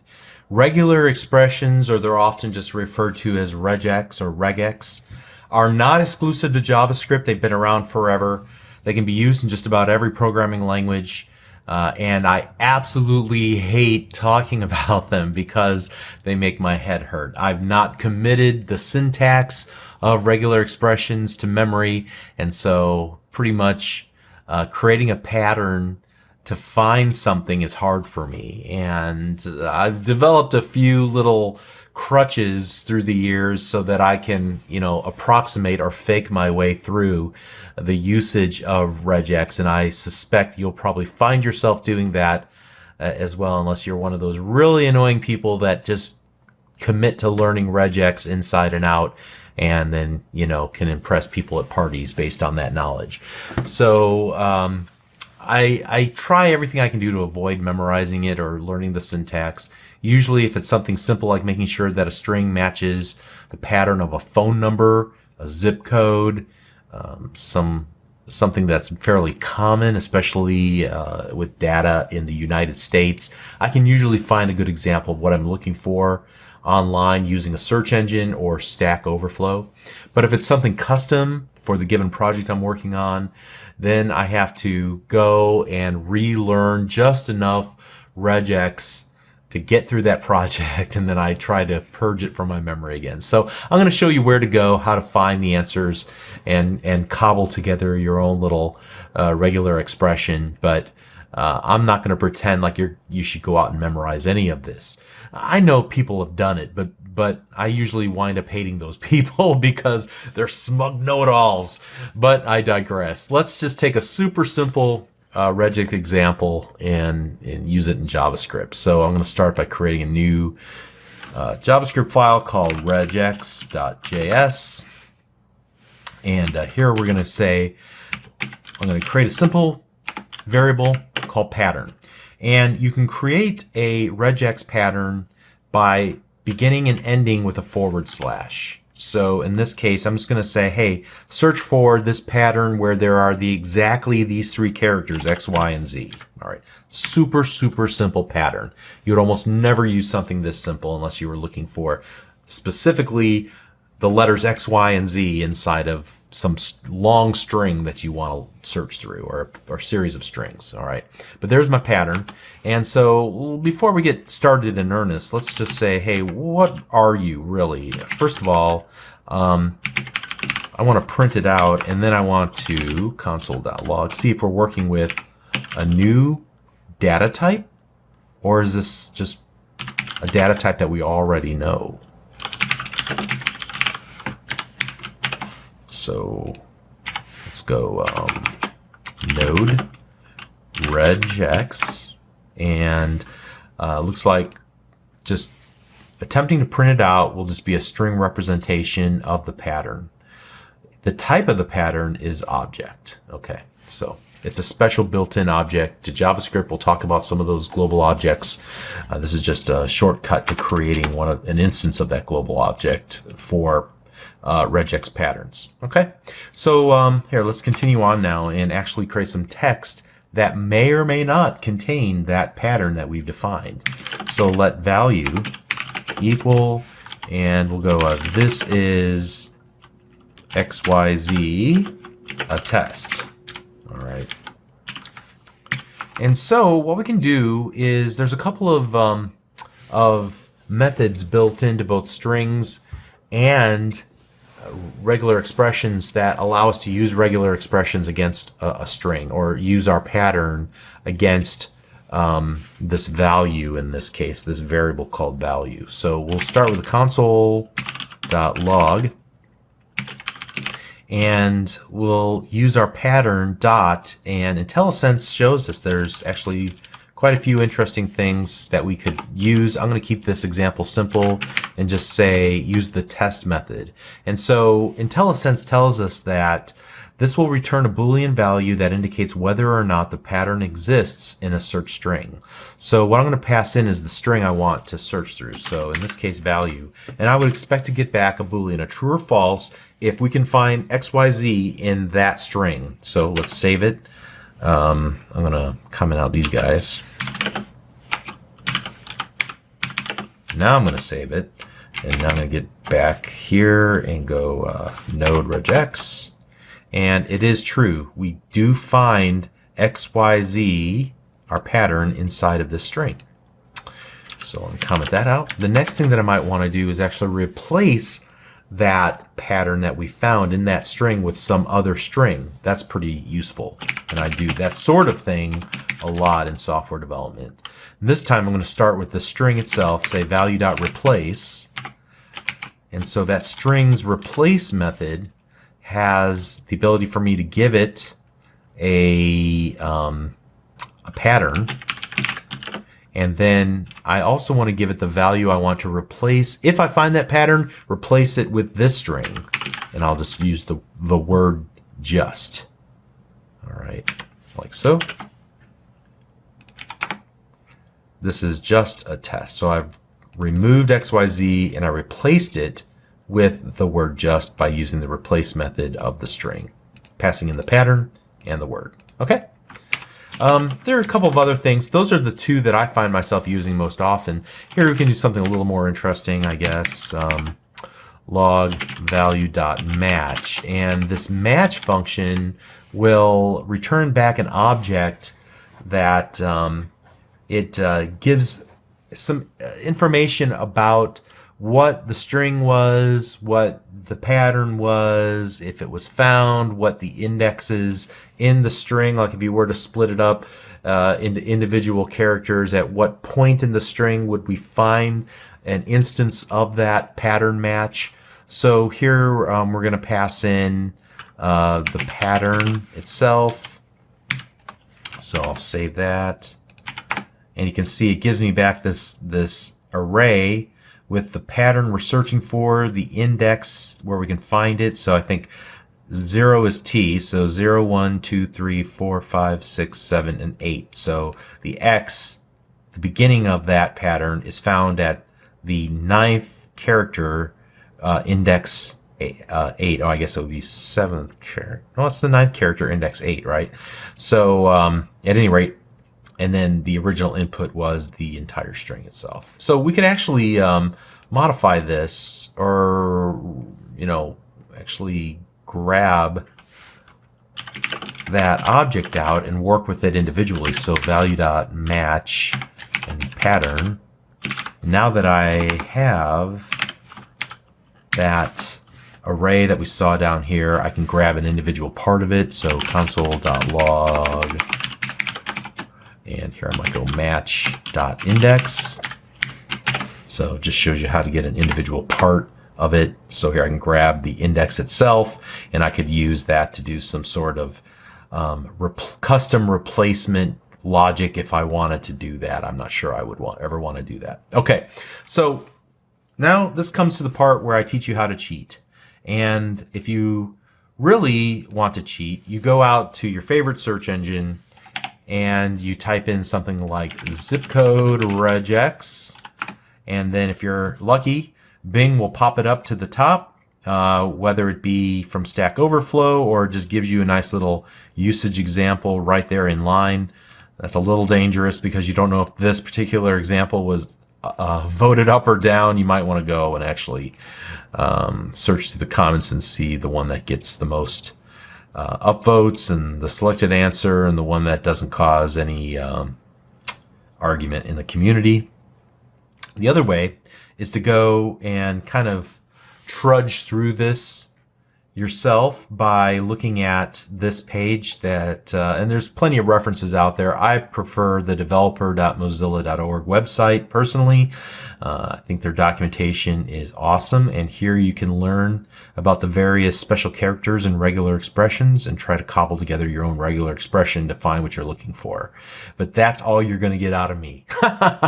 That's all I can tell you about regex because I'm not a big fan of it. But at any rate, just to recap what we talked about in this video.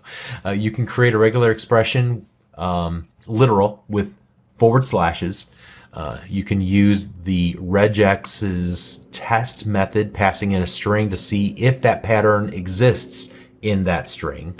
You can use the match method to find more details about the match. You can use the replace method of the string to replace a given match with some other string, like we did when we replaced XYZ with the word just. And then, like I just showed you here at the end, I showed you how to cheat. You already know this. Look online whenever you need regex, help. Okay, so let's continue on. We'll see you in the next video. Thanks.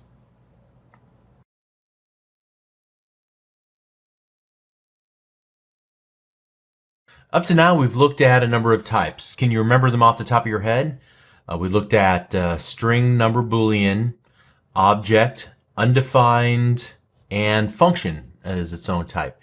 And there are a couple of others that we haven't talked about yet. We'll talk about null later. And then there's symbol, which is new in the latest version of JavaScript. Probably won't talk about that in this course, but what I wanted to point out, though, when we were using string in particular, but this is true of the other of some of the other types that we worked with, it seems to have some methods that are available to it to do some interesting things. So, for example, whenever we looked at regular expressions, and let me just create a new file here called natives.js. Whenever we looked at the regular expression lesson, we did something like value, which is a string set to this literal string. This is XYZ attest. And we did value.replace. Well, how is it that this value has this dot replace method? We really never addressed that. How is it something like a string can have a method? After all, we said that methods are really just functions that are defined inside of an object. So that would make a string an object, right? Or no? But a string's a string. How can that be? Well, actually, both of those are true statements. The fact is that the types we've been looking at so far, like especially string and boolean and number, are known as primitive types. These primitive types then have corresponding built-ins or natives that are functions that return objects with a bunch of cool methods that are added to them by JavaScript. So behind the scenes, JavaScript does something interesting. The JavaScript compiler will coerce your primitive, in this case, primitive string, into an object that's returned from a native string function with all kinds of cool stringy type functionality included. So actually, although we haven't demonstrated this yet, you could create a string using the actual string function to do something like this. And let me comment this stuff out here. And so notice what we did here. Let string equal new. Then here's our function, that built-in function, string. Notice that has a capital S. We'll talk about that in a moment. All right. And then if we were to save this, and then let's go ahead and get down here and type in node natives. It works, well, kind of works almost exactly like a normal string. We'll get to that in just a moment. So before I address that specifically, I'm going to work with strings in this particular video and with the string, capital S string function, the built-in, the native string. But what I'm about to say about strings is true whether we're talking about numbers or booleans or other primitives that have an equivalent native associated with it. All right, so I want you to notice a couple of things and we'll work through this. First of all, this starts out just like any other variable that we're assigning to a string, except we use this new keyword. And I'm going to explain what the new keyword means in the very next lesson when we talk about constructors. But basically, this is what creates a constructor call to this function. And then here we are calling a string function, capital or uppercase S in string. But isn't that bad form? Didn't you say, Bob, that we should create our methods with camel casing, and so strings should start with a lowercase s? Actually, this is a special situation. It's still a convention, indicating that this is a function that should be called using a constructor call. Again, more about that in the very next lesson, so you'll get a part 2 to this, but just keep that in the back of your mind. We'll come back to it. All right. So whenever we run this, as you can see here, when we ran no natives, we didn't get an actual literal string output. Instead, we got basically an object that has a string property and a value set to howdy. We actually need to call a method on this native that's returned from the string function to convert it into a primitive string for the proper display inside of a console.log. So we'll need to do something like, let me just comment this out, and we'll go toString, like so, and now there we go. We grab, we convert that native, that object returned from our native string function back into a primitive string and then display it on screen. Okay. So, and while we're looking at things here, just out of curiosity, let's go console.log and then go type of my string. What would you expect to see here? Well, it is a type of object. All right. So again, what's going on here is that these built-in native types provide extra functionality like this toString method, like this replace method, and others that we'll look at in other lessons. And they provide this extra functionality to their corresponding primitive types. And so just real quick, here's a list of those built-ins, those natives. All right, so it includes kind of corresponding to the primitive string, lowercase s and string, number, boolean. There's also an object, a function, and a symbol.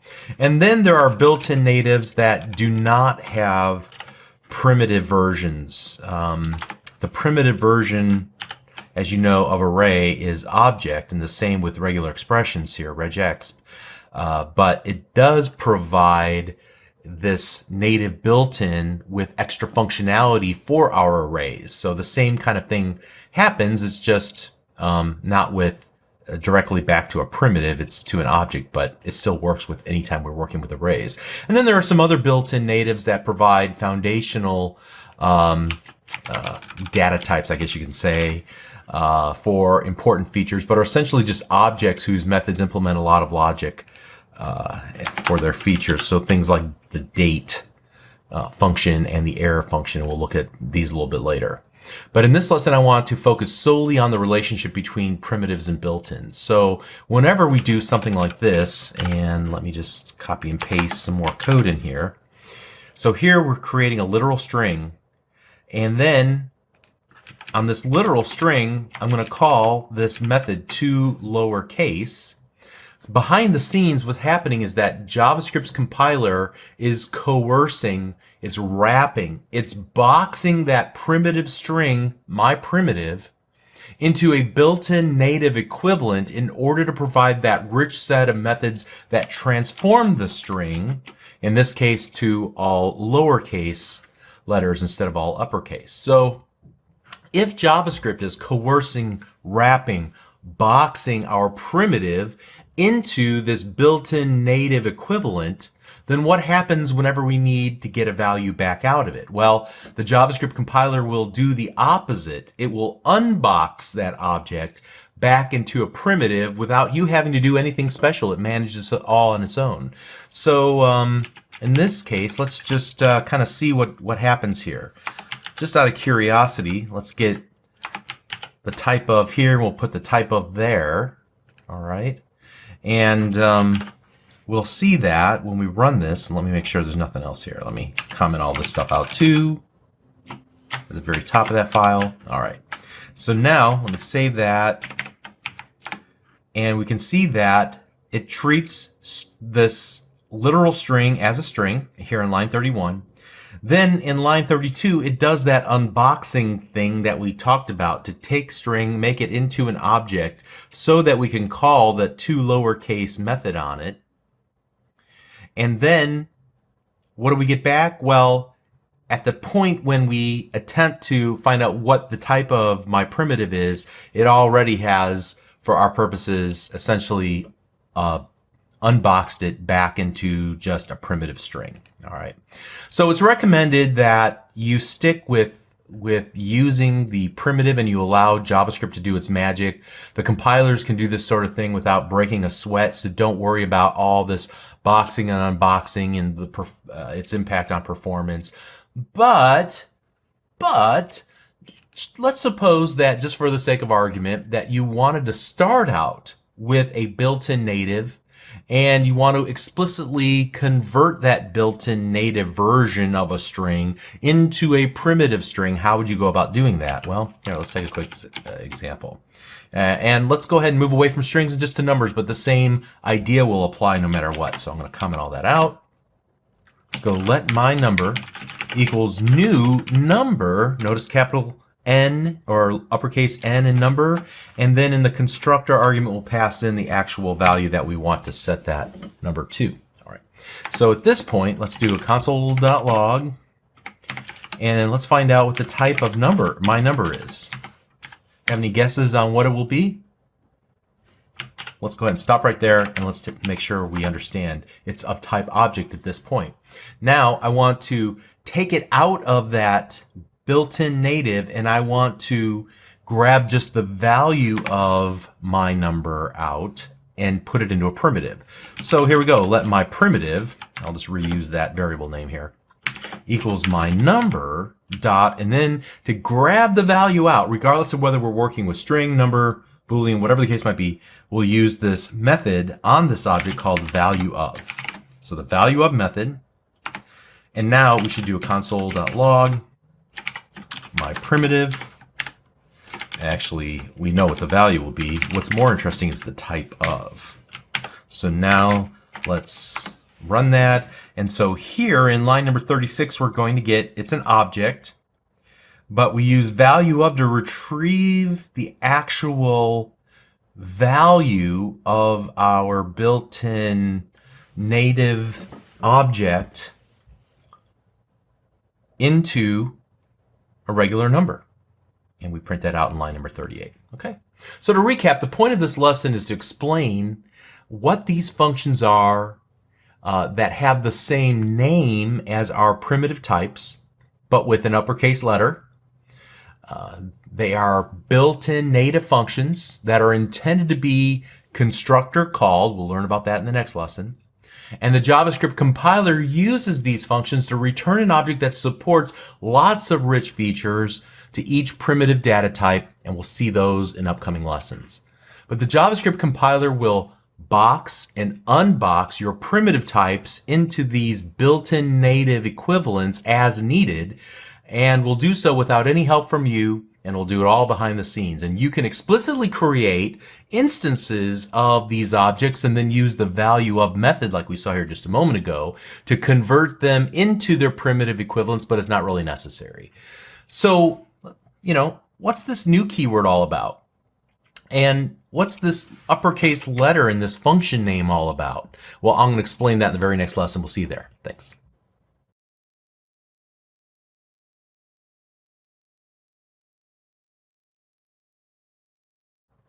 So previously we saw how to create an object literal using this style of syntax, and you'll note that I've already created a file called constructors.js. Go ahead and take a moment to create that yourself if you want to follow along. I'm just going to paste in the car that the literal car that we created in a previous lesson here with the make, model, and the year property set to BMW 745 Li and 2010 respectively. Now, there's actually another technique for creating an object, and that's through the use of what are called constructor functions. So let me go ahead now, comment this out,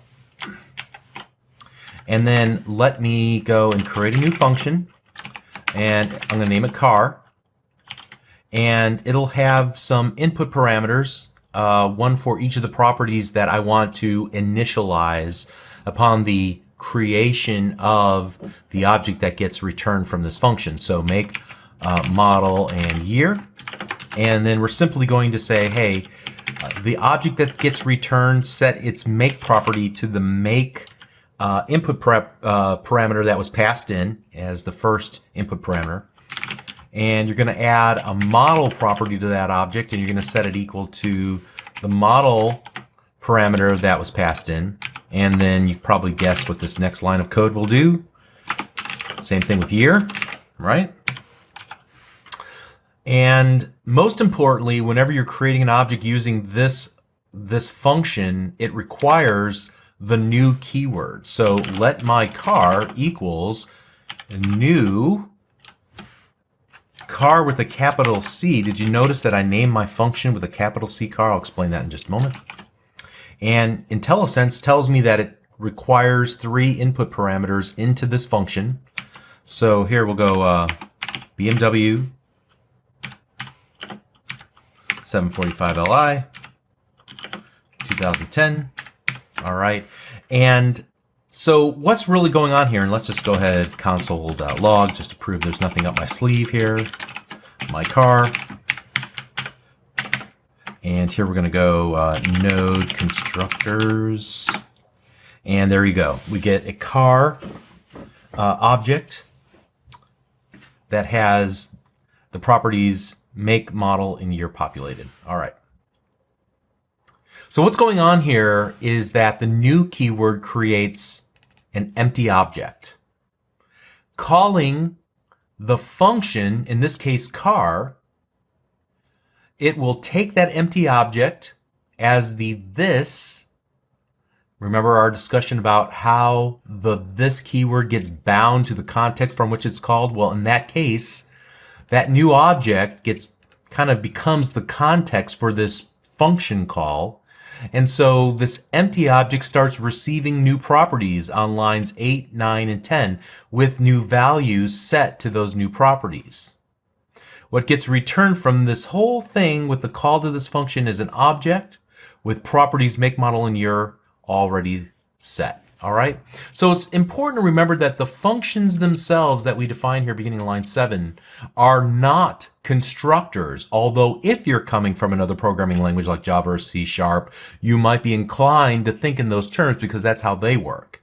But rather in JavaScript, it's the new keyword in front of any normal function, any function, that makes it a constructor call. All right. It creates a new empty object, and it will pass it as the this to that function call that you make.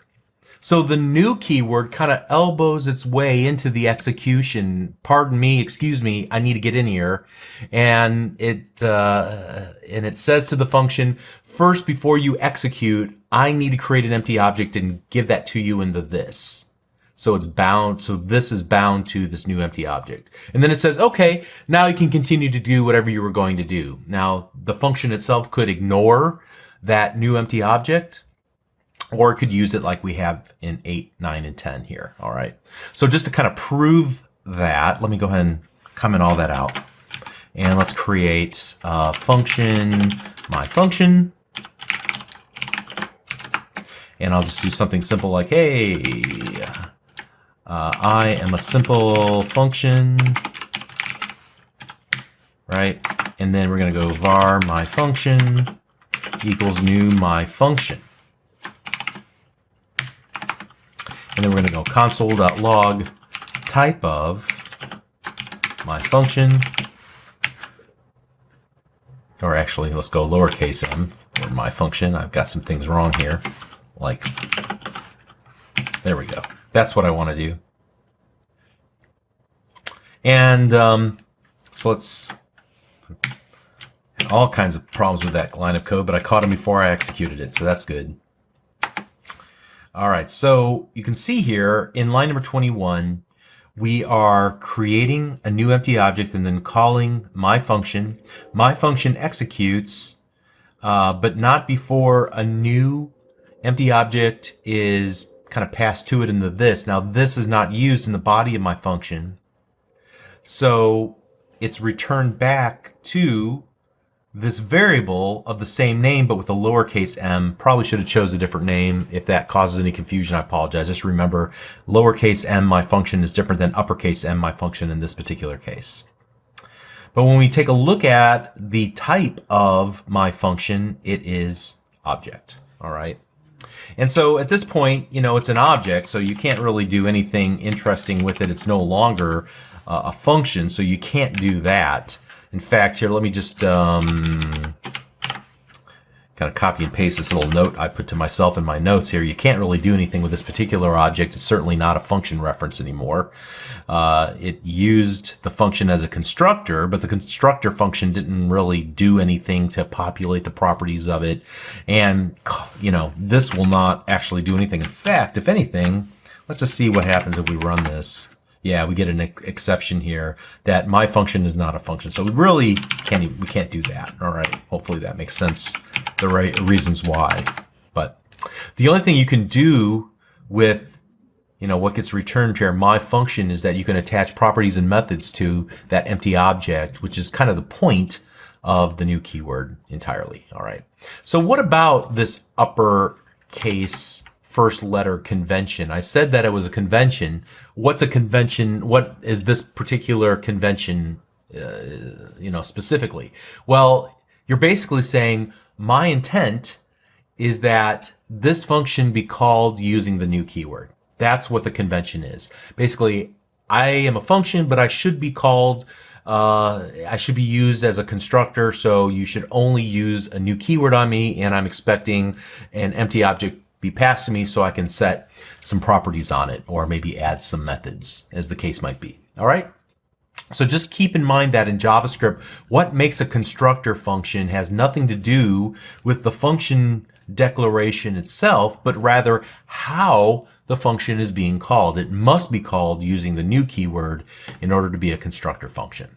So in the previous lesson, we learned about the built-in native constructor functions that return objects with properties and methods to wrap around the primitive types and give them essentially superpowers, giving them new properties and methods that will operate on the primitive value.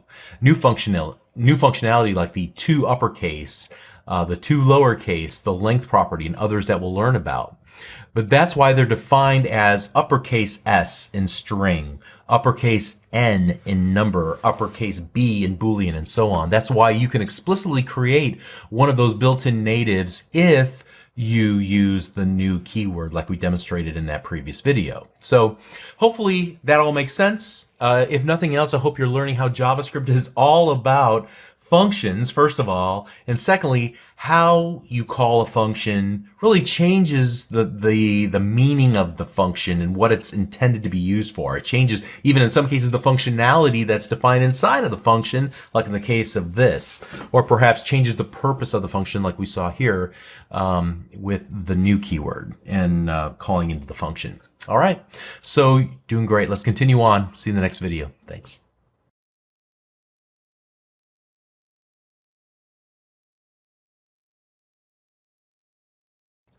JavaScript has objects, and we've seen how to create a literal object, and we've seen how we can construct an object using a constructor function and the new keyword, like in the previous video. In some of the most popular programming languages, you create an object using a pattern called a class, or a construct called a class. In other words, you create a class named car, and then you create individual instances of the car class as individual separate objects.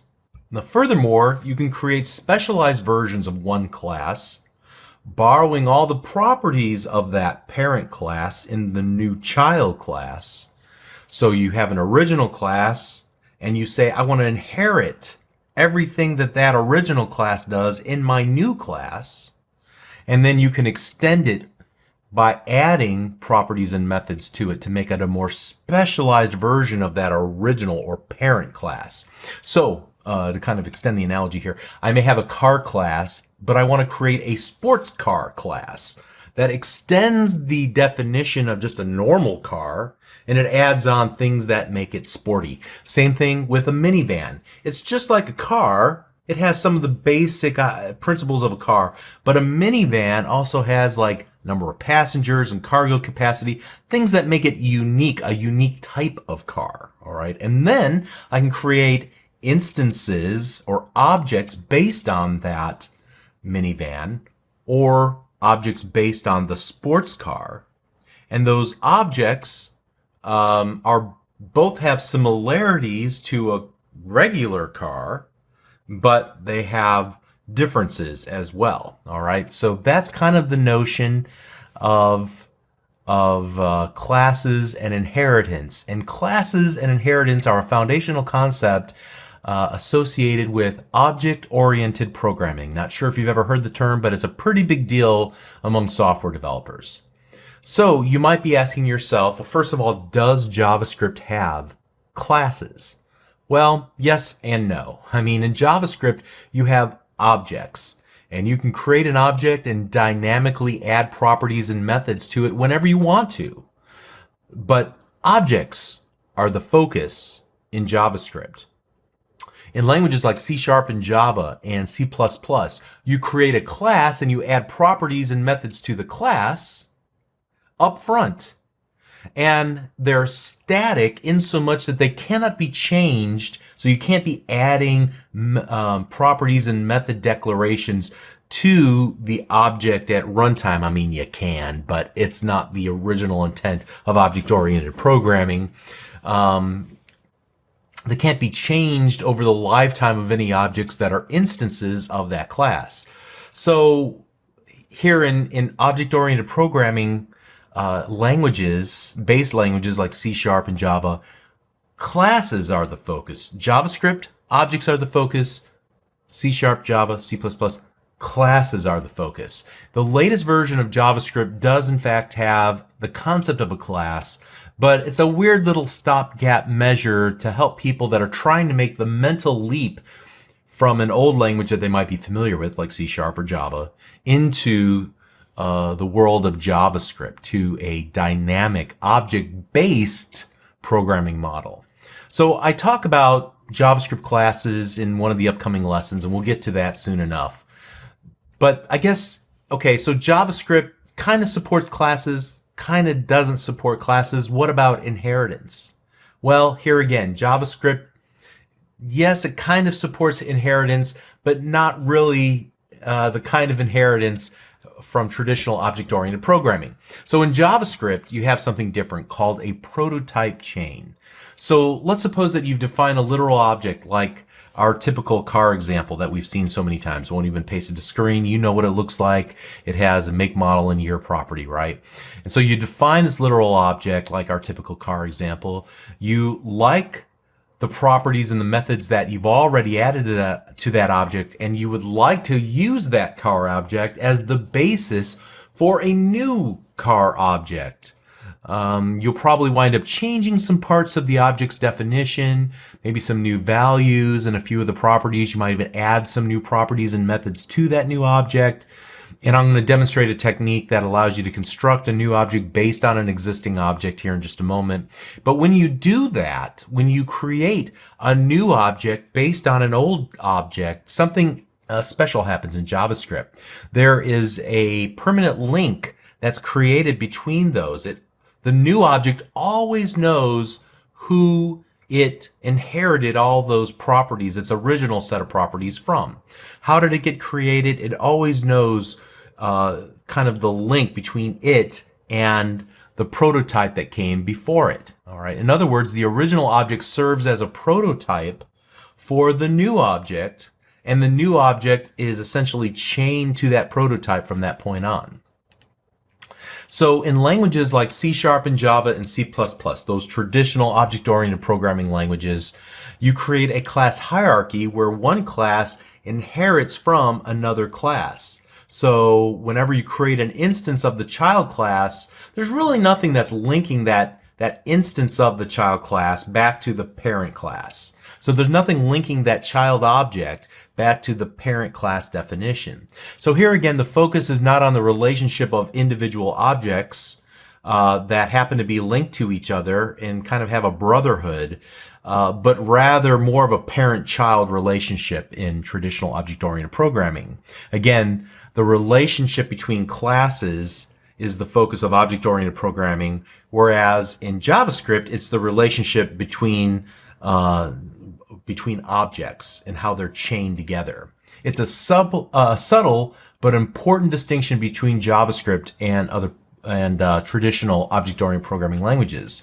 So some people use the term JavaScript prototypal inheritance. All right, but I've tried to stay away from the term inheritance when talking about JavaScript because it might conjure up traditional object-oriented programming concepts that would mislead you whenever you're considering how it all works in JavaScript.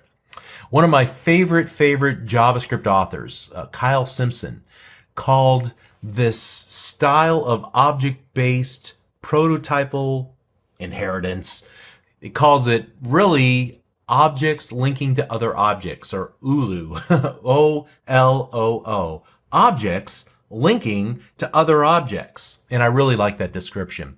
And by the way, I'm not sure one way is necessarily better than the other. They're different. There are pros and cons depending on what you're trying to accomplish, the given problem you're trying to solve. So what I do want to do is have a better, thorough understanding of how objects linking to other objects actually works and what are some of the ramifications of that. So that's what we'll do in the rest of this video. So you can see that I have a new file called prototypes.js, and here I'm going to paste in my original car. This looks an awful lot like the car literal that we've been creating, object literal that we've been creating up to this point.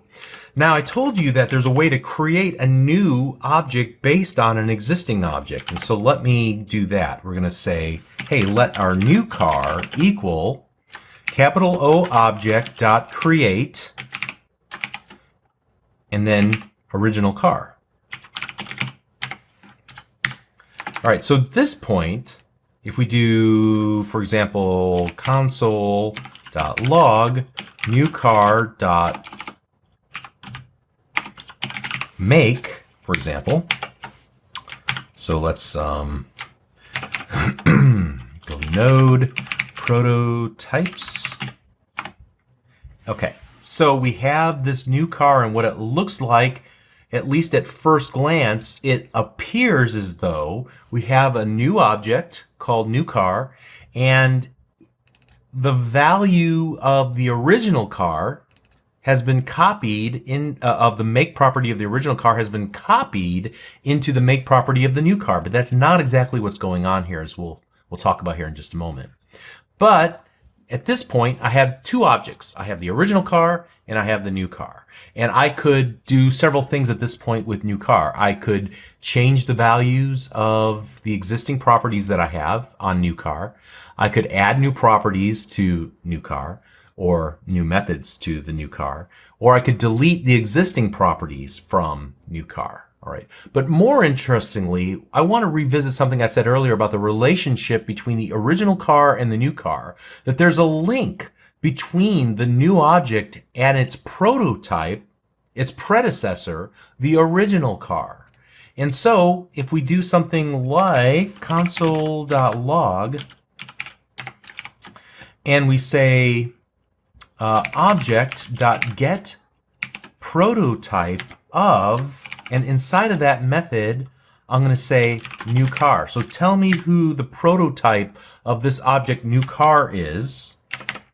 And it'll say it's this object right here, where the make is BMW, the model 745 Li, and the year is 2010. All right. So it's pointing to this original car. So let's do this instead. We can actually get a reference to my prototype. Get prototype of, passing in new car.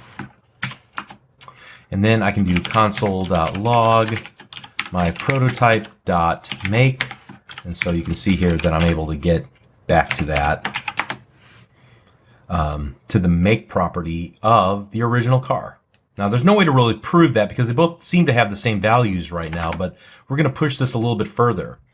What happens if I were to add a property to the prototype? In other words, what happens if on original car I were to add a doors property, like a doors count? So if you remember, all I need to do on an object to add a property is just go, hey, I just want a new property called doors. So I do dot doors. And then I'm going to create the value and say, hey, it's 4. Now, let's go console.log new car.doors. All right. You can see that the new car gets this doors property, and it seems to be copying that new property over, but that's really not true. But we definitely see that there's a link between the new object and its prototype, the original car. But how do I know if the property is defined on the new object or on the prototype? Well, here's what we can do. And so this is going to help us to kind of get to the bottom of this relationship right here. We're going to start with the original car and says, do you have your own property? Does this property belong to you? Or are you essentially borrowing it from your predecessor? So first of all, it's true that the original car has its own property called doors. Okay, so console.log new car, do you have your own property called doors? And that's false. All right. So kind of tying this all together and kind of explain what's really going on here. Well, whenever we attempt to get a property or call a method on an object, JavaScript will go through a series of lookups to find the value or the definition of the property or the method in order to call it. So after we created new car, it had none of its own properties. If we asked it for the value of one of its properties, doing something like we did here in line number 9, it would find the prototype that new car links to and see that if it has its make property. So we know that the new car does not have a property that we define on it called make. But what about its prototype? And yes, the prototype, the original car, has a make property and it's set to BMW. Okay. But once we do something like this, new car.make equals Audi. All right. So we are changing the property, or actually we're creating a property on new car and we're setting its value to Audi. At that point, what happens is whenever we come down here and basically call the same, essentially same line of code now in line 11, it's saying, hey, new car, do you have a property called make? And new car says, yes, I do now. I have my own property called make and it's set to the value Audi. All right. So no longer do you have to continue and look at my prototype to find the property and its value. You can look at me and find the property and its value. All right. So JavaScript doesn't need to look at the prototype chain if the property is created and set on the new object that is essentially created from the prototype.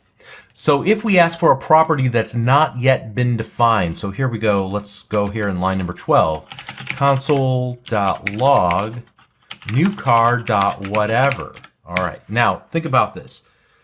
Whatever property does not exist on new car. Whatever property does not exist on its prototype, the original car. So what happens next? Well, then JavaScript will traverse back and say, hey, original car, what are you linked to? And since we defined original car like this, we're linked back to type object. Actually, it is the built-in native object function. However, the whatever property is not defined on that either. So now what happens? Well, finally, JavaScript will do one final traversal asking the object built-in native object what its prototype is, and by default, it will return the primitive undefined. So when we get to line number 12, in fact, let's go ahead and comment out just about everything else here. I'm going to hit Control A there, and we'll get rid of all this just so we can kind of see what we're doing here. So at this point, what happens? We get undefined. Why? Because new car doesn't have a whatever property. We look back and the prototype, original car, doesn't have a whatever property. Its prototype, object, doesn't have a whatever property. And its prototype is undefined, and that gets returned. Okay. That's the end of the chain, so to speak. And that, my friends, is basically how the prototype chain works in JavaScript. You don't have to use this. You probably should know it, although you could probably go your whole career and not really have to ever deal with it. However, this is fundamentally how all your objects work and why you get the undefined type returned when you attempt to access a property value that doesn't exist. So I tried to make this as simple as possible, but this is a post-beginner topic. In fact, I was looking at some tutorials online and I saw that this was actually an advanced topic. But if you kind of understand what we're talking about here, just think about how far you've come in your JavaScript understanding to get to this point where you can kind of understand what's going on. That's impressive. So I would just recommend that you watch this again, you take a look at a few other tutorials online, and you give it some time to sink in, and you'll probably leapfrog over a bunch of people who are trying to learn JavaScript, but not really pushing themselves past the absolute basics. You're doing great. Hang in there. We're making great progress, and we're getting close to the end. Relatively close. All right, so we'll see you in the next video. Thanks.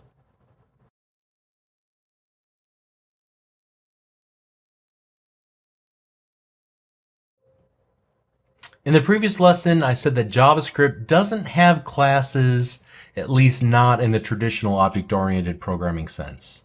Nor did it have inheritance in the traditional object-oriented programming sense. I explained how JavaScript is focused on objects and the linkage between objects that are based on objects. We also looked at constructor functions that allow you to construct a new object from a function call, but this really isn't a class in the traditional object-oriented sense either. But technically, JavaScript does actually now have classes, or the notion of a class, and it was introduced in the last version of JavaScript. Now, JavaScript classes give you the impression that you're working with something that resembles traditional object-oriented programming, but in reality, nothing has really changed. JavaScript remains object-focused, and objects can still be prototype chained together. I don't know how to say it correctly. JavaScript classes are what is termed syntactic sugar on top of the existing JavaScript object and prototype models. That term, syntactic sugar, you'll see that frequently in software development circles. It's programmer slang. That means that they added a few keywords and structures in JavaScript, but these merely map to existing features of JavaScript. They don't really add new features per se. So the syntactic sugar might help those who are transitioning from more traditional programming languages to JavaScript, but JavaScript purists are quick to point out that this new feature, the class feature in JavaScript, may do more harm than good, because at the end of the day, you still have to make the switch from classic or traditional object-oriented programming to a more object-based prototype inheritance, if you want to use that term.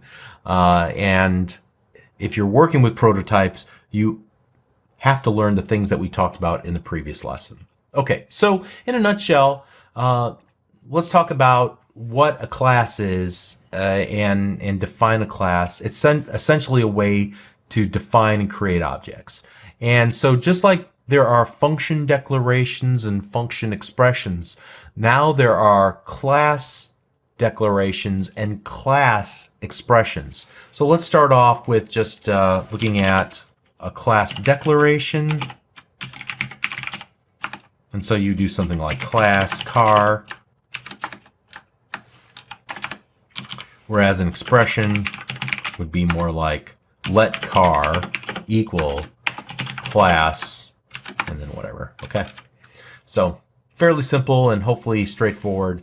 It's basically a declaration, you give it a name, and expression is, well, it's an expression. So JavaScript classes can have a constructor function that gets called automatically whenever you use the new keyword. So let's go with the declaration version of this. I'll comment this out, this expression. All right, so inside of the declaration, let's create a constructor function. You have to use the term constructor. Then you can add any input parameters that are essentially going to map to properties that you're going to add to a new instance of an object based on this class. So here again, you do something like make, model, and year. And just like in the constructor functions that we learned about a couple of videos ago, you would still use the this keyword, make equal make, this dot model equals model, this dot year equals year. Okay, so you can see similarities here, right? And then to create a new instance of an object based on this class, you would do let my car equals new car, passing in, you know, BMW 745 Li and the year 2010. Okay. So again, I want to make the point here that that word or that name of your constructor function in a class definition in JavaScript has to be named constructor in order for this to work. And here you're still using the new keyword. New still creates an object instance. It still passes it to the constructor function. Now, in this case, the name of the function is not car. The name is constructor, but you're passing input parameters into that constructor method. And then using this in this context, it's the new empty object that we're attaching properties to and then initializing their value to the arguments that are passed into the constructor. All right, hopefully that all makes sense. And it's similar enough to what we've already learned that it kind of, you can see where things are mapped. Again, syntactic sugar on top of what already exists. All right, so you can also create methods on the class. In fact, let me do it outside of the constructor method. So here I want to create a print method, and you know, I can do something like console.log, and then I'm going to go ahead and use our special string syntax, interpolation syntax. Let's make some space for myself here, and I'll say this.make, this.model, and I'll format it a little bit with some parentheses, but inside we'll go this.year. All right, so here again, now that I have an instance of my car class called my car, I can call print, like so. And so let's go node classes, and you can see I get the nicely formatted version of the information in my car class calling the print method. All right. Now, beyond these basics, you can actually approximate inheritance, at least inheritance in the classic object-oriented programming sense.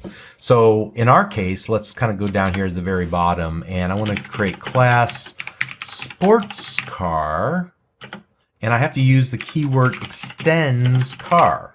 All right, so right off the bat, when I do that and I create a new instance of sports car, let's do that. So let my sports car equals new sports car. Now I don't have a constructor function defined, but when I use the open parenthesis, notice that IntelliSense still sees that I have make, model, and year. Why is that? Because by extending sports car from car, I still get the constructor method defined on car, and I can still set the make, model, and the year. So here, let's go dodge Viper. And I don't even know if there's a 2011 version of it, but I don't know if they stopped making it or if they're still making it. I'm not even really sure, but it doesn't matter. All right. So at this point, and we can even call my sports car dot print. All right. And now we get that printout here like so. So we're extending, we're borrowing the entire definition of our class, and we are getting the constructor method defined in car. We're getting the print method defined in car, but I can extend and push beyond the boundaries of the car's definition by adding properties and methods. So for example, here, let's just add a quick method. And I'm going to call it, since it's a sports car, we're going to create a method called rev engine, which will be a unique printout of information. So console.log, and we'll do something .vroom goes the this dot model. Okay. So now I can call my sports car dot rev engine, and I get vroom goes the Viper. I guess I should have added a space right there. All right, now what if I were to do this? I still have my car. Can I go my car rev engine? Let's see. Nope, can't. Why? Because it says rev engine is not a function. Well, it is a function. It's just not defined on the car class. It's defined on the car class's inherited child called sports car. All right, so you can't access rev engine from the car class. And you know what? Honestly, there's more to it than that. There are some advanced scenarios, but that should be enough to show you what the class keyword and the extends keyword can do and how it operates. And you can see the rough equivalence between what we did here and what we've done previously. And hopefully you can kind of see that there's a mapping, and that ultimately what's going on behind the scenes though is that we're creating a sports car object and its prototype is car, and we're adding on a rev engine method. But when we look up the constructor function, when we look up the print method, it's still using prototypes behind the prototype chain behind the scene to manage all that. It's just JavaScript is kind of covering that up just a little bit with some different syntax. Okay? So my personal opinion is that if you're coming from a traditional object-oriented programming environment and you need to become productive very quickly because you have a looming deadline or whatever the case might be, you might be better off trying something like TypeScript, which was created by Microsoft. It gives you the feel of C# and Java, more so than JavaScript will, and it gives you more of that traditional object-oriented programming look and feel, and ultimately it will transpile down to pure JavaScript. Kind of out of the context of this conversation, just what you should do is go to typescriptlang.org and you can study up on it a little bit, but it's essentially a super type of JavaScript, meaning anything you do in JavaScript will work in TypeScript, but TypeScript gives you some extra features that will make it feel more like Java or C# if that's something you need.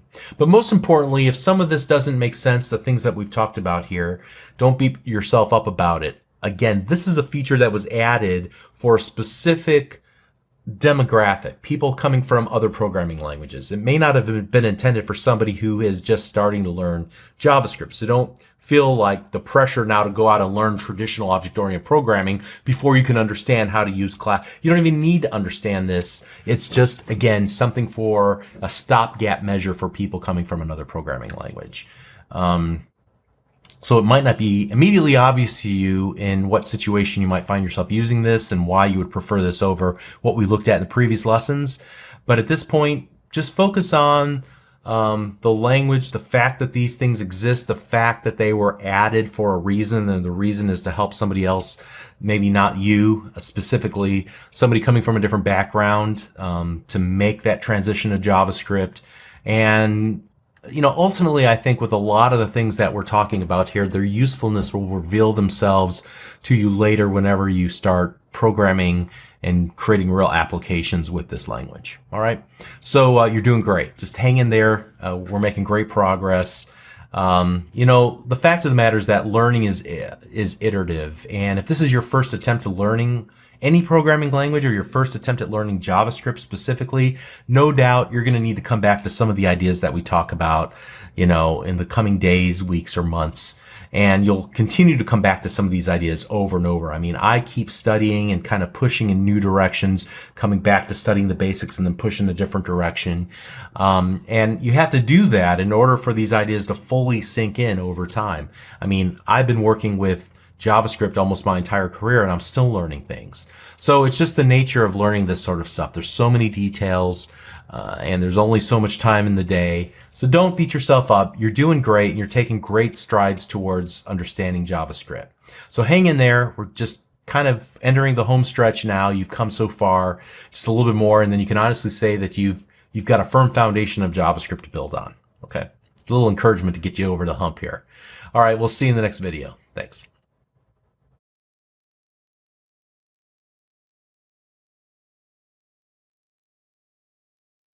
In the most recent version of JavaScript, you can define a function using a shorthand syntax called arrow functions. And arrow functions, since they are just a shorthand syntax for creating a real function, and functions are used everywhere in JavaScript, as you know by now, you might not be surprised to hear that there are many different ways that arrow functions are used in JavaScript, and there are many different syntax variations to boot. So what I want to do is start simple, and I want to look at a few practical applications of arrow functions, but we'll start using them as frequently as possible from this point on, and you'll begin to see them pop up just about everywhere. All right, so you can see that I have a file called arrowfunctions.js that I've already created, and I want to create my very first super simple arrow function. So here we go. I'm going to create a function called hi. I'm going to set it equal to a set of empty parentheses, what's called the fat arrow operator. So equal sign and a greater than symbol after it to kind of resemble a fat arrow, I guess, as opposed to a thin arrow, which has absolutely no meaning in JavaScript. This fat arrow then will point to a body defined by an opening, closing curly brace. And then we'll do console.log howdy. Okay, so far so good, right? One line of code, an entire function declaration, and we can just call hi.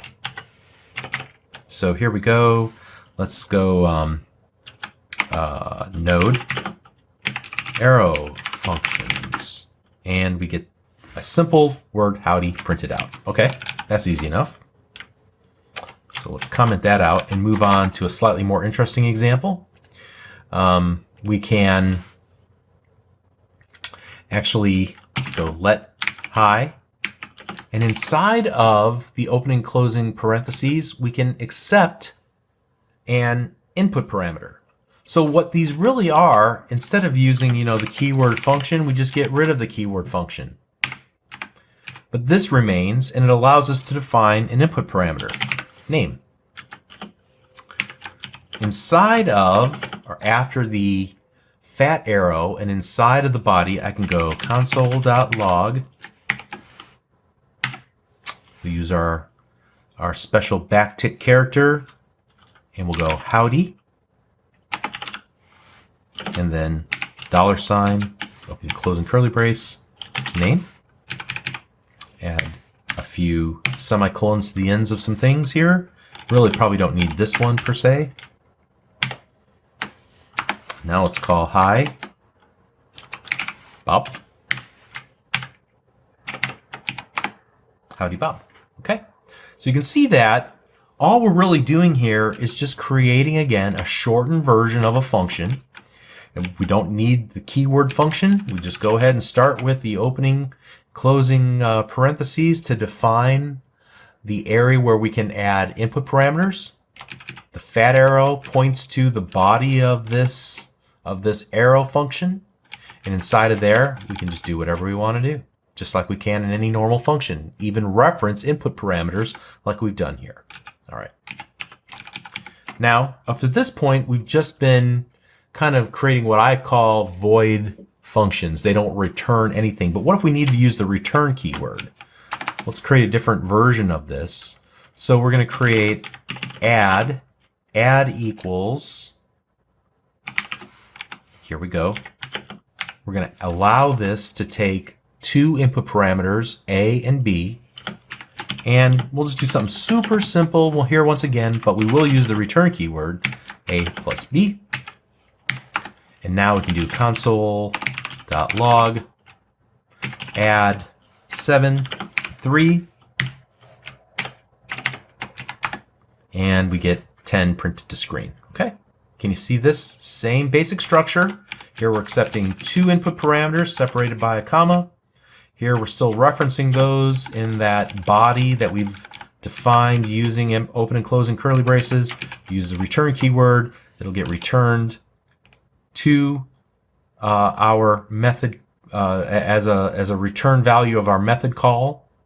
And here we're just passing in numbers, getting that value back and printing it to screen. Okay, so far pretty easy stuff, right? Now, you might be wondering, how could I ever use this sort of thing? What is its pertinence?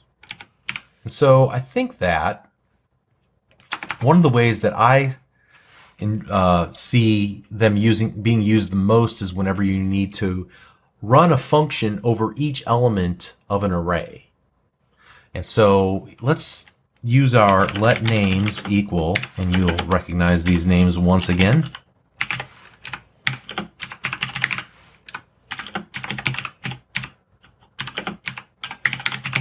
Okay.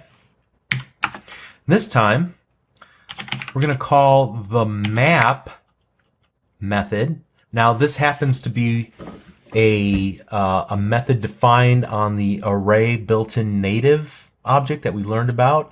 But we'll talk about more of these helper methods built into the array built-in native object in an upcoming lesson. But the map is a pretty cool one, because what it allows us to do is to basically iterate through each element of an array, and when it iterates through, it will actually allow us to call a function. And this is a perfect spot for creating, right inside of here, one of our arrow functions.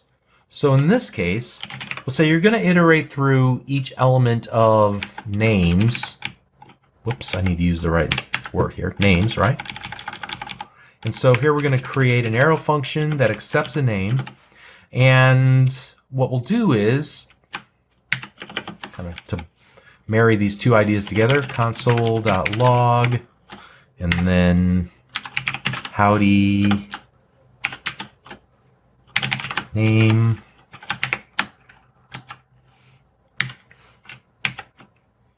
All right.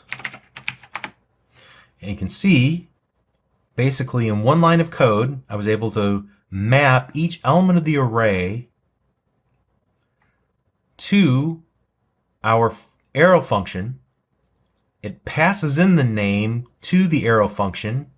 In the body of the arrow function, now we can simply operate on it just like we were doing previously.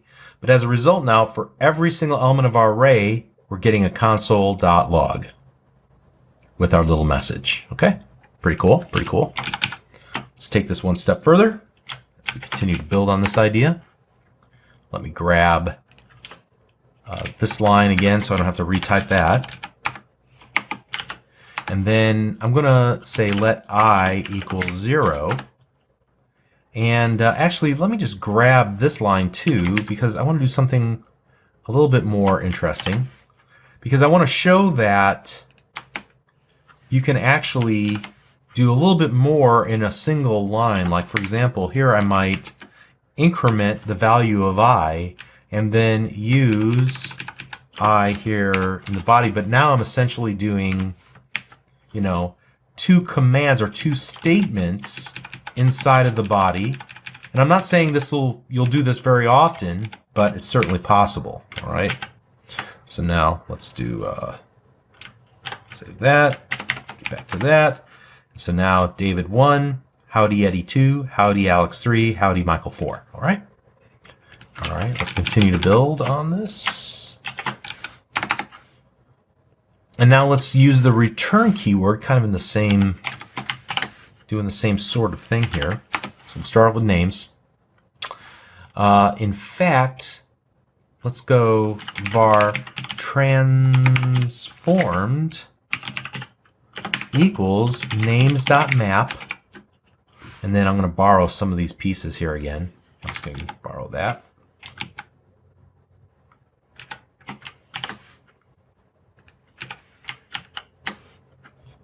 Except I'm not going to call console.log. I'm just going to return that string. Let's see if we can get this all kind of lined up here.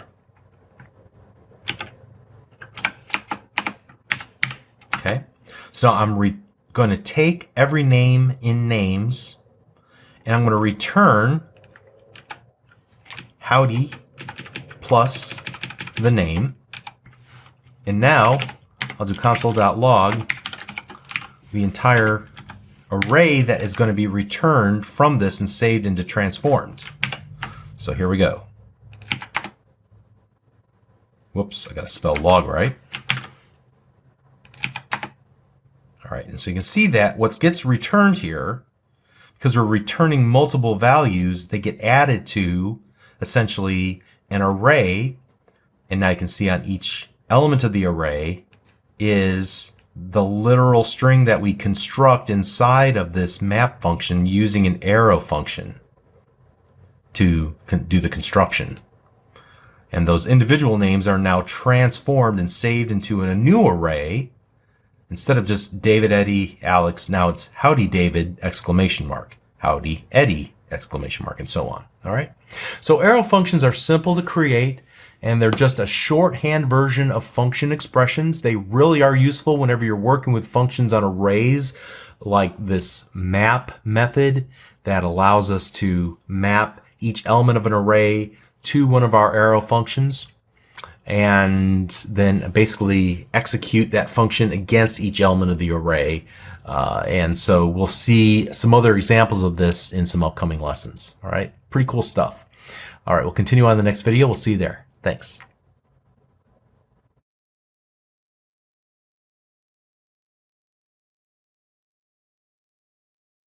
Designing a course can be challenging sometimes because when you finish a topic, there's a number of directions you can go after that topic. But if you have an overarching idea that you want to get to eventually, you're going to have to kind of leave some important thoughts on the side and come back to them later. And that's really what's going to happen in the next 4 or 5 lessons or so. These are topics that could have easily been covered much earlier in the course, but because I was trying to get somewhere, I left those details off till now. So hopefully you don't mind that we're going to circle back and fill in some of the, or backfill some of the topics that we just didn't cover in a lot of depth. And the first that I want to talk about are these terms Truthy and Falsy, which seem to be specific to JavaScript. I haven't seen them used in other programming languages. Maybe I just haven't looked at the right programming language. But basically, it has to do with evaluations. So when you evaluate an expression, like for example in an if statement or in a switch,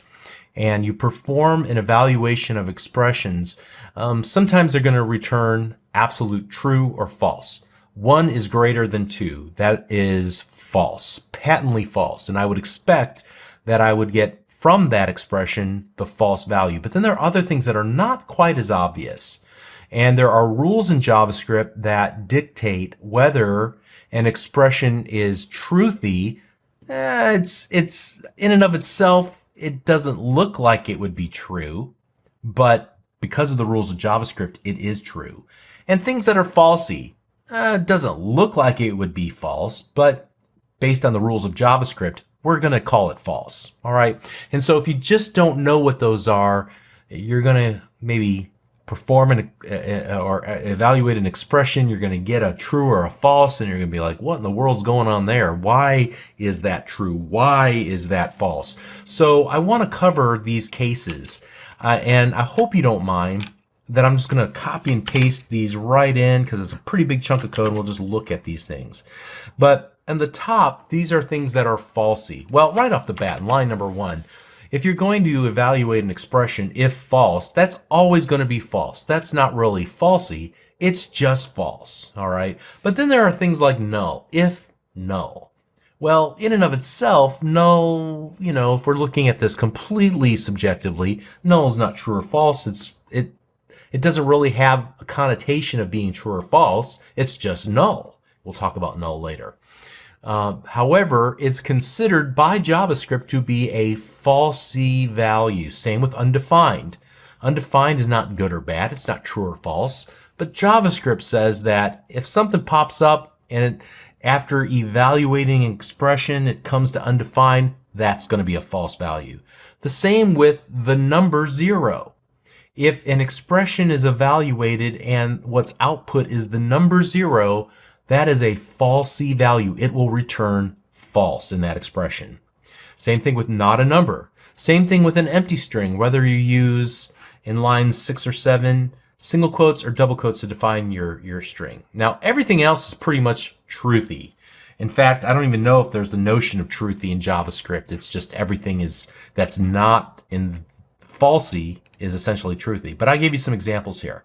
Obviously, just like if false is falsy, if true is going to be truthy. It's just true.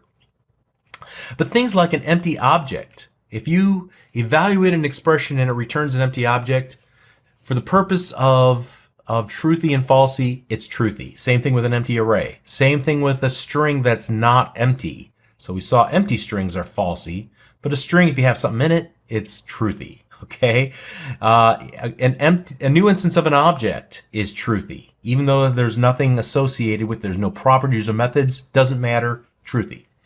Same thing with any non-zero value, whether it be an integer or a float, which means values after the decimal point, those are all truthy, as is a constant in JavaScript called infinity, whether positive or negative infinity, all truthy values. So here again, if you ever come across something in an evaluation, it returns an odd value that doesn't strictly return true or false.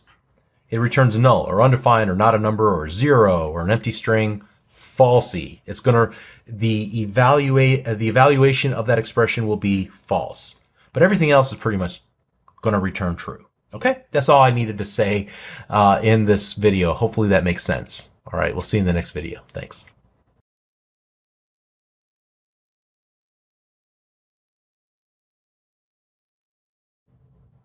Continuing the sentiment from the previous lesson, where we're kind of doing a roundup of topics that by all rights could have been discussed earlier in this course, but we're going to introduce them now. I want to talk about the last of the data types that we'll encounter, the data type null. So it basically, null represents a variable that points to nothing, but an object reference was expected in that case. So just as a quick reminder, you can create a variable and not set any value to it, not initialize the value, not set the value. And in both cases, or whenever we look at the actual value or the type of the value, it is going to return undefined. So the value of A, because we've not set it to any value, is undefined, and the type of A is undefined. All right, but here that's just a variable. We didn't set it to a primitive string, number, or Boolean, or anything of the sort. All right, let's suppose that you actually are expecting the variable to hold a reference to an object. So just to kind of copy a quick example from a previous lesson, let me comment all this out and paste in this. So here we have our regular expression example where we're going to try and match a pattern XYZ. And we're going to use the strings match method, passing in the regular expression, literal, that we created in line 5. But this time there is no match. There is no string XYZ in my value variable. So what is result set to? Well, let's see what we get. In this case, we get result is set to null. All right. Well, what is the type of result? So, type of result. All right. This is going to require a little bit of explanation, okay? That's the quirk with null. It will actually return object, not the primitive type null. And that's a known bug in JavaScript that will likely never be fixed because too much code on the internet depends on the fact that type of null equals object is, you know, it's basically baked in and grandfathered at this point. But by all rights, if JavaScript had been designed correctly from the start, that would be null. But hopefully you get the idea there. All right. But the interesting thing about getting a null result when we expected an object back is that we can do something like this, and I'll just copy and paste this instead of typing it all in.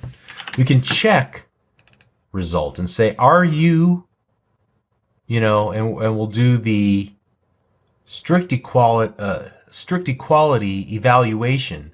Is result null? And if it is, then we can say, well, no match was found. XYZ was not found in our value. All right.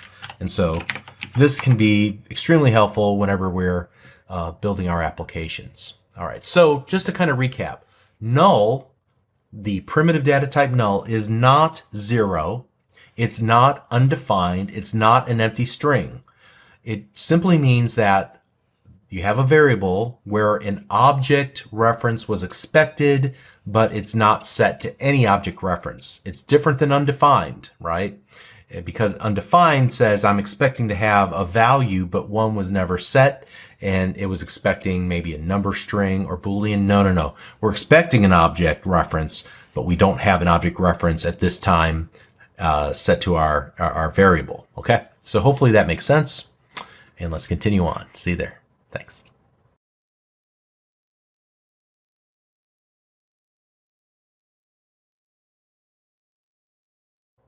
It's been quite a few lessons now since we've talked about the built-in native functions that return objects. We saw at that time that there was a date constructor function, and that date constructor function will return an object that allows us to work with dates. And so I just wanted to take a brief look at what it can do and how you can actually work with date type information using the date object. So let's start off with a very simple case here. I'm going to say, hey, let today equals new date, and that will by default give us right now, this date and time. All right.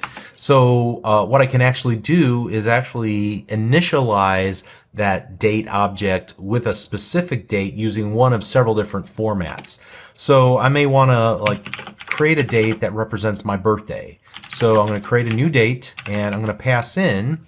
And this is interesting, right? Because if I look at IntelliSense, it has an up and down arrow. I can actually use the arrows on my keyboard, and it will show me the various versions of constructors that are available with which to initialize the state object. So we can start off with something really simple and just kind of a full date, like December 7, 1969, and we'll give it a time even at 7/01/23, just guessing at the actual minute and second of my birth. I don't really know exactly. I know it was early in the morning, that's all. So that's one way to initialize the date, but there's a couple of other ways. Let's just do let Bob equals new date. And there's a file system date type that looks something like 1969-12 for the month -07, and then T for time, and then 07 because it's on a 24-hour schedule, :01:23, and that's roughly about the same. These two will create the same basic time. All right. There's also, we could just kind of simplify things a little bit here using a different format. Just give it the year, month, base 0, and day, I think base 0 as well, though I'm not really entirely sure about that. And then let Bob equals new date. It's kind of the same thing. 11/6, and then 7/1, 7,1,23. So I think these are about the same. I may be off by one. I forget if it's 0 based or 1 based, but you can look that up fairly easily. I'm not going to use these, but I just want to show you that they exist. Okay, but we have here now today's date and my original date, my birth date. And so what we can do is something interesting, like get the time that's elapsed between those two dates by just saying var elapsed time equals n equals today minus Bob, console.log elapsed time. And what it will give back to me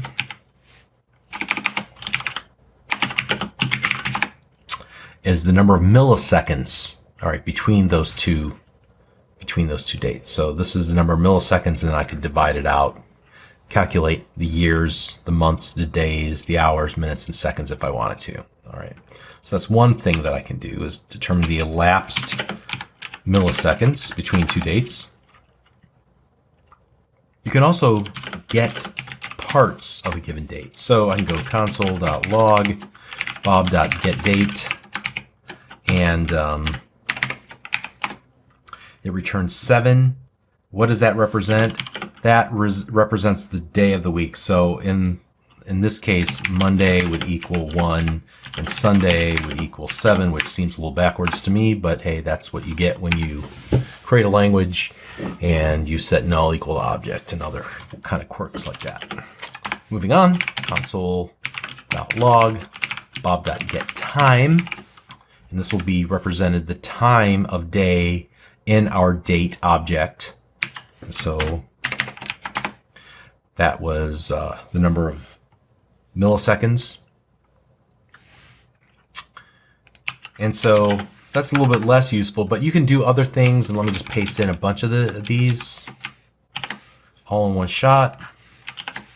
You can get the month, the day, hours, minutes, seconds, and milliseconds.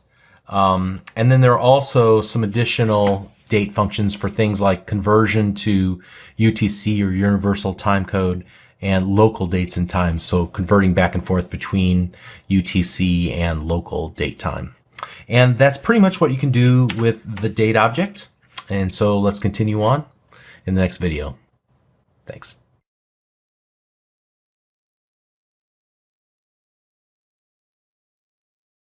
Previously, when learning about built-in natives, I explained how the string primitive is mapped to the string built-in native object. And by boxing the string primitive into its equivalent string native object, built-in string native object, JavaScript therefore will supply us with a rich set of functions. Now in this lesson, I want to demonstrate just a handful of these very useful string methods that are supplied to us by the string built-in native object and explain why they're useful.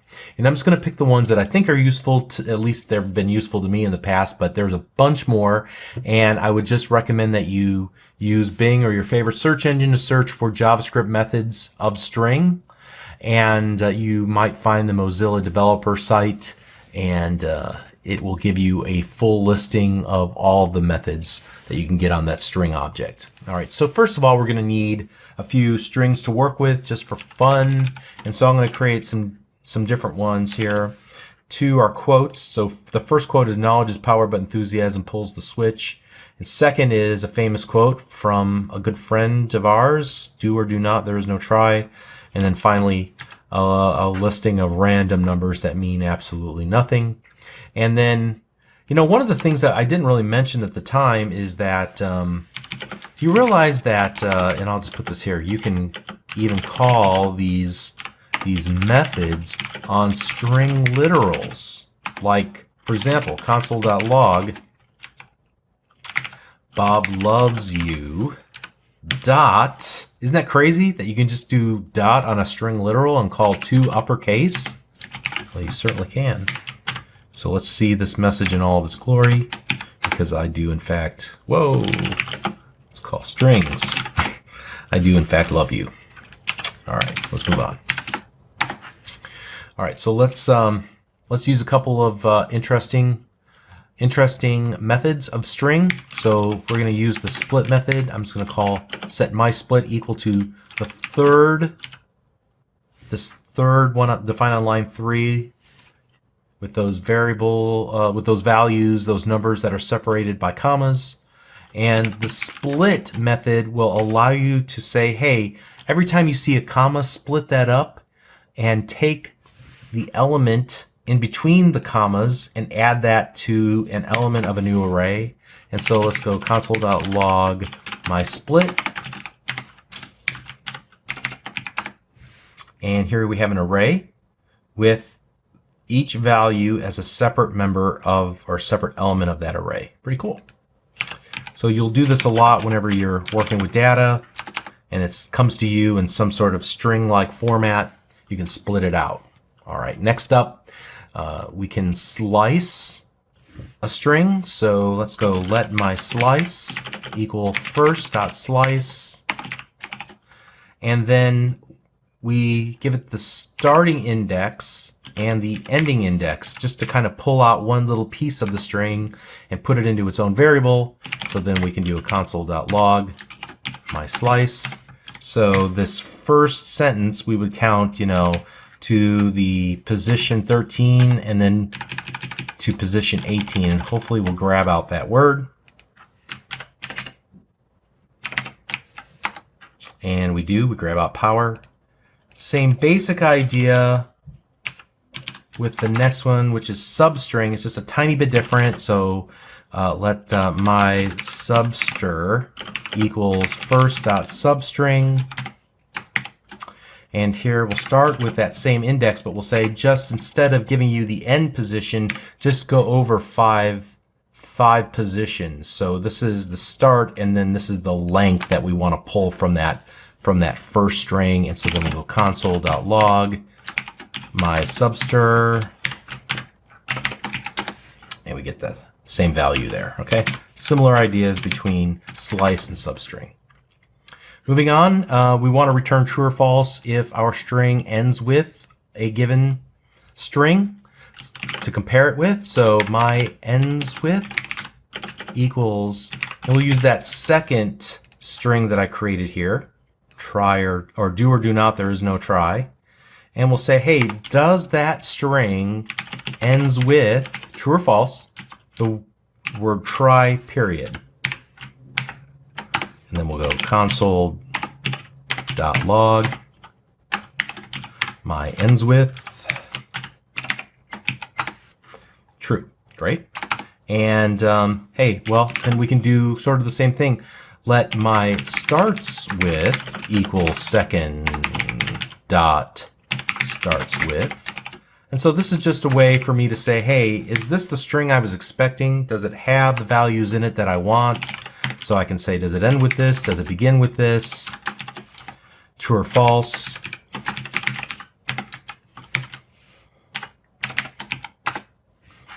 All right, so that's true as well. And then we can even say, hey, you know, someplace in the string,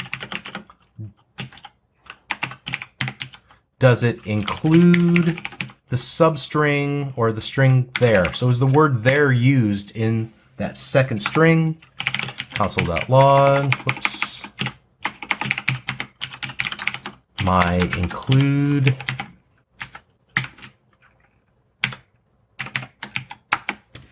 whoops, there is no there. All right.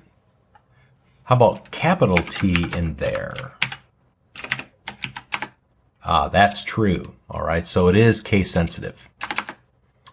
All right, so let's comment all these out. Which is interesting.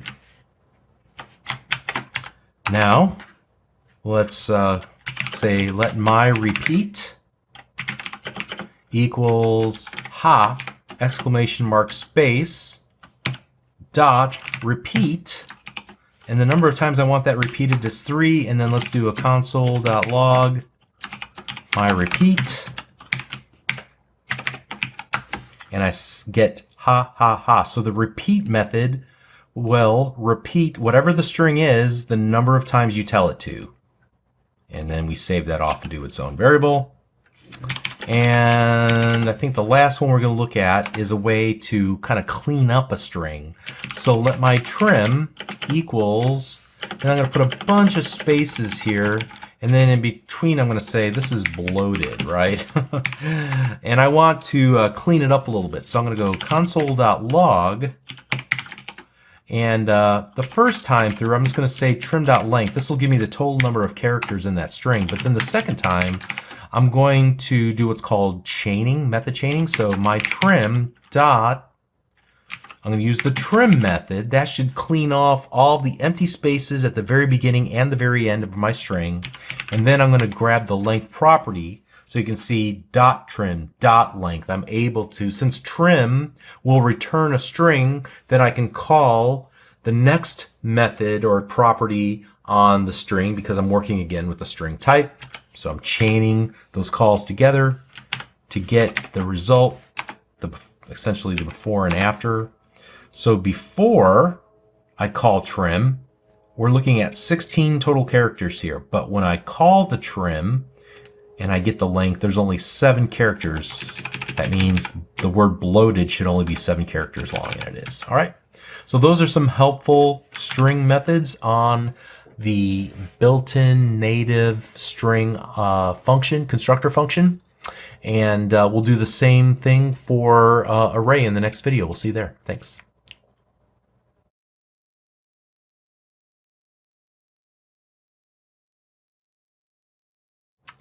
Since we gave strings methods the proper treatment, I want to do the same for arrays. So we'll do that here. And let me create a couple of arrays.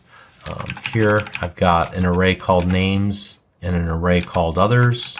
I've got an array called lost and an array called Fibonacci. So the obvious difference is that here I'm working with strings, here I'm working with numbers.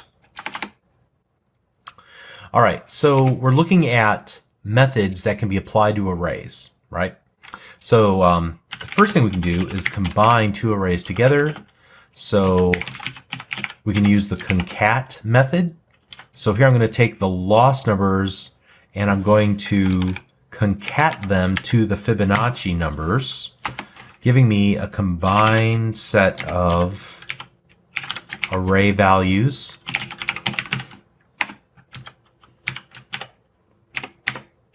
And here I'm going to go node array-methods, the name of the file I created. And I get a long set, a complete set, where you can kind of see the division between the 2 sets. Now they're all in one array. Okay. Seems like it might be helpful at some point. Otherwise, we'd have to loop through and push or pop, or I mean push elements of one array into the other array. That might be a little bit of a cumbersome process. You can also do something interesting like console.log, and we can take combined, or the combine. Well, we don't need that. We can use Fibonacci. And what we'll do is call join. And I can say, hey, join all the elements of the array together and separate them with this string. So I'm just going to use like a tilde here for no other reason than the fact that we just haven't used the tilde yet. And I think now we've used every character on the keyboard at least once. All right, so let's save that and then run it. All right, and you can see that I just merely printed out the Fibonacci numbers with a tilde. Join them together into a single string, but they're separated by a tilde now. Okay. We've already talked about or demonstrated push and pop. I don't want to go back into those, but they're essentially ways to add elements to the array or remove the last element from the array. There's some other ways to do that too. For example, here we've got a console.log. We'll take the lost numbers and we'll call the shift method. And what the shift method will do is take one item off the front side of the array and it'll return it back to us to print out. But then if we go and look at the array, we'll see that it actually removed it. So it's essentially a pop, but instead of working off the back end, it works on the front end. Okay, so let's see that in action. And we get that exact behavior that I described. Great. We can do something called an unshift, which is to add items to the front. So it's essentially just like a push, except we're going to add items to the front, one or more items. So here we go with the lost unshift, and then we're going to say, hey, let's add we can add 1, we can add 2, we can add a bunch of items, right? And so now when we do console.log lost numbers, whoops, we'll see, whoops, what did I mess up? I call it list instead of lost. There we go. And so now I've added the values 1, 2, 3, and 4 as new elements of my array, and then it continues on with 8, 15, 16, 23, and 42. Okay. Let's comment all these out. Moving on. Let's find an element, or first of all, here, console.log. Let's take the names and reverse their order.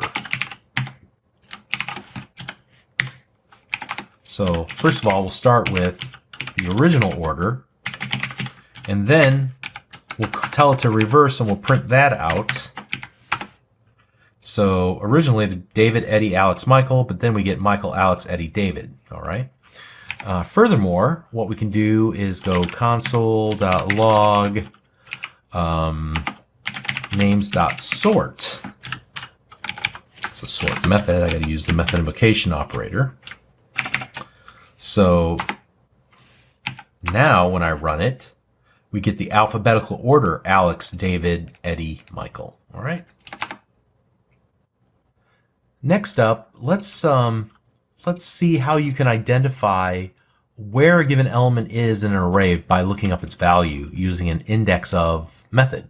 So here we're going to go console.log, and we'll go others.index of, and I'm going to look up the element named Mark. All right. And so let's see where it's at. It should be the third element of the array. So I'm going to go back up here to others, 0, 1, 2, 3. It's at the third element, so then I can go grab it. Okay. How about we look at and find the last index of, and let's take those combined numbers. Remember all those numbers, we basically put them together. Let's go the last index of the value 1.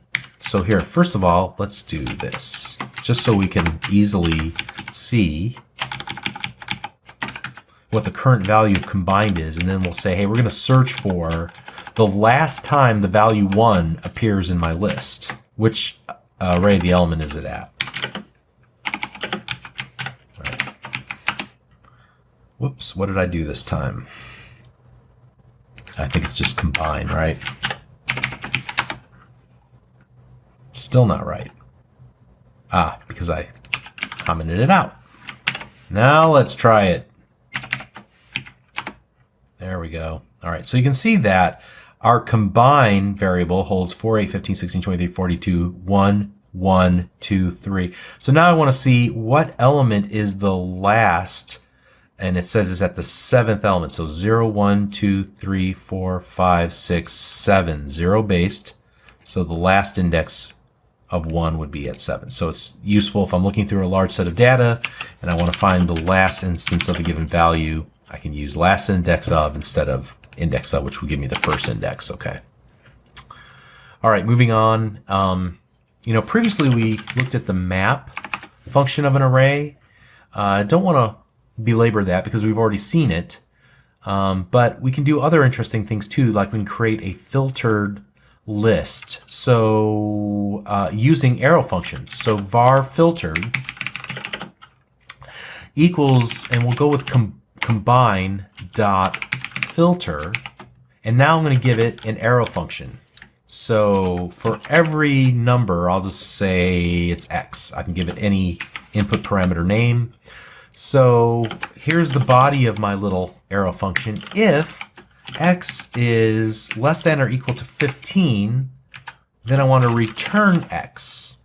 All right. And effectively what will happen is it'll return only those numbers that match this expression, so that when I do console.log filtered, I should only see numbers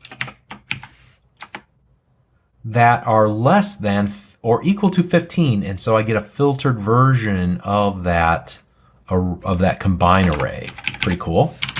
And a good example of why you would want to use arrow functions. Similarly, you can do something using a what's called an iterable. It's a method called for each. So this will go through each element of an array, and inside of that I can then create an arrow function similar to things we've done in the past.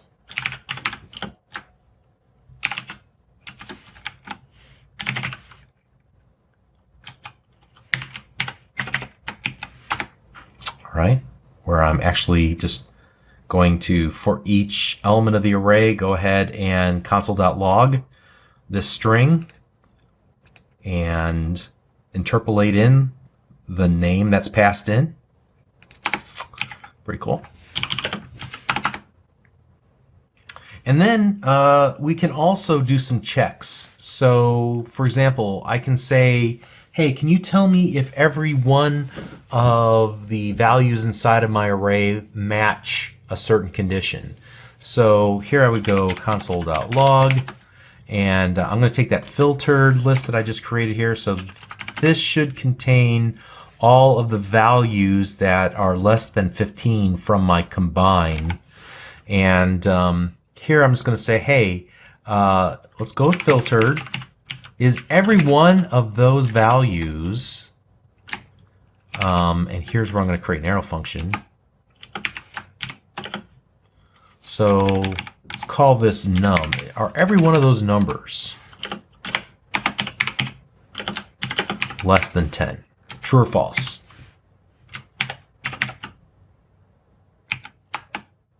False. Why is that? Well, I happen to know that there's at least a 15 in there. Maybe if we increase the number to something like 16, are all the numbers less than 16? Well, they better be, because they wouldn't have matched this criteria, right? True. Okay. So that's the every method of an array. Similarly, we can look at sum. So tell me if at least one element of the array matches a condition. So here again, console.log, start with that. Let's create an arrow function. Whoops. We'll start off with, use the Fibonacci numbers. So sum, true or false? Well, let's start off here with an arrow function, number. Are all the nums greater than 50? True or false?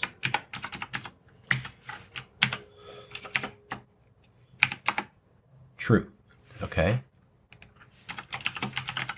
Are they all greater than 100? Or are there any of them? There's at least one item greater than 100. That's what we're testing for here. False. There's no items in that Fibonacci sequence that we have here in our array that are greater than 100. All right. So hopefully, first of all, you can see that there are some very useful helper methods on the array built-in native. Secondly, more examples of arrow functions that are used inside of some of these methods. Hopefully that's useful. Let's keep going. See you in the next video. Thanks.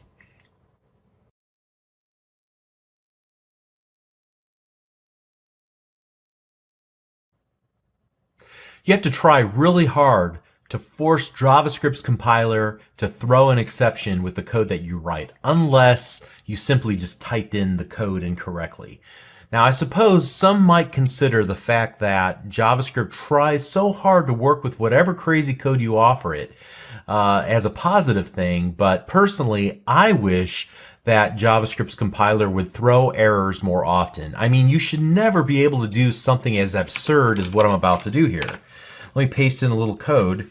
I mean, this makes absolutely no sense. Here we're going to attempt to multiply 7 times undefined divided by Panama. Okay, what's the answer to that? Well, you know, it looks at it and says, well, I'm not really sure that that's going to come out to be a number, so I'm just going to return not a number.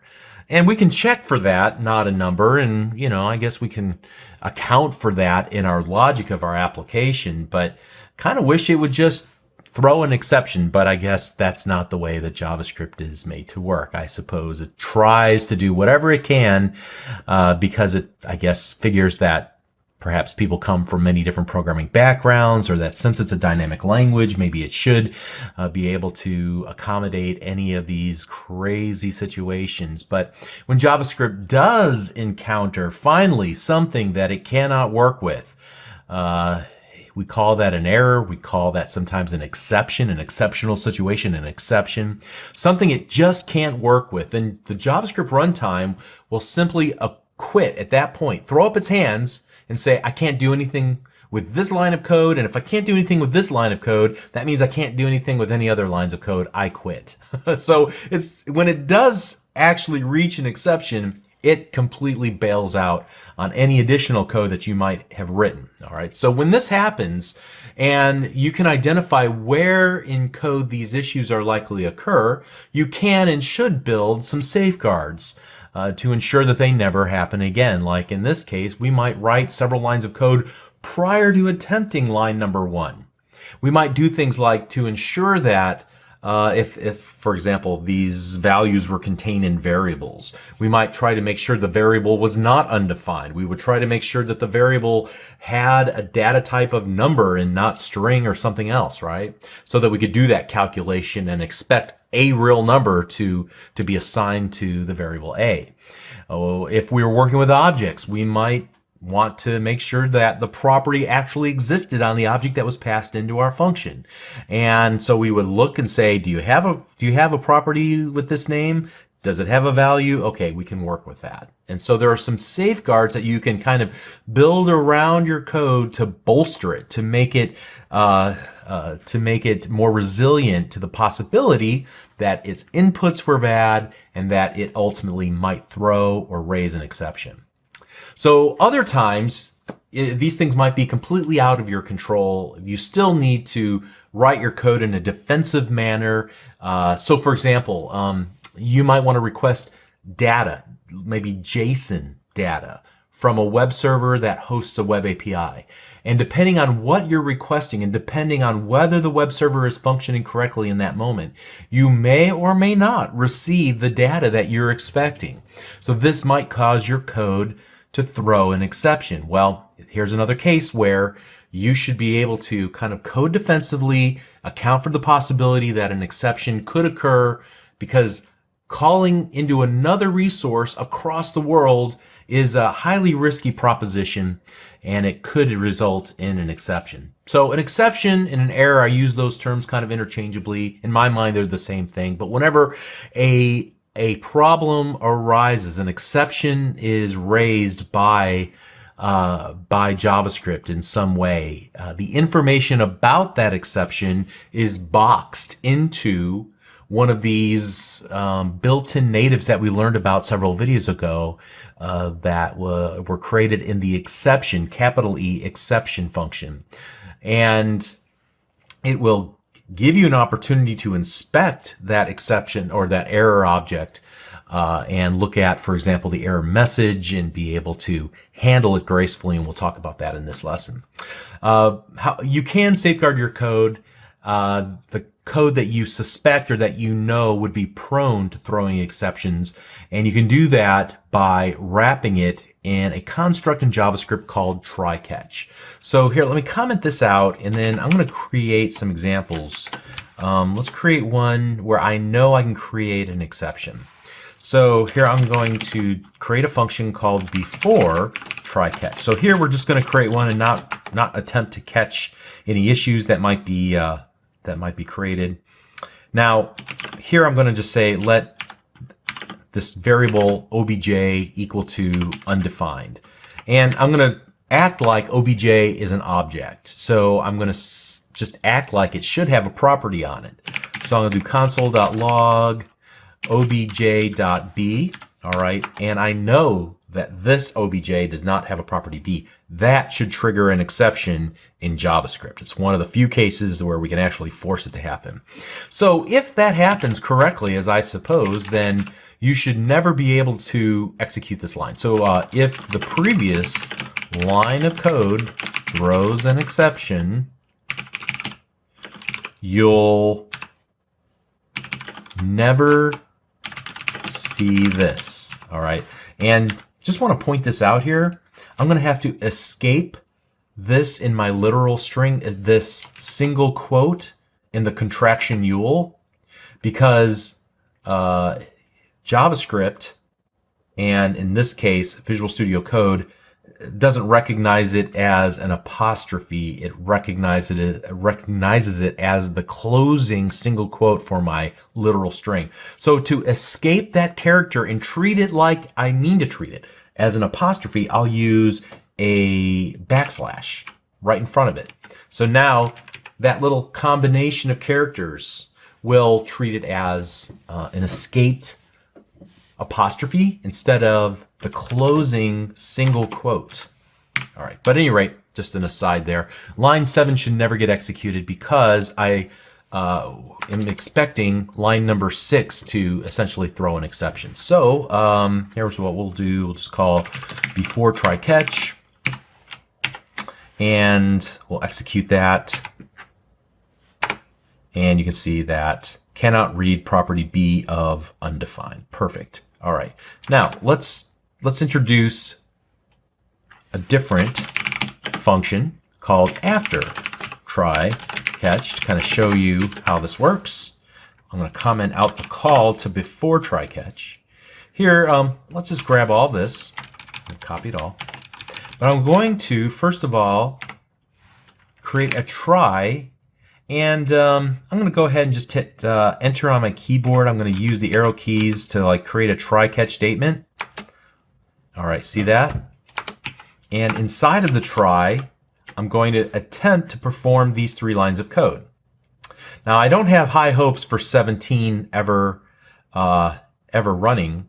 However, I suspect that what I can do is do something like this if we were to reach an exception in line number 16, which we will. So in this case, what I can do is say I caught an exception that was thrown by the JavaScript compiler. And I can even inspect that error object, and I know that it has a message property. So we'll do something like that. But the key here is that this will not break my application. My application can continue to execute. So I can go console.log. My application is still running. So even if we encounter an exception like I suspect we will in line number 16, we can catch the exception, handle it, do something, and then move on. So let's start with this, then we can move on and see if there's other things we can do here. Whoops, what am I doing wrong here? Oh, I need to actually now call my after try catch. So now let's try to run it. All right, I caught an exception, cannot read B, property B of undefined, but my application is still running. So it did not completely just shut down my application. Perfect. Now, what I can do is actually add another statement called finally. And this will run regardless of whether my try makes it successfully all the way through or whether the catch has been invoked. So I can just do console.log. This will happen no matter what. All right. And usually use a finally statement to clean up any resources that you no longer need.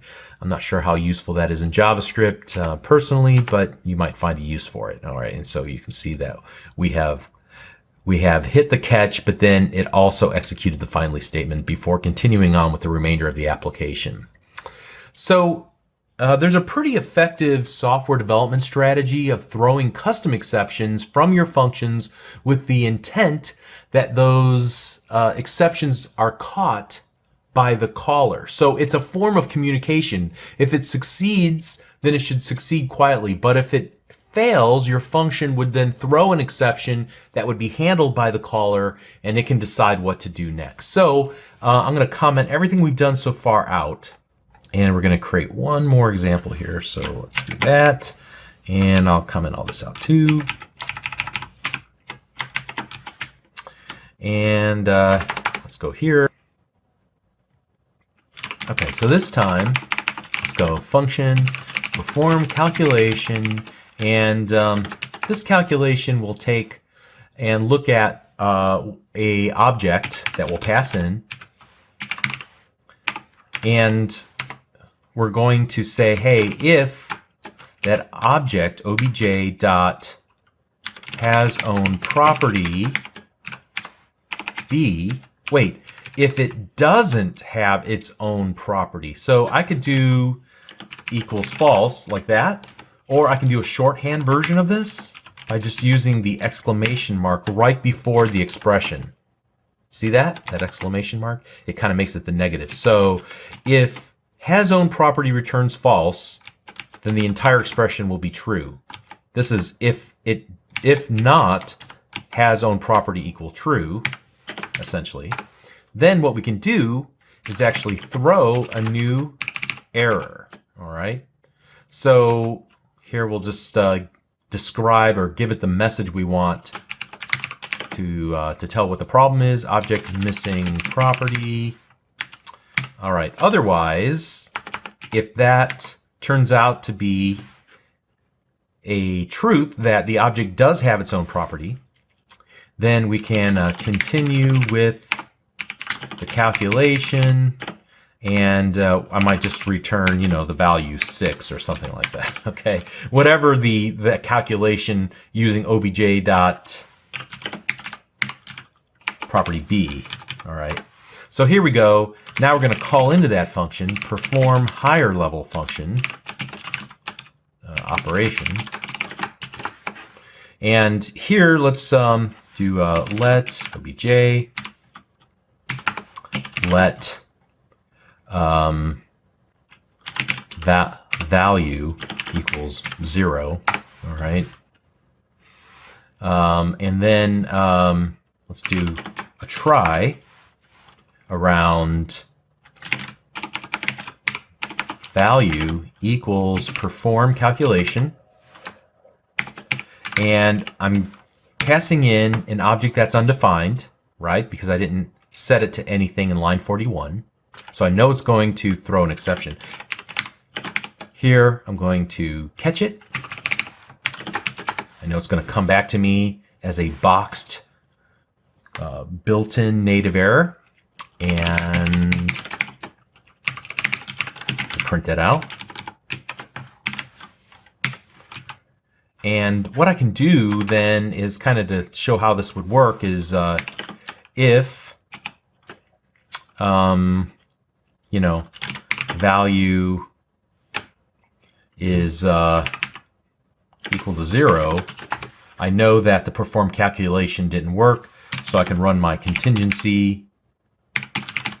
Perhaps I can do some retry logic, whatever I need to do to make my application handle this exception gracefully, and then continue with whatever logic makes sense after that. So let's see if this works. I think I got this right. Let's call perform higher level operation, and I'm not sure what to expect to see here, but I don't want to see any exceptions pop up, other than the one that I'm printing out and throwing here.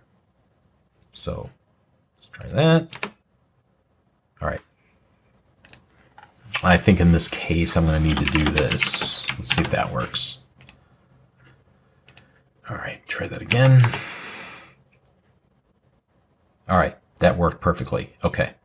So in this case, created an object, passed it in, doesn't have property B, so we throw an error.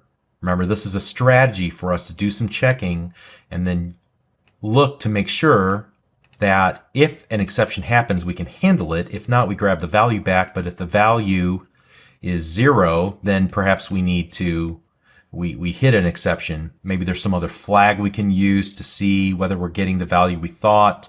Perhaps in the catch we can do some work. Maybe in the finally statement, it makes more sense to put it there.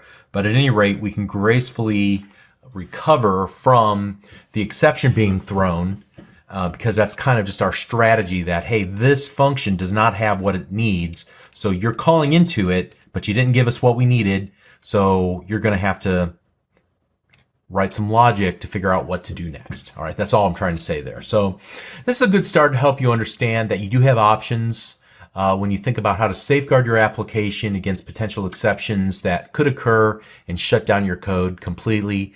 Ideally, you could think of all the ways that your code could possibly fail and attempt to mitigate those potential issues up front. But after you've done a reasonable amount of work to perform gated checks like I demonstrated here in line number 33, 34, and 35, then you can ultimately wrap your code in a try-catch statement, try-catch finally, whatever works for you. And furthermore, you can throw custom errors from one function to another as a means of communicating failure and allowing the caller to implement some contingency like we looked at in line number 50 there. Maybe even some retry logic to ensure that ultimately the application is performing correctly and it can recover from any exceptional situations. All right, that's all we really wanted to say. All right, so we're doing great. Almost done. We'll see you in the next video. Thanks.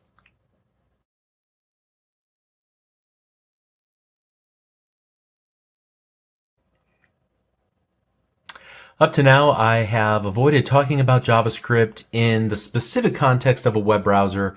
I actually re-recorded this entire course from scratch earlier this month because I started talking about JavaScript in a web browser from like the very first video, and it became obvious that I spent so much time fiddling with the HTML, explaining the DOM, and ultimately I was struggling to get just to talk about JavaScript by itself, and so that's why I took a different tact and re-recorded this. So this time around, as you know, I started with pure unadulterated JavaScript, and now here at the very end of this course I'm talking about JavaScript and how it's used in a web browser, which there are some peculiarities that I wanted to talk about. And I hope the approach makes sense. I hope that this approach worked for you, and even if this isn't how you wanted to learn JavaScript, I hope you can understand and see the rationale behind it. All right, enough of the pretense. As we start dipping our toe into JavaScript in the web browser, I want to talk about the amazing work of a web browser and how it will actually turn a request by just typing in an address into the point where we're actually viewing a page on screen. I want to talk about how it begins to understand the HTML that it has downloaded, as well as other files like CSS and JavaScript files. And I want to talk about all the things that it has to consider before ultimately rendering a web page out to the end user to see. It's really quite amazing. So let's start at the very beginning. I don't want to talk about all the process of requesting and resolving to an IP address and all that. Let's just speak in very broad terms. There's a request made from the web browser to a server, and ultimately an HTML file will be downloaded, or I should say a collection of HTML is downloaded to the web browser, and then there are references to other resources like CSS files and JavaScript files and things that begin to be downloaded as well. Kind of all this happens really at the same time, along with everything else I'm going to talk about here. And this isn't really intended to be deeply technical. I'm really just going to paraphrase the general order of events because I'm not really privy to what goes on inside of a web browser. I haven't really looked at the source code. But at any rate, while it's downloading all the resources, it has its HTML. Now it's grabbing its CSS. Now it's grabbing its JavaScript. And it's working asynchronously in the meantime with what it does have in hand, in memory, as it's continuing to grab these resources down. Well, while that's going on, the browser is beginning to construct this object-based representation of the HTML elements in the HTML page, and it constructs them into a series of objects that are called nodes. So it'll create a node for a given paragraph, a node for the ID of that paragraph, a node for the class of that class attribute of that paragraph, a node for the text that belongs to that paragraph. You can see where I'm going with this. Everything gets its own little instance of an object, and ultimately it's building this object graph that represents all of these these elements, their attributes, and their values, the text values. And so each element node could contain other element nodes as well. So a paragraph could conceivably have some div tags, or probably more likely vice versa. A div tag has a paragraph, a div tag has a header, has an unordered list, which has list items, and so on. All right, so there's just that nature of HTML, and the object model that's being constructed in memory has to consider all those kinds of relationships, as well as the attributes and the text values of each of those attributes. So at any rate, the final result of all of that work is this rich object model that represents the document that can also be accessed programmatically. We'll talk about that in just a little bit. But at some point, the browser considers then all the styles that it has downloaded, whether embedded in the HTML page itself or through one or more CSS files that have been downloaded as well. And it also has to consider any of the default styles for elements. So these are ones that are baked right into the web browser. It starts to decide which styles will overwrite the other styles, which values will overwrite the other values. And so now it has to then start to apply those styles to the various nodes inside of this large object graph of node objects. And once it's kind of settled on which styles to apply to each of the individual nodes, it then has to calculate how much space each of those will take up on the web page, all right? So that it can essentially at some point visually render those onto the web page for the end user to view. The next thing that it's going to do is it's going to start to parse through the JavaScript that it's been downloading from various files, and it'll determine what needs to happen and when it needs to happen. So some code can be executed immediately. Some code is attached to the various events of the various nodes in this object graph of nodes that represent the web document.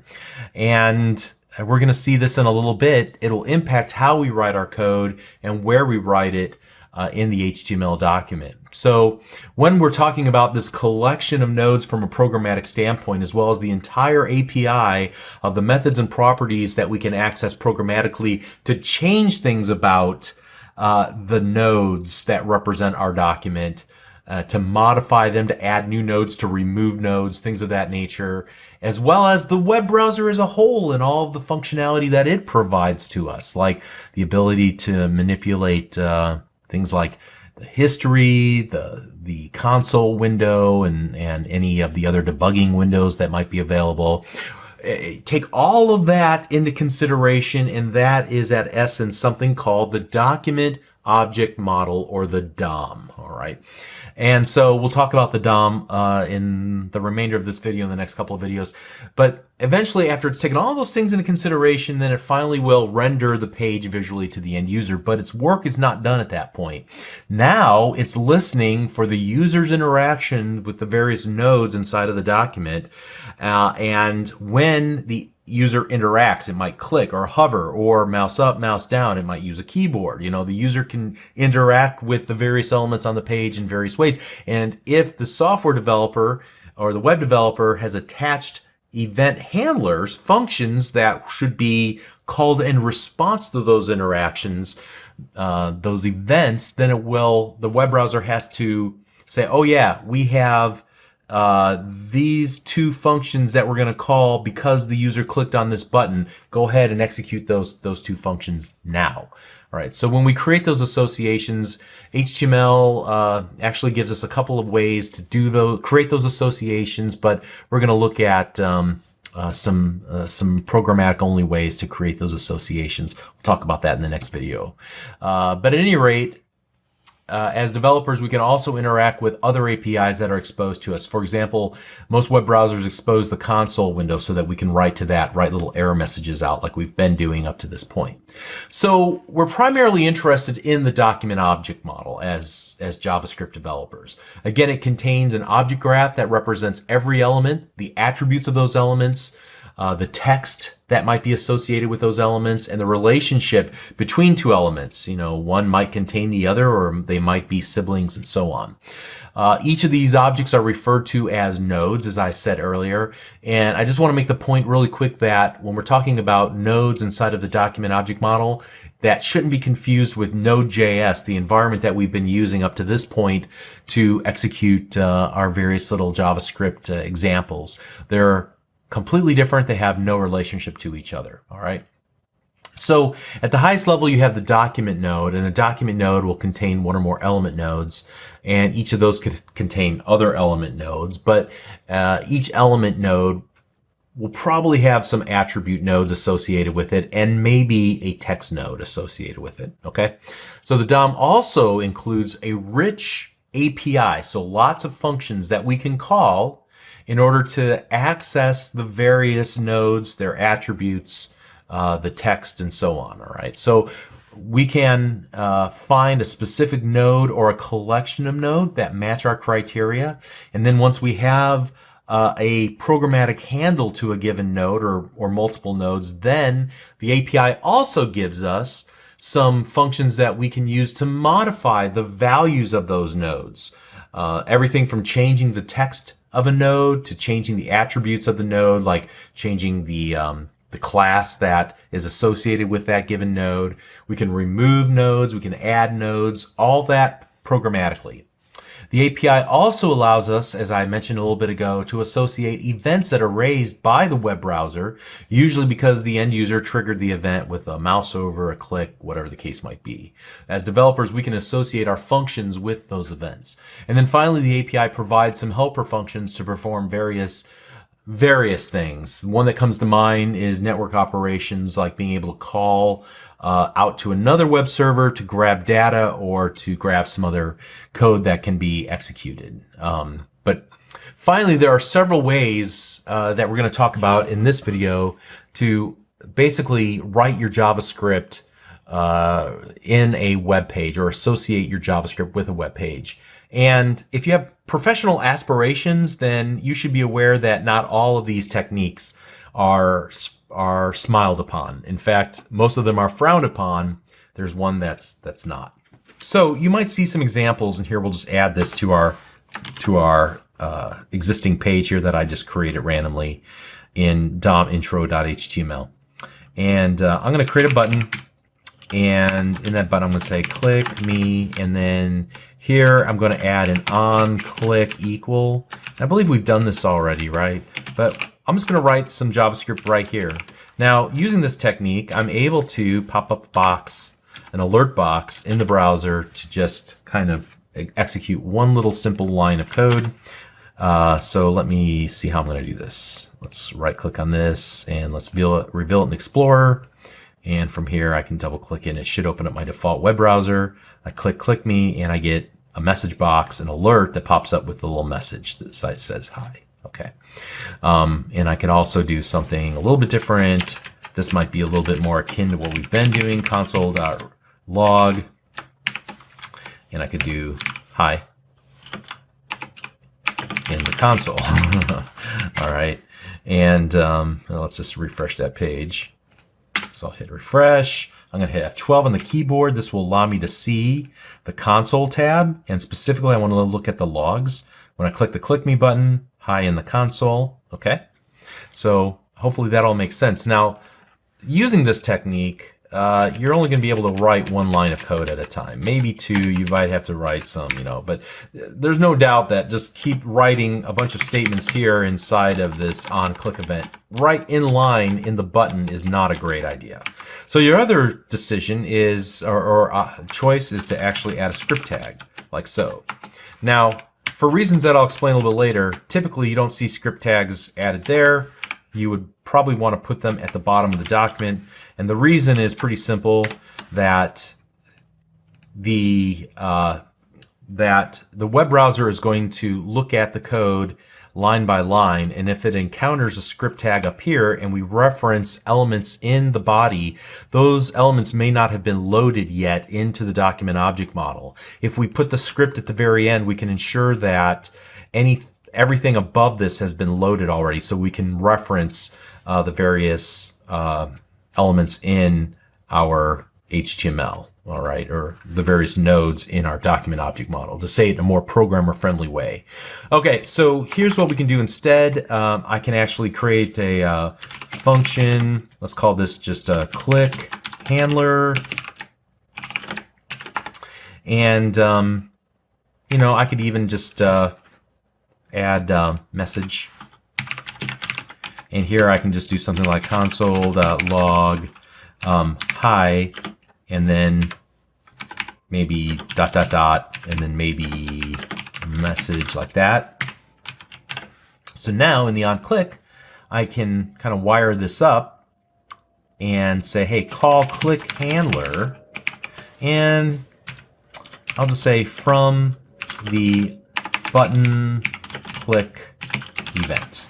All right, so we'll save all that, and with any luck, you can see where we make the call to the function we've created, and then passing in a message, which should display in the console log. Let's open up our web browser again. Let's refresh this page, F5. I'm gonna click the click me button, and we get hi ... from the button click event. All right. So you might be wondering, well, wait a second. You are calling a function before it is defined in your JavaScript. Isn't that a problem? No, and this is something I wanted to talk about before, but never really got a chance to, and this applies whenever we're executing all of our examples in Node. Function declarations are hoisted to the very kind of top of the execution environment. So the JavaScript compiler will go through and look for all the function declarations. It'll put them at the top. It knows where they're at now, and then it will continue to execute any additional code. So this is, in essence, added then to the top of the execution chain. So when by the time we get to the click event handler for this button, JavaScript's already very aware that this function exists. All right, so small point there. But these techniques of using this onClick equal and the script tag in this manner, these are generally frowned upon professionally. You probably want to do what's called separate your concerns. So your JavaScript it might be more appropriate to keep it in its own file and to kind of remove all of these references like this, like we have there. So I'm going to say, don't write JavaScript in your HTML page. All right, and some people might argue with that and say it's perfectly fine, and you know, it just depends on how much JavaScript there is and what your professional aspirations are and the other programmers and what they're doing in your group. But generally speaking, what you want to do is kind of just add your code to another file. In this case, I'm going to create another file. I'm going to call this dom-intro.js, right? And then what we're going to do is actually wire up the event handler to the button click event, but we're going to wire it up in our code. So what we're going to do to start off with is to create an iffy. So remember how to do that? We're going to create function. We're going to wrap it in a parenthesis, and then we're going to say execute immediately. All right. And in here, what we'll do is we'll define our function, or the click handler, and then I'm also going to, let's go here to our dom-intro.html. I'm going to give this guy an ID, and I'm going to say your ID is my button. All right. In fact, I hope you don't mind that I'm going to delete all of this out of here. All right, and I'm going to delete all of this out of here. It's gone now. And I'm going to go into the dom-intro.js. And the first thing I need to do is get a reference to my button, all right, or my button. So what we'll do is let my button equal document dot get element by ID, and then give it the ID I want, my button. All right. Next thing I want to do is go my button, add event listener, I'm going to say which event I want to listen to. In this case, I want to listen to the click event. And when that happens, I want to call click handler. And I guess I could pass in a message if I wanted to at this point. So hi from my iffy, right? Now I need to go back to the DOM-intro.html. Here I'm going to add a script tag like so, script type equals text / JavaScript, source equals, and then we'll give it the name DOM-intro.js, like so. Save that. And now, hopefully, let's load this guy up, refresh, and you can see I did something incorrect. Let's go back here. Let's get rid of all of this business right there. All right, now we don't want to call that method just yet. We just want to wire it up to the button and say whenever the click, we want to listen for the click event. When that happens, then we want you to execute click handler. All right. All right, now that we have that in place, let's go ahead and refresh, click me, and there we go. Now we get pointer event, not exactly what I was looking for. If it's really important to us to pass in the message, which I actually forgot about, sorry, what I'll do is just kind of wrap this call inside of a function expression. So we'll go function, like so, and inside there we'll make the call like that. And then hi from iffy. All right, that should work, hopefully. So let's save it. Let's try that again. There we go. That is what I wanted to happen. Okay, so had a lot to say in this video about the DOM and about how to attach your JavaScript into a web page and still access the various elements of the document object model or this document object by using helper methods like getElementById, passing in the ID, and now getting a programmatic reference, which we can then use to add or even remove event handlers to. In this case, I'm just adding a function expression to make a call into another function that I created earlier. All right, hopefully all that makes sense, and we can continue on in the next lesson and kind of expand on this. All right, we'll see you there. Thanks.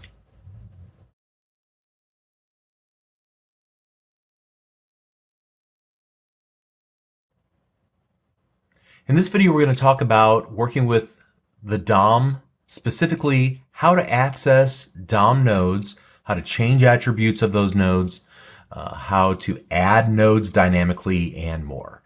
So in the past, I've created like 3 or 4 lines of code, and then we would look at what those lines did. And I wanted to change my tactic for this particular example to show you something a little bit more interesting, a little more compelling. So I've already created a DOM nodes HTML, DOM nodes CSS, and DOM nodes JS. And you can see here that I basically created just a little playground. It does nothing of practical value. It's completely contrived, but it will show you how we can manipulate various DOM nodes and their attributes, and you might find some of the practical side of this, how did I accomplish that, useful as you pick apart this program, and we'll walk through it here in just a moment. But again, this does nothing useful. It has a click me button, a series of div tags, each with a color and the name of the color itself, and then a number beneath that. And I'm just going to click the click me 2 or 3 times. All right, you can see that several things are happening all at once. First of all, we are changing, every time the click me button is clicked, we are changing the selected color div. You can see the selections change because there's this thick bottom border applied to that particular div. Furthermore, that color is applied to this number, And that number seems to be growing each time we click the click me button. So here we're going to click it. We go to pumpkin. What happens when we get to the end of our list of colors and I click the click me button one more time? We start back over at the beginning of the list. And so I can just continue to click this. The number is growing. I'm using relative m's, rems in CSS. Using it, the number of times I've clicked it, that's the number of rems that I'm applying to this font. And so you can see that things are changing. They're very dynamic. And I just wanted to kind of, it's a large enough application to be interesting, small enough that I think you can pick it apart and kind of understand what's going on. And that's really the intent here. So let's take a look at the source code itself. And we'll start with the HTML. There's really not much interesting here. I'm pulling a font from the Google Fonts. And then I'm also applying a style sheet. The style sheet itself, not a lot interesting in it, and I don't want to take too much time. It's just making everything look a little bit nicer than our previous examples. Here we're looking at the result container, and that seems to be where we have basically the white area with everything else inside of it, this button, this row of divs, and the number. And so you can see that each of these have IDs applied to them. The click me is my button. The color div will contain a series of child divs, and I'll talk about that more in just a moment. And then the result div is where we add the current number of clicks that continues to grow and grow. Here we have our script reference to domnodes.js. That's where all the magic happens. First of all, you can see that I've created an iffy here. And I can roll it up using the little plus and minus right next to that line of code in line 1. You can see that I've created a couple of functions, one called increment counter, one called update UI, and then one called handle click. You can see that I've initialized a variable called counter to the value of 0. Here I'm getting a reference in line 74 to the button, and then I'm wiring it up like we learned about in the previous video to every time that the click event is raised for my button, I want to add an event listener. Here we have a function expression that will execute both the increment counter method that we looked at the very top, and then the update UI method that we looked at. It was right below it. And we'll go in. This is where a lot of the magic happens, so we'll look at that in more detail in just a moment. Then here you can see in line number 80, I execute update UI in order as the page loads, because again, as a immediately invoked function expression, I want this to happen as soon as this file is loaded into our HTML by the web browser. Okay, so let's go here to the top, and we can see increment counter is very simple. It just takes whatever the current value counter is and increments it by 1. All right. Now, update UI is where a lot of the magic happens. First of all, we start off with an array of color objects. Each color object has a name. This is the name that you saw printed kind of in the top middle part of each of the div tags, as well as the color value itself. And I just grabbed these from a website that has colors. I think you see the colors. I'll give you the site in domnodes.css. All right, the first thing we want to do is grab the result div. This is where we're going a reference to that element, and we use the ID result div to get an access to it so that we can programmatically work with it. This is the div that will contain the current number of clicks.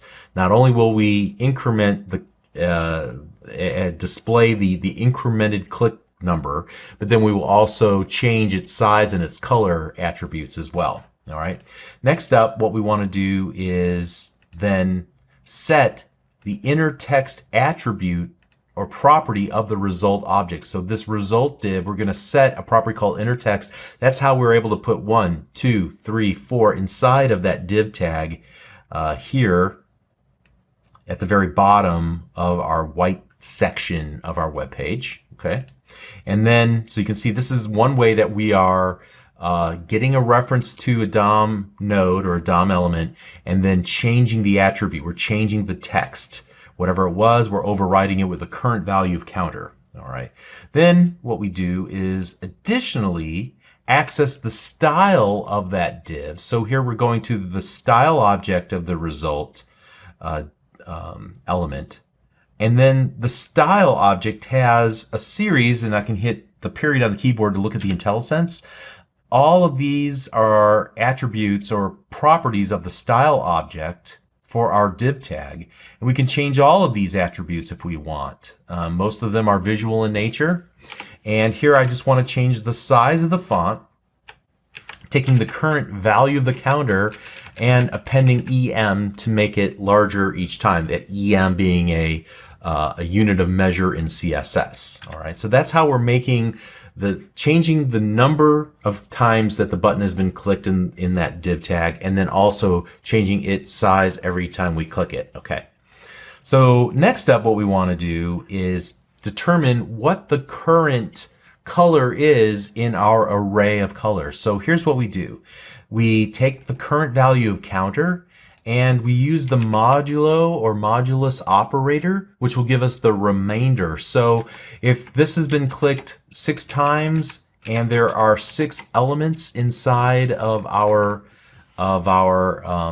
array of colors that we define as a const here at the top, then the modulo would be 0. There would be 0 remainder, so we would access the first element of that array, and that would be this alizarin. It's that coral color, all right? And so we would use that. So that's how I'm using and being able to kind of select each of the items. I take the current counter. So if it was 2 and there were 6, then that would give me a remainder of what? A 4. So it would be the we would grab the 4th element from our colors array and grab the value property of that particular object and set that as the result style object's color attribute. All right. Moving on now, what we want to do is clear out all the existing child color divs. So I basically tear down and recreate this list of colors by basically removing everything first of all from the previous call to update UI, and then I begin to re-implement it as I'm looping through each of the color objects to create a new div. If it's the currently selected one, then I want to apply not only the bottom border, but then also use that color here. I guess I already did that part, but at any rate, this is why I'm setting the inner HTML to an empty string of the color div, because I'm emptying out everything inside of the current div. But now I'm going to loop through each of the colors, and here I'm basically dynamically creating new div tags. So I create a new div tag, and then I create a text node with the name of the color for, whether it's the first object, the second object, the third object. I'm grabbing that name and creating a text node. I append that text node as a child to the div tag that I just created. I style it up, and then at the very bottom here, you're going to see I actually append that node that I've been styling up to the larger outermost color div. So I do that 6 times. And if it is the currently selected item, then I'm going to change the styling of that particular node by adding a class, the selected class, and that's what's going to add that bottom border. In fact, here, I wonder if I could just go to here and find selected. So there we go. It is just adding a bottom border of 5 pixels with no padding. All right. And so that's pretty much it. Now you'll see that throughout I'm accessing the style object or attribute of the given div tag, setting its width, its height, and other properties like float, padding left, padding top. And I could have just created a CSS style and then added it using the same technique that I've used here. But I chose just to demonstrate that we can get at all those style attributes. In addition to the style object, there are other things that we're able to do to it, like append a child to it. So we have a div tag and we want to append something to it. We have a div tag and we want to append it as a child to that div tag, which is already a child to a div tag, child to the body, right? So hopefully this will help you to see how this whole process works, and that we can basically get at any DOM node. We can modify it. We can add new child nodes to it, creating them essentially out of thin air. And we could even do more, like move nodes around if we really wanted to, and so on. Obviously, this example didn't call for that. But essentially, once we get a handle to an element, then we can do anything we want with it that we can conceive of. So there are so many options that it didn't really make sense to kind of go through them in a laundry list. Basically, this is a matter of imagining what it is you want to accomplish, getting a reference to the element that you need to start with, determining, do I need to create a new element and append it on, or do I need to remove elements that are currently child of the existing node? Which attributes of that node do I want to change, and so on, until you kind of construct. I mean, it took me several minutes to build this example, and it started really simply. It started by, can I just increment the current number of clicks? All right, I got that working. Now let's move on to the next thing. Can I create a bunch of colors and have them applied to the number? Can I create a bunch of divs and apply those colors to the div? And so you just keep working at it little by little until you've, tackled essentially the whole application. And that's how I built this. All right. So hopefully that was helpful as kind of a larger example that we're able to dissect and understand better how to accomplish something that we conceive of by working with nodes inside of the DOM. All right, so let's continue on. I guess we're pretty much done, so let's wrap it up in the next video. See you there. Thanks.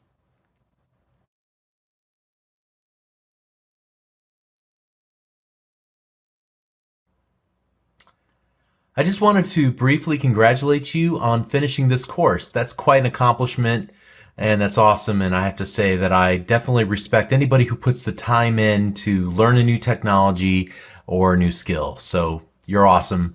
I congratulate you, and I wish you the absolute best. I sincerely hope that this course was helpful to you in some way, and that you came away with some confidence in JavaScript, and that you have a solid foundation now to build on.